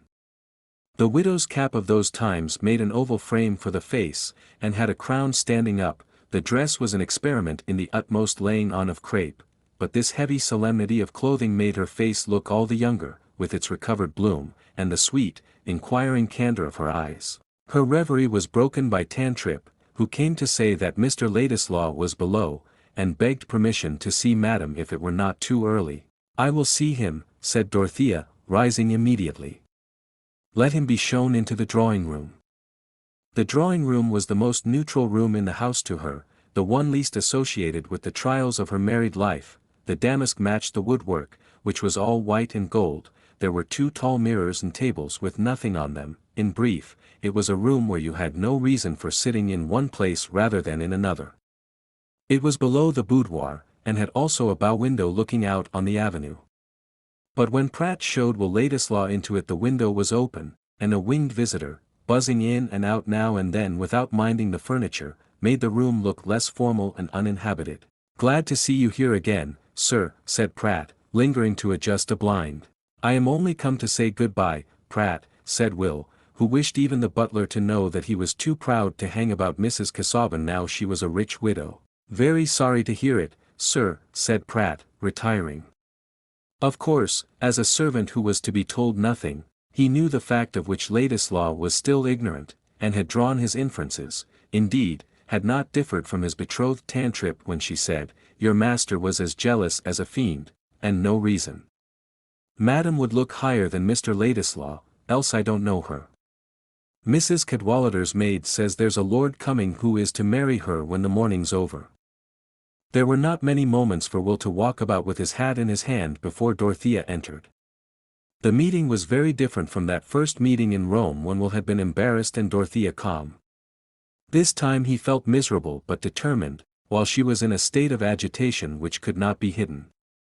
Just outside the door she had felt that this longed-for meeting was after all too difficult, and when she saw Will advancing towards her, the deep blush which was rare in her came with painful suddenness. Neither of them knew how it was, but neither of them spoke. She gave her hand for a moment, and then they went to sit down near the window, she on one settee and he on another opposite. Will was peculiarly uneasy. It seemed to him not like Dorothea that the mere fact of her being a widow should cause such a change in her manner of receiving him, and he knew of no other condition which could have affected their previous relation to each other, except that, as his imagination at once told him, her friends might have been poisoning her mind with their suspicions of him. "I hope I have not presumed too much in calling," said Will. "I could not bear to leave the neighborhood and begin a new life without seeing you to say good-bye." "Presumed? Surely not.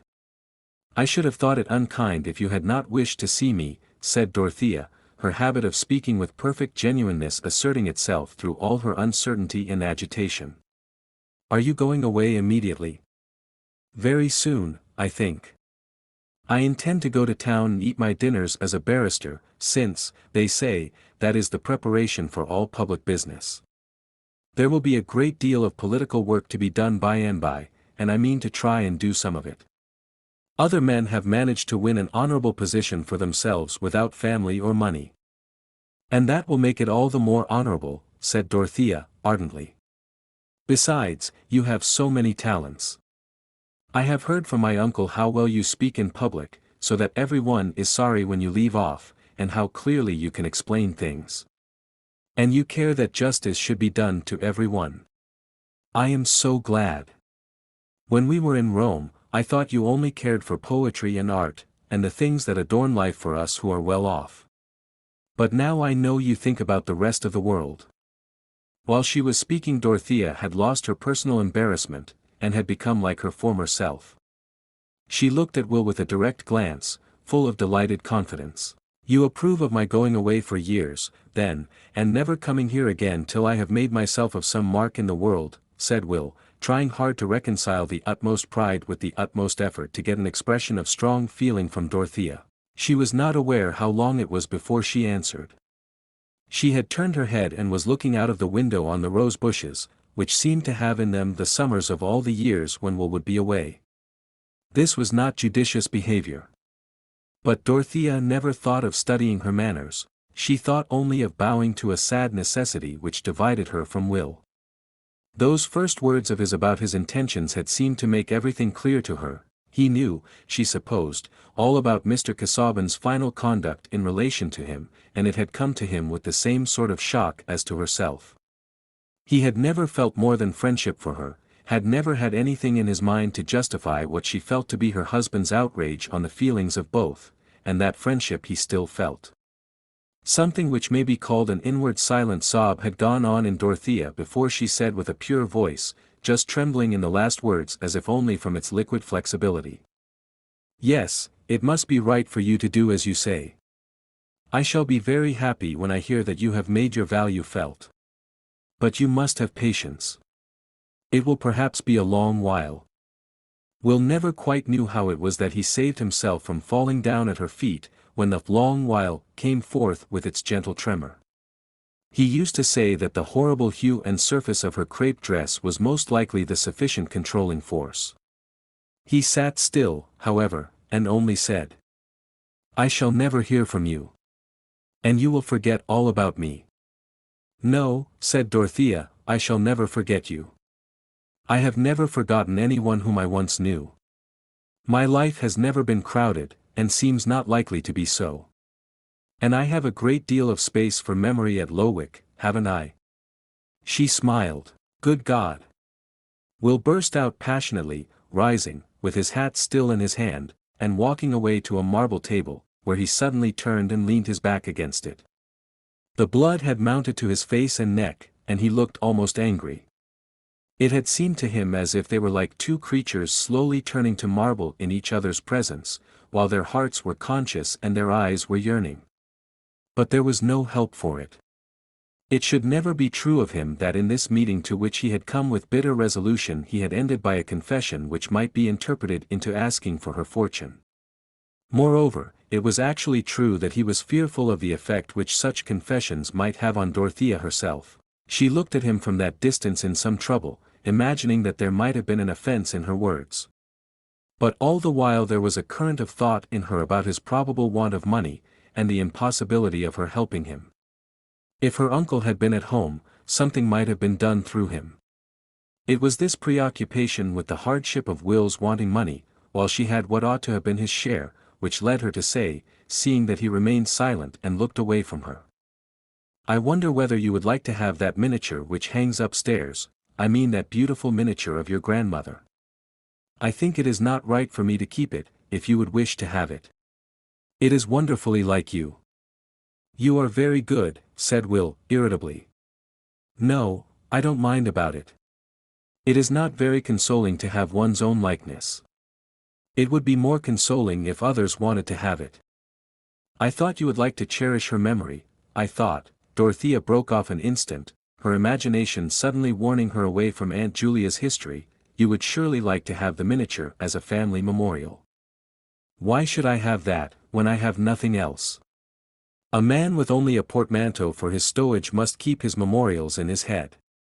Will spoke at random. He was merely venting his petulance. It was a little too exasperating to have his grandmother's portrait offered him at that moment.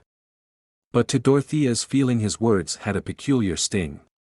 She rose and said with a touch of indignation as well as hauteur. "You are much the happier of us two, Mr. Ladislaw, to have nothing." Will was startled. Whatever the words might be, the tone seemed like a dismissal, and quitting his leaning posture, he walked a little way towards her. Their eyes met, but with a strange questioning gravity. Something was keeping their minds aloof, and each was left to conjecture what was in the other. Will had really never thought of himself as having a claim of inheritance on the property which was held by Dorothea, and would have required a narrative to make him understand her present feeling. "I never felt it a misfortune to have nothing till now," he said. "But poverty may be as bad as leprosy, if it divides us from what we most care for." The words cut Dorothea to the heart, and made her relent.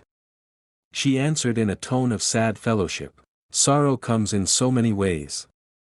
2 years ago I had no notion of that, I mean of the unexpected way in which trouble comes, and ties our hands, and makes us silent when we long to speak. I used to despise women a little for not shaping their lives more, and doing better things. I was very fond of doing as I liked, but I have almost given it up," she ended, smiling playfully. "I have not given up doing as I like, but I can very seldom do it," said Will. He was standing 2 yards from her with his mind full of contradictory desires and resolves, desiring some unmistakable proof that she loved him, and yet dreading the position into which such a proof might bring him. The thing one most longs for may be surrounded with conditions that would be intolerable. At this moment Pratt entered and said, "Sir James Chettam is in the library, madam." "Ask Sir James to come in here," said Dorothea, immediately. It was as if the same electric shock had passed through her and Will. Each of them felt proudly resistant, and neither looked at the other, while they awaited Sir James's entrance. After shaking hands with Dorothea, he bowed as slightly as possible to Ladislaw, who repaid the slightness exactly, and then going towards Dorothea, said, "I must say good-bye, Mrs. Casaubon, and probably for a long while." Dorothea put out her hand and said her good-bye cordially. The sense that Sir James was depreciating Will, and behaving rudely to him, roused her resolution and dignity. There was no touch of confusion in her manner. And when Will had left the room, she looked with such calm self-possession at Sir James, saying, "How is Celia?" that he was obliged to behave as if nothing had annoyed him. And what would be the use of behaving otherwise? Indeed, Sir James shrank with so much dislike from the association even in thought of Dorothea with Ladislaw as her possible lover, that he would himself have wished to avoid an outward show of displeasure which would have recognized the disagreeable possibility. If anyone had asked him why he shrank in that way, I am not sure that he would at first have said anything fuller or more precise than that Ladislaw. Though, on reflection he might have urged that Mr. Casaubon's codicil, barring Dorothea's marriage with Will, except under a penalty, was enough to cast unfitness over any relation at all between them. His aversion was all the stronger because he felt himself unable to interfere. But Sir James was a power in a way unguessed by himself. Entering at that moment, he was an incorporation of the strongest reasons through which Will's pride became a repellent force, keeping him asunder from Dorothea. Chapter 55. Hath she her faults? I would you had them too. They are the fruity must of soundest wine. Or say, they are regenerating fire. Such as hath turned the dense black element into a crystal pathway for the sun. If youth is the season of hope, it is often so only in the sense that our elders are hopeful about us, for no age is so apt as youth to think its emotions, partings, and resolves are the last of their kind. Each crisis seems final, simply because it is new. We are told that the oldest inhabitants in Peru do not cease to be agitated by the earthquakes, but they probably see beyond each shock, and reflect that there are plenty more to come. To Dorothea, still in that time of youth when the eyes with their long full lashes look out after their rain of tears unsoiled and unwearied as a freshly opened passion flower, that morning's parting with Will Ladislaw seemed to be the close of their personal relations. He was going away into the distance of unknown years, and if ever he came back he would be another man. The actual state of his mind, his proud resolve to give the lie beforehand to any suspicion that he would play the needy adventurer seeking a rich woman, lay quite out of her imagination, and she had interpreted all his behavior easily enough by her supposition that Mr. Casaubon's codicil seemed to him, as it did to her, a gross and cruel interdict on any act of friendship between them. Their young delight in speaking to each other, and saying what no one else would care to hear, was forever ended, and become a treasure of the past. For this very reason she dwelt on it without inward check. That unique happiness too was dead, and in its shadowed silent chamber she might vent the passionate grief which she herself wondered at. For the first time she took down the miniature from the wall and kept it before her, liking to blend the woman who had been too hardly judged with the grandson whom her own heart and judgment defended. Can anyone who has rejoiced in woman's tenderness think it a reproach to her that she took the little oval picture in her palm and made a bed for it there, and leaned her cheek upon it, as if that would suit the creatures who had suffered unjust condemnation? She did not know then that it was love who had come to her briefly, as in a dream before awaking, with the hues of morning on his wings, that it was love to whom she was sobbing her farewell as his image was banished by the blameless rigor of irresistible day. She only felt that there was something irrevocably amiss and lost in her lot, and her thoughts about the future were the more readily Chopin into resolve. Ardent souls, ready to construct their coming lives, are apt to commit themselves to the fulfillment of their own visions. One day that she went to Freshitt to fulfill her promise of staying all night and seeing baby washed, Mrs. Cadwallader came to dine, the rector being gone on a fishing excursion. It was a warm evening, and even in the delightful drawing-room, where the fine old turf sloped from the open window towards a lilied pool and well-planted mounds, the heat was enough to make Celia in her white muslin and light curls reflect with pity on what Dodo must feel in her black dress and close cap. But this was not until some episodes with baby were over, and had left her mind at leisure. She had seated herself and taken up a fan for some time before she said, in her quiet guttural, "Dear Dodo, do throw off that cap.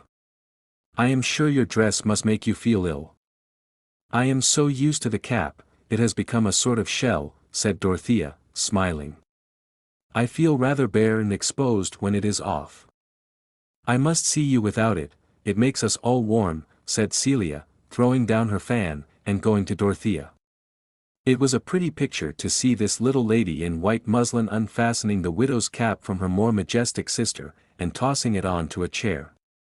Just as the coils and braids of dark brown hair had been set free, Sir James entered the room.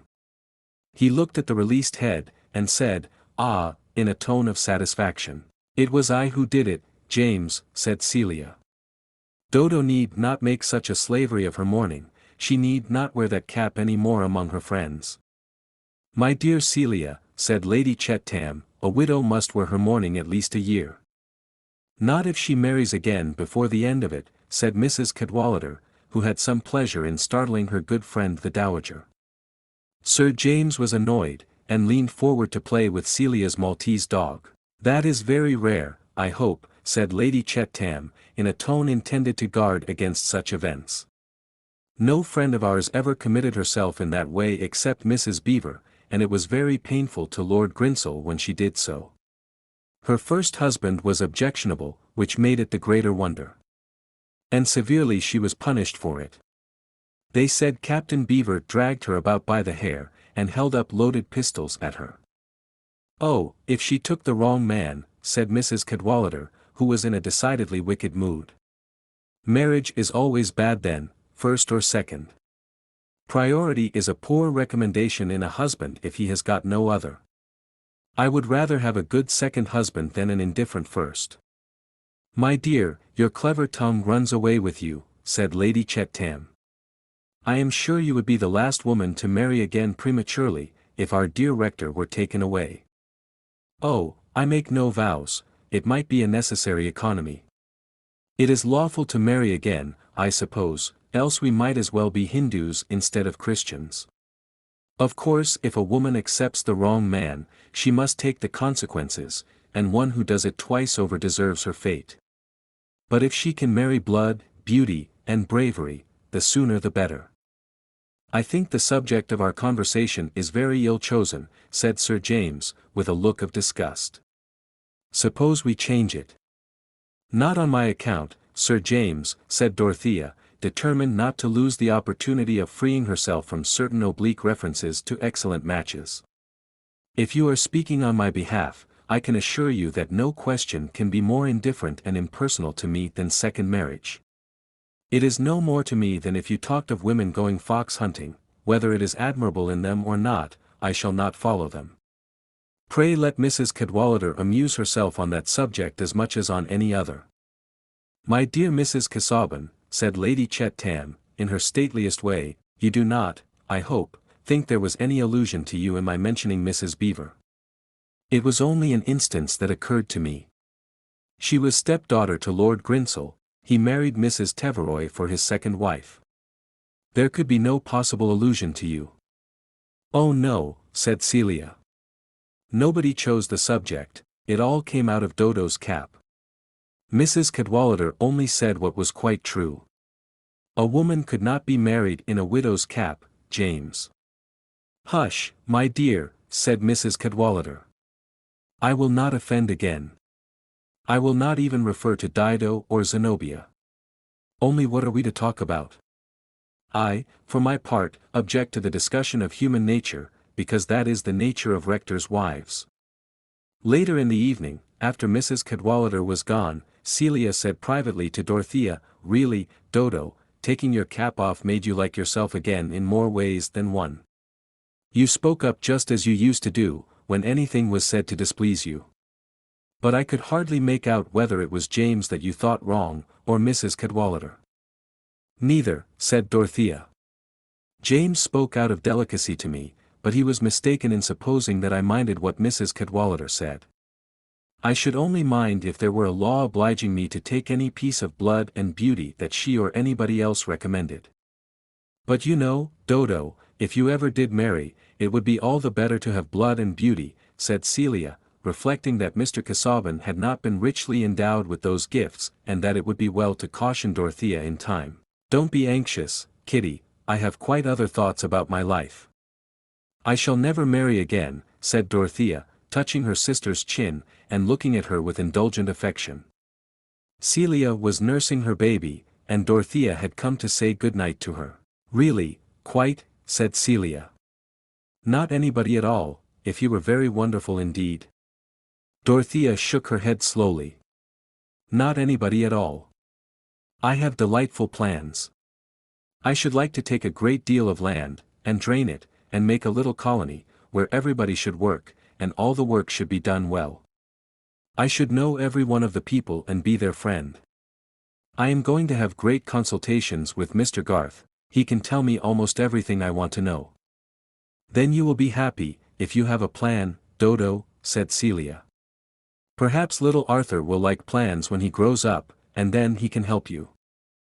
Sir James was informed that same night that Dorothea was really quite set against marrying anybody at all, and was going to take to all sorts of plans, just like what she used to have. Sir James made no remark. To his secret feeling there was something repulsive in a woman's second marriage, and no match would prevent him from feeling it a sort of desecration for Dorothea. He was aware that the world would regard such a sentiment as preposterous, especially in relation to a woman of 21, the practice of the world being to treat of a young widow's second marriage as certain and probably near, and to smile with meaning if the widow acts accordingly. But if Dorothea did choose to espouse her solitude, he felt that the resolution would well become her. Chapter 56. How happy is he born and taught! That serveth not another's will. Whose armor is his honest thought, and simple truth his only skill. This man is freed from servile bands, of hope to rise or fear to fall. Lord of himself though not of lands, and having nothing yet hath all. Sir Henry Wotton. Dorothea's confidence in Caleb Garth's knowledge, which had begun on her hearing that he approved of her cottages, had grown fast during her stay at Freshitt, Sir James having induced her to take rides over the two estates in company with himself and Caleb, who quite returned her admiration, and told his wife that Mrs. Casaubon had a head for business most uncommon in a woman. It must be remembered that by business Caleb never meant money transactions, but the skillful application of labor. Most uncommon, repeated Caleb. She said a thing I often used to think myself when I was a lad, Mr. Garth, I should like to feel, if I lived to be old, that I had improved a great piece of land and built a great many good cottages, because the work is of a healthy kind while it is being done, and after it is done, men are the better for it. Those were the very words. She sees into things in that way. But womanly, I hope, said Mrs. Garth, half suspecting that Mrs. Casaubon might not hold the true principle of subordination. Oh, you can't think, said Caleb, shaking his head. You would like to hear her speak, Susan. She speaks in such plain words, and a voice like music. Bless me. It reminds me of bits in the Messiah, and straightway there appeared a multitude of the heavenly host, praising God and saying, it has a tone with it that satisfies your ear. Caleb was very fond of music, and when he could afford it went to hear an oratorio that came within his reach, returning from it with a profound reverence for this mighty structure of tones, which made him sit meditatively, looking on the floor and throwing much unutterable language into his outstretched hands. With this good understanding between them, it was natural that Dorothea asked Mr. Garth to undertake any business connected with the 3 farms and the numerous tenements attached to Lowick Manor. Indeed, his expectation of getting work for 2 was being fast fulfilled. As he said, business breeds. And one form of business which was beginning to breed just then was the construction of railways. A projected line was to run through Lowick parish where the cattle had hitherto grazed in a peace unbroken by astonishment, and thus it happened that the infant struggles of the railway system entered into the affairs of Caleb Garth, and determined the course of this history with regard to 2 persons who were dear to him. The submarine railway may have its difficulties, but the bed of the sea is not divided among various landed proprietors with claims for damages not only measurable but sentimental. In the 100 to which Middlemarch belonged, railways were as exciting a topic as the Reform Bill or the imminent horrors of cholera, and those who held the most decided views on the subject were women and landholders. Women both old and young regarded traveling by steam as presumptuous and dangerous, and argued against it by saying that nothing should induce them to get into a railway carriage, while proprietors, differing from each other in their arguments as much as Mr. Solomon Featherstone differed from Lord Medlicote, were yet unanimous in the opinion that in selling land, whether to the enemy of mankind or to a company obliged to purchase, these pernicious agencies must be made to pay a very high price to landowners for permission to injure mankind. But the slower wits, such as Mr. Solomon and Mrs. Wall, who both occupied land of their own, took a long time to arrive at this conclusion, their minds halting at the vivid conception of what it would be to cut the big pasture in 2, and turn it into 3-cornered bits, which would be know-how, while accommodation bridges and high payments were remote and incredible. The cows will all cast their calves, brother, said Mrs. Wall, in a tone of deep melancholy, if the railway comes across the near close, and I shouldn't wonder at the mare too, if she was in foal. It's a poor tale if a widow's property is to be spaded away, and the law say nothing to it. What's to hinder them from cutting right and left if they begin? It's well known, I can't fight. The best way would be to say nothing, and set somebody on to send them away with a flea in their ear, when they came spying and measuring, said Solomon. Folks did that about Brassing, by what I can understand. It's all a pretense, if the truth was known, about their being forced to take one way. Let them go cutting in another parish. And I don't believe in any pay to make amends for bringing a lot of ruffians to trample your crops. Where's a company's pocket?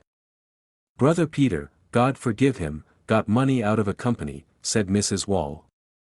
But that was for the manganese. That wasn't for railways to blow you to pieces right and left.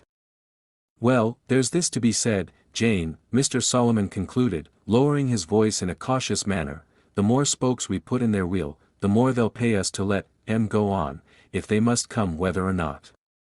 This reasoning of Mr. Solomon's was perhaps less thorough than he imagined, his cunning bearing about the same relation to the course of railways as the cunning of a diplomatist bears to the general chill or catarrh of the solar system.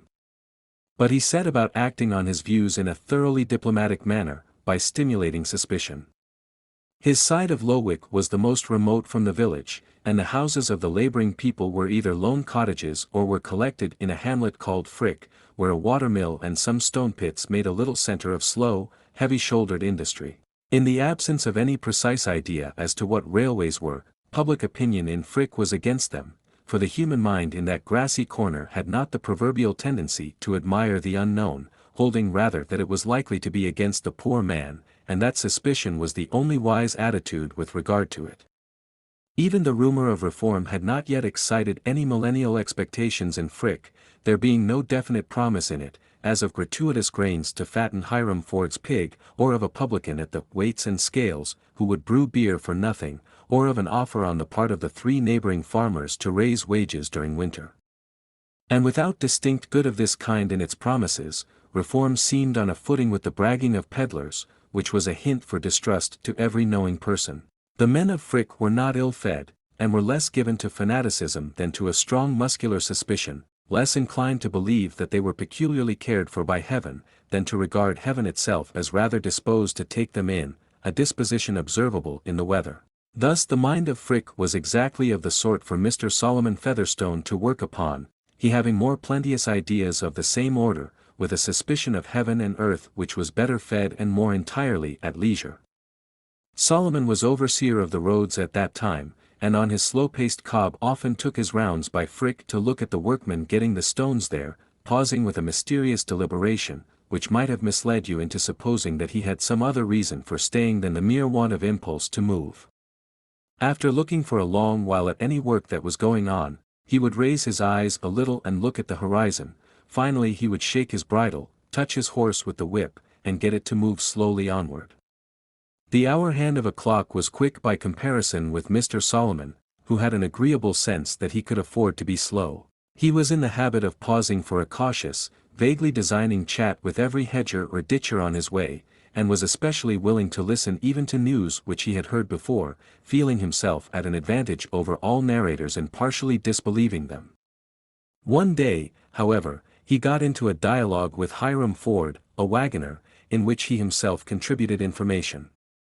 He wished to know whether Hiram had seen fellows with staves and instruments spying about. They called themselves railroad people, but there was no telling what they were or what they meant to do. The least they pretended was that they were going to cut Lowick Parish into 6s and 7s. "Why, there'll be no stirrin' from one place to another," said Hiram, thinking of his wagon and horses. "Not a bit," said Mr. Solomon. "And cutting up fine land such as this parish. Let 'em go into Tipton, say I. But there's no knowing what there is at the bottom of it. Traffic is what they put for'ard, but it's to do harm to the land and the poor man in the long run." "Why, they're Lunnon chaps, I reckon," said Hiram, who had a dim notion of London as a centre of hostility to the country. "Aye, to be sure. And in some parts against brassing, by what I've heard say, the folks fell on 'em when they were spying, and broke their peepholes as they carry, and drove 'em away, so as they knew better than come again." "It wore good foon, I'd be bound," said Hiram, whose fun was much restricted by circumstances. "Well, I wouldn't meddle with 'em myself," said Solomon. "But some say this country's seen its best days, and the sign is, as it's being overrun with these fellows trampling right and left, and wanting to cut it up into railways, and all for the big traffic to swallow up the little, so as there shan't be a team left on the land, nor a whip to crack. I'll crack my whip about their ear end, afore they bring it to that, though," said Hiram, while Mr. Solomon, shaking his bridle, moved onward. "Nettleseed needs no digging." The ruin of this countryside by railroads was discussed, not only at the Weights and Scales, but in the hayfield, where the muster of working hands gave opportunities for talk such as were rarely had through the rural year. One morning, not long after that interview between Mr. Fairbrother and Mary Garth, in which she confessed to him her feeling for Fred Vincy, it happened that her father had some business which took him to Yodrell's farm in the direction of Frick. It was to measure and value an outlying piece of land belonging to Lowick Manor, which Caleb expected to dispose of advantageously for Dorothea. It must be confessed that his bias was towards getting the best possible terms from railroad companies. He put up his gig at Yodrell's, and in walking with his assistant and measuring chain to the scene of his work, he encountered the party of the company's agents, who were adjusting their spirit level. After a little chat he left them, observing that by and by they would reach him again where he was going to measure. It was one of those grey mornings after light rains, which become delicious about 12 o'clock, when the clouds part a little, and the scent of the earth is sweet along the lanes and by the hedgerows. The scent would have been sweeter to Fred Vincy, who was coming along the lanes on horseback, if his mind had not been worried by unsuccessful efforts to imagine what he was to do, with his father on one side expecting him straightway to enter the church, with Mary on the other threatening to forsake him if he did enter it, and with the working-day world showing no eager need whatever of a young gentleman without capital and generally unskilled. It was the harder to Fred's disposition because his father, satisfied that he was no longer rebellious, was in good humor with him, and had sent him on this pleasant ride to see after some greyhounds. Even when he had fixed on what he should do, there would be the task of telling his father. But it must be admitted that the fixing, which had to come first, was the more difficult task. What secular avocation on earth was there for a young man, whose friends could not get him an appointment, which was at once gentlemanly, lucrative, and to be followed without special knowledge? Riding along the lanes by Frick in this mood, and slackening his pace while he reflected whether he should venture to go round by Lowick Parsonage to call on Mary, he could see over the hedges from one field to another.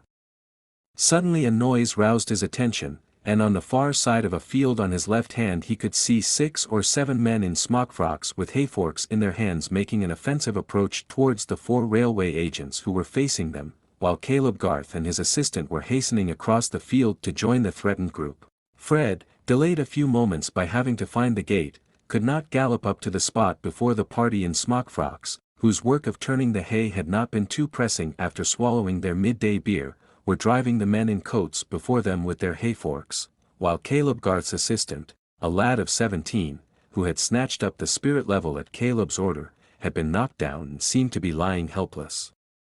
The coated men had the advantage as runners, and Fred covered their retreat by getting in front of the smock-frocks and charging them suddenly enough to throw their chase into confusion.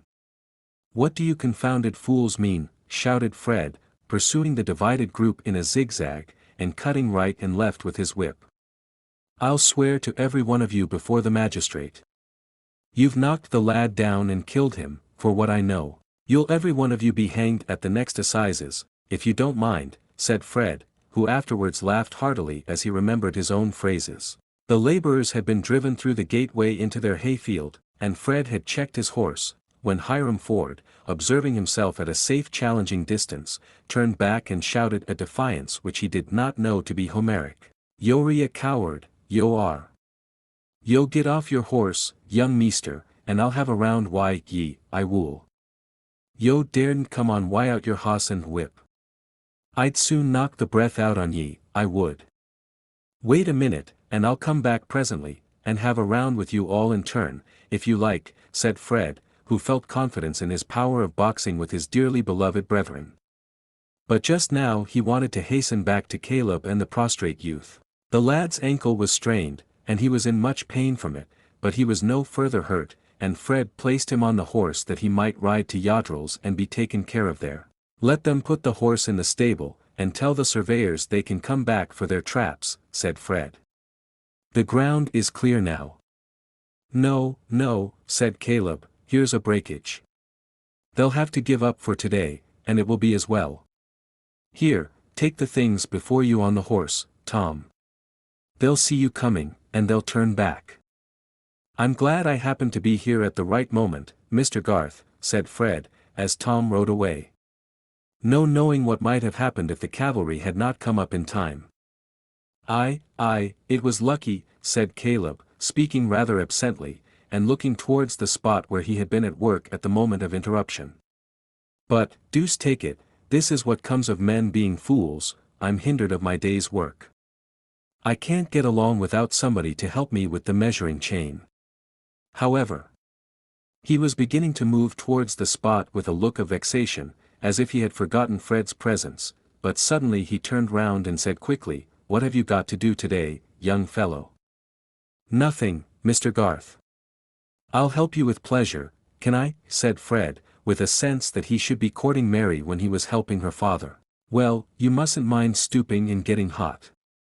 "I don't mind anything. Only I want to go first and have a round with that hulky fellow who turned to challenge me. It would be a good lesson for him. I shall not be 5 minutes." "Nonsense," said Caleb, with his most peremptory intonation. "I shall go and speak to the men myself. It's all ignorance. Somebody has been telling them lies. The poor fools don't know any better." "I shall go with you, then," said Fred. "No, no, stay where you are. I don't want your young blood. I can take care of myself." Caleb was a powerful man and knew little of any fear except the fear of hurting others and the fear of having to speechify. But he felt it his duty at this moment to try and give a little harangue. There was a striking mixture in him, which came from his having always been a hard-working man himself, of rigorous notions about workmen and practical indulgence towards them. To do a good day's work and to do it well, he held to be part of their welfare, as it was the chief part of his own happiness, but he had a strong sense of fellowship with them. When he advanced towards the laborers, they had not gone to work again, but were standing in that form of rural grouping which consists in each turning a shoulder towards the other, at a distance of 2 or 3 yards. They looked rather sulkily at Caleb, who walked quickly with one hand in his pocket and the other thrust between the buttons of his waistcoat, and had his everyday mild air when he paused among them. "Why, my lads, how's this?" he began, taking as usual to brief phrases, which seemed pregnant to himself, because he had many thoughts lying under them, like the abundant roots of a plant that just manages to peep above the water. "How came you to make such a mistake as this? Somebody has been telling you lies. You thought those men up there wanted to do mischief." "Ah," was the answer, dropped at intervals by each according to his degree of unreadiness. "Nonsense. No such thing. They're looking out to see which way the railroad is to take. Now, my lads, you can't hinder the railroad, it will be made whether you like it or not. And if you go fighting against it, you'll get yourselves into trouble. The law gives those men leave to come here on the land. The owner has nothing to say against it, and if you meddle with them you'll have to do with the constable and Justice Blakesley, and with the handcuffs and Middlemarch jail. And you might be in for it now, if anybody informed against you." Caleb paused here, and perhaps the greatest orator could not have chosen either his pause or his images better for the occasion. "But come, you didn't mean any harm. Somebody told you the railroad was a bad thing. That was a lie.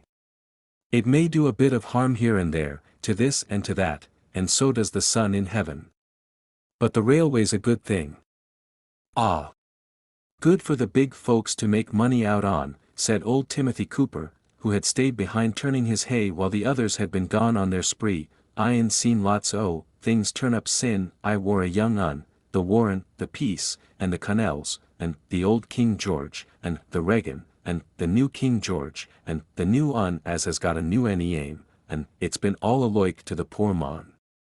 What's the Connells been to him? They an brought him neither meat nor beacon, nor wage to lay by, if he didn't save it why, clem in his own inside.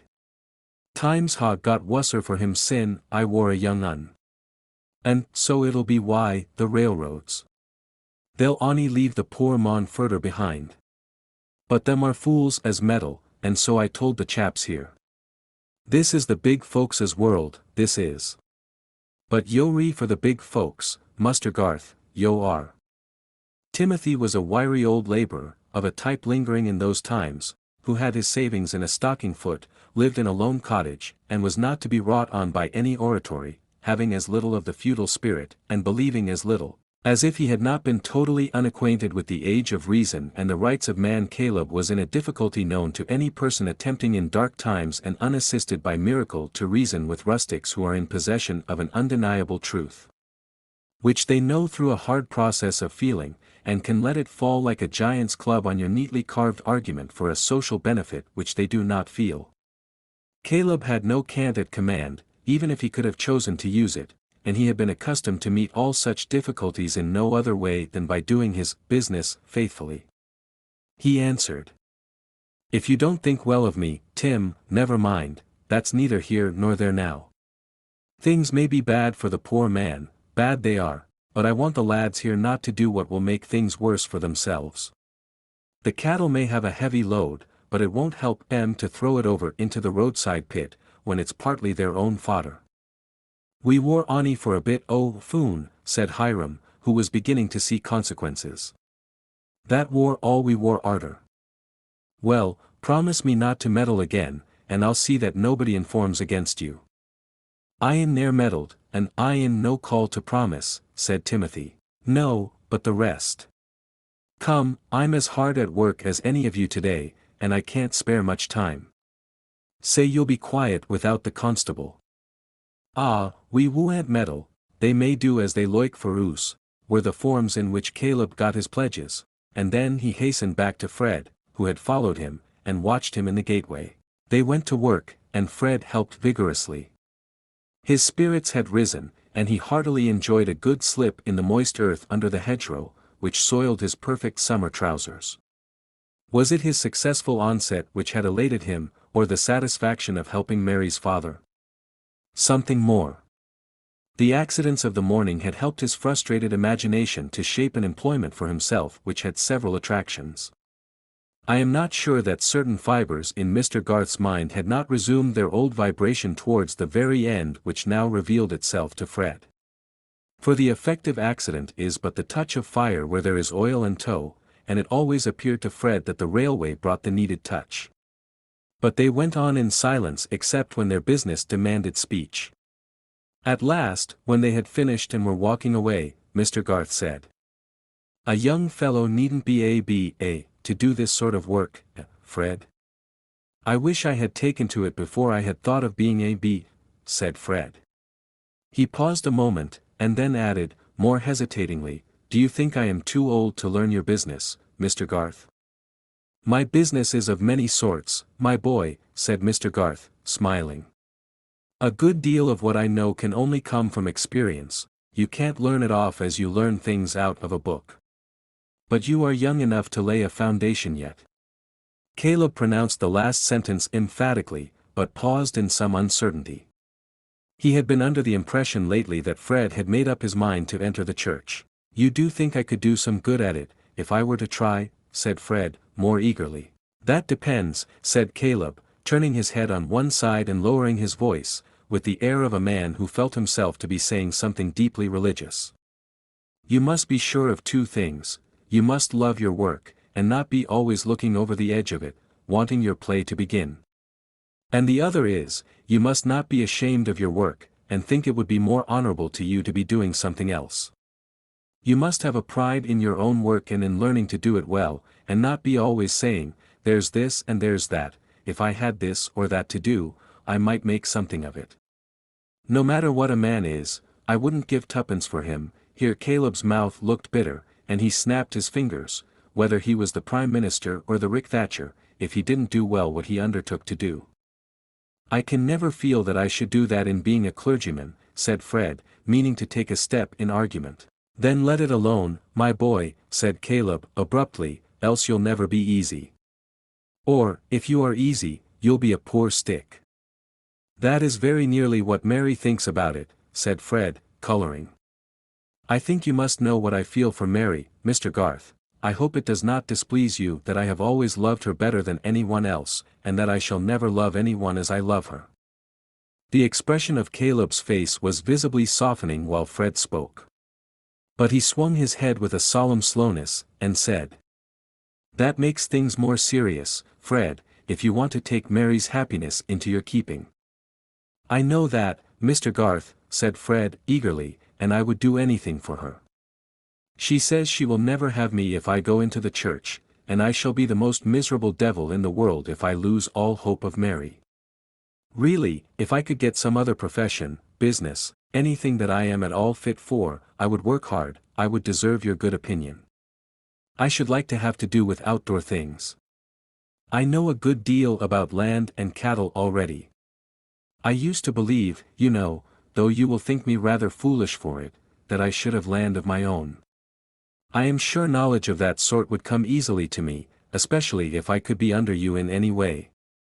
"Softly, my boy," said Caleb, having the image of Susan before his eyes. "What have you said to your father about all this?" "Nothing, yet, but I must tell him. I am only waiting to know what I can do instead of entering the church. I am very sorry to disappoint him, but a man ought to be allowed to judge for himself when he is 24. How could I know when I was 15, what it would be right for me to do now? My education was a mistake. But hearken to this, Fred, said Caleb. Are you sure Mary is fond of you, or would ever have you? I asked Mr. Fairbrother to talk to her, because she had forbidden me. I didn't know what else to do, said Fred, apologetically. And he says that I have every reason to hope, if I can put myself in an honorable position, I mean, out of the church. I dare say you think it unwarrantable in me, Mr. Garth, to be troubling you and obtruding my own wishes about Mary, before I have done anything at all for myself. Of course I have not the least claim, indeed, I have already a debt to you which will never be discharged, even when I have been able to pay it in the shape of money. Yes, my boy, you have a claim, said Caleb, with much feeling in his voice. The young ones have always a claim on the old to help them forward. I was young myself once and had to do without much help, but help would have been welcome to me, if it had been only for the fellow feeling's sake. But I must consider.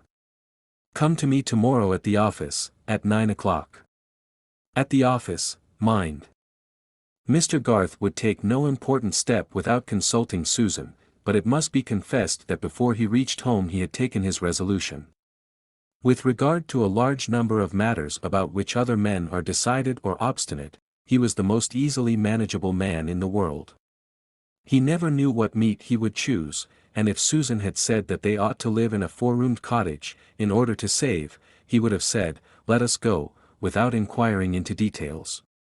But where Caleb's feeling and judgment strongly pronounced, he was a ruler, and in spite of his mildness and timidity in reproving, every one about him knew that on the exceptional occasions when he chose, he was absolute. He never, indeed, chose to be absolute except on some one else's behalf. On 99 points Mrs. Garth decided, but on the 100th she was often aware that she would have to perform the singularly difficult task of carrying out her own principle, and to make herself subordinate. It has come round as I thought, Susan, said Caleb, when they were seated alone in the evening. He had already narrated the adventure which had brought about Fred's sharing in his work, but had kept back the further result. The children are fond of each other, I mean, Fred and Mary. Mrs. Garth laid her work on her knee, and fixed her penetrating eyes anxiously on her husband. After we'd done our work, Fred poured it all out to me. He can't bear to be a clergyman, and Mary says she won't have him if he is one, and the lad would like to be under me and give his mind to business. And I've determined to take him and make a man of him. Caleb, said Mrs. Garth, in a deep contralto, expressive of resigned astonishment. It's a fine thing to do, said Mr. Garth, settling himself firmly against the back of his chair, and grasping the elbows. I shall have trouble with him, but I think I shall carry it through. The lad loves Mary, and a true love for a good woman is a great thing, Susan. It shapes many a rough fellow. Has Mary spoken to you on the subject? Said Mrs. Garth, secretly a little hurt that she had to be informed on it herself. Not a word. I asked her about Fred once, I gave her a bit of a warning. But she assured me she would never marry an idle self-indulgent man, nothing since. But it seems Fred set on Mr. Fairbrother to talk to her, because she had forbidden him to speak himself, and Mr. Fairbrother has found out that she is fond of Fred, but says he must not be a clergyman. Fred's heart is fixed on Mary, that I can see, it gives me a good opinion of the lad, and we always liked him, Susan. It is a pity for Mary, I think, said Mrs. Garth. Why, a pity? Because, Caleb, she might have had a man who is worth 20 Fred Vincy's. Ah, said Caleb, with surprise.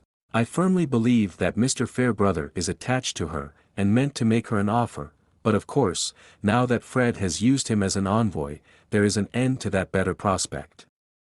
There was a severe precision in Mrs. Garth's utterance. She was vexed and disappointed, but she was bent on abstaining from useless words. Caleb was silent a few moments under a conflict of feelings. He looked at the floor and moved his head and hands in accompaniment to some inward argumentation. At last he said, "That would have made me very proud and happy, Susan, and I should have been glad for your sake. I've always felt that your belongings have never been on a level with you. But you took me, though I was a plain man. I took the best and cleverest man I had ever known, said Mrs. Garth, convinced that she would never have loved anyone who came short of that mark. Well, perhaps others thought you might have done better. But it would have been worse for me. And that is what touches me close about Fred. The lad is good at bottom, and clever enough to do, if he's put in the right way, and he loves and honors my daughter beyond anything, and she has given him a sort of promise according to what he turns out.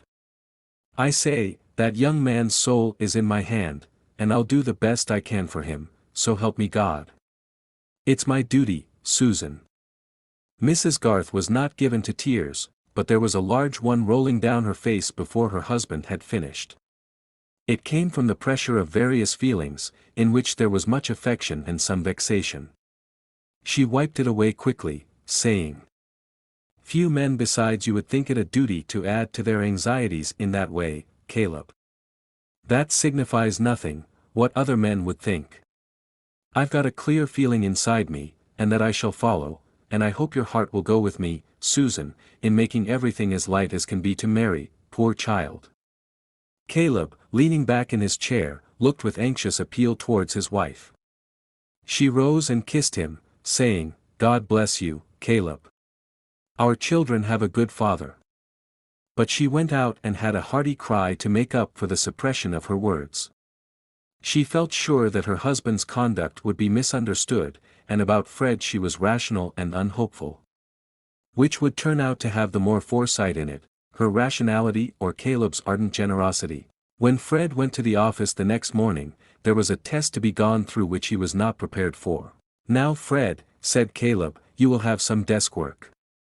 I have always done a good deal of writing myself, but I can't do without help, and as I want you to understand the accounts and get the values into your head, I mean to do without another clerk. So you must buckle to. How are you at writing and arithmetic?" Fred felt an awkward movement of the heart. He had not thought of desk work, but he was in a resolute mood, and not going to shrink. "I'm not afraid of arithmetic, Mr. Garth, it always came easily to me. I think you know my writing."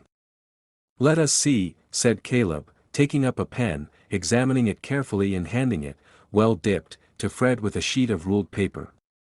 "Copy me a line or two of that valuation, with the figures at the end." At that time the opinion existed that it was beneath a gentleman to write legibly, or with a hand in the least suitable to a clerk.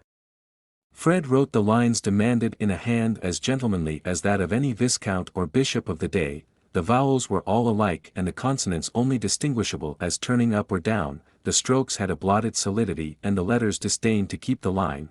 In short, it was a manuscript of that venerable kind easy to interpret when you know beforehand what the writer means. As Caleb looked on, his visage showed a growing depression, but when Fred handed him the paper he gave something like a snarl, and rapped the paper passionately with the back of his hand. Bad work like this dispelled all Caleb's mildness. "The deuce," he exclaimed, snarlingly. "To think that this is a country where a man's education may cost hundreds and hundreds, and it turns you out this." Then in a more pathetic tone, pushing up his spectacles and looking at the unfortunate scribe, "The Lord have mercy on us, Fred, I can't put up with this." "What can I do, Mr. Garth?" said Fred, whose spirits had sunk very low, not only at the estimate of his handwriting, but at the vision of himself as liable to be ranked with office clerks. "Do? Why, you must learn to form your letters and keep the line." "What's the use of writing at all if nobody can understand it?" asked Caleb, energetically, quite preoccupied with the bad quality of the work. "Is there so little business in the world that you must be sending puzzles over the country? But that's the way people are brought up. I should lose no end of time with the letters some people send me, if Susan did not make them out for me. It's disgusting." Here Caleb tossed the paper from him. Any stranger peeping into the office at that moment might have wondered what was the drama between the indignant man of business, and the fine-looking young fellow whose blonde complexion was getting rather patchy as he bit his lip with mortification. Fred was struggling with many thoughts. Mr. Garth had been so kind and encouraging at the beginning of their interview, that gratitude and hopefulness had been at a high pitch, and the downfall was proportionate. He had not thought of desk work, in fact, like the majority of young gentlemen, he wanted an occupation which should be free from disagreeables. I cannot tell what might have been the consequences if he had not distinctly promised himself that he would go to Lowick to see Mary and tell her that he was engaged to work under her father. He did not like to disappoint himself there. "I am very sorry," were all the words that he could muster. But Mr. Garth was already relenting. "We must make the best of it, Fred," he began, with a return to his usual quiet tone. "Every man can learn to write. I taught myself. Go at it with a will, and sit up at night if the daytime isn't enough. We'll be patient, my boy. Callum shall go on with the books for a bit, while you are learning." "But now I must be off," said Caleb, rising. "You must let your father know our agreement. You'll save me Callum's salary, you know, when you can write, and I can afford to give you £80 for the first year, and more after." When Fred made the necessary disclosure to his parents, the relative effect on the two was a surprise which entered very deeply into his memory. He went straight from Mr. Garth's office to the warehouse, rightly feeling that the most respectful way in which he could behave to his father was to make the painful communication as gravely and formally as possible. Moreover, the decision would be more certainly understood to be final, if the interview took place in his father's gravest hours, which were always those spent in his private room at the warehouse. Fred entered on the subject directly, and declared briefly what he had done and was resolved to do, expressing at the end his regret that he should be the cause of disappointment to his father, and taking the blame on his own deficiencies. The regret was genuine, and inspired Fred with strong, simple words. Mr. Vincey listened in profound surprise without uttering even an exclamation, a silence which in his impatient temperament was a sign of unusual emotion. He had not been in good spirits about trade that morning, and the slight bitterness in his lips grew intense as he listened. When Fred had ended, there was a pause of nearly a minute, during which Mr. Vincey replaced a book in his desk and turned the key emphatically. Then he looked at his son steadily, and said, "So you've made up your mind at last, sir?" "Yes, father." "Very well, stick to it. I've no more to say. You've thrown away your education, and gone down a step in life, when I had given you the means of rising, that's all. I am very sorry that we differ, father. I think I can be quite as much of a gentleman at the work I have undertaken, as if I had been a curate. But I am grateful to you for wishing to do the best for me.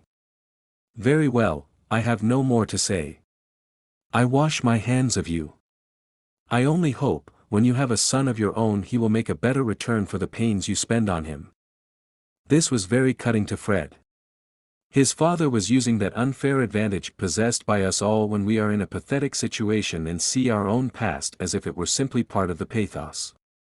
In reality, Mr. Vincey's wishes about his son had had a great deal of pride, inconsiderateness, and egoistic folly in them. But still the disappointed father held a strong lever, and Fred felt as if he were being banished with a malediction.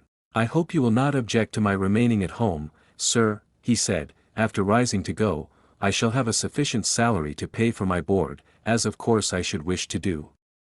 "Board be hanged," said Mr. Vincey, recovering himself in his disgust at the notion that Fred's keep would be missed at his table. "Of course your mother will want you to stay. But I shall keep no horse for you, you understand, and you will pay your own tailor. You will do with a suit or two less, I fancy, when you have to pay for M." Fred lingered, there was still something to be said. At last it came. "I hope you will shake hands with me, father, and forgive me the vexation I have caused you." Mr. Vincey from his chair threw a quick glance upward at his son, who had advanced near to him, and then gave his hand, saying hurriedly, "Yes, yes, let us say no more." Fred went through much more narrative and explanation with his mother, but she was inconsolable, having before her eyes what perhaps her husband had never thought of, the certainty that Fred would marry Mary Garth, that her life would henceforth be spoiled by a perpetual infusion of Garths and their ways, and that her darling boy, with his beautiful face and stylish air beyond anybody else's son in Middlemarch, would be sure to get like that family in plainness of appearance and carelessness about his clothes. To her it seemed that there was a Garth conspiracy to get possession of the desirable Fred, but she dared not enlarge on this opinion, because a slight hint of it had made him fly out at her as he had never done before. Her temper was too sweet for her to show any anger, but she felt that her happiness had received a bruise, and for several days merely to look at Fred made her cry a little as if he were the subject of some baleful prophecy. Perhaps she was the slower to recover her usual cheerfulness because Fred had warned her that she must not reopen the sore question with his father, who had accepted his decision and forgiven him. If her husband had been vehement against Fred, she would have been urged into defense of her darling. It was the end of the 4th day when Mr. Vincey said to her, "Come, Lucy, my dear, don't be so downhearted. You always have spoiled the boy, and you must go on spoiling him." "Nothing ever did cut me so before, Vincey," said the wife, her fair throat and chin beginning to tremble again, "only his illness." "Pooh, pooh, never mind. We must expect to have trouble with our children. Don't make it worse by letting me see you out of spirits." "Well, I won't," said Mrs. Vincey, roused by this appeal and adjusting herself with a little shake as of a bird which lays down its ruffled plumage. "It won't do to begin making a fuss about one," said Mr. Vincey, wishing to combine a little grumbling with domestic cheerfulness. "There's Rosamond as well as Fred." "Yes, poor thing. I'm sure I felt for her being disappointed of her baby, but she got over it nicely." "Baby, pooh. I can see Lydgate is making a mess of his practice, and getting into debt too, by what I hear. I shall have Rosamond coming to me with a pretty tale one of these days. But they'll get no money from me, I know. Let his family help him. I never did like that marriage. But it's no use talking. Ring the bell for lemons, and don't look dull any more, Lucy. I'll drive you and Louisa to Riverston tomorrow."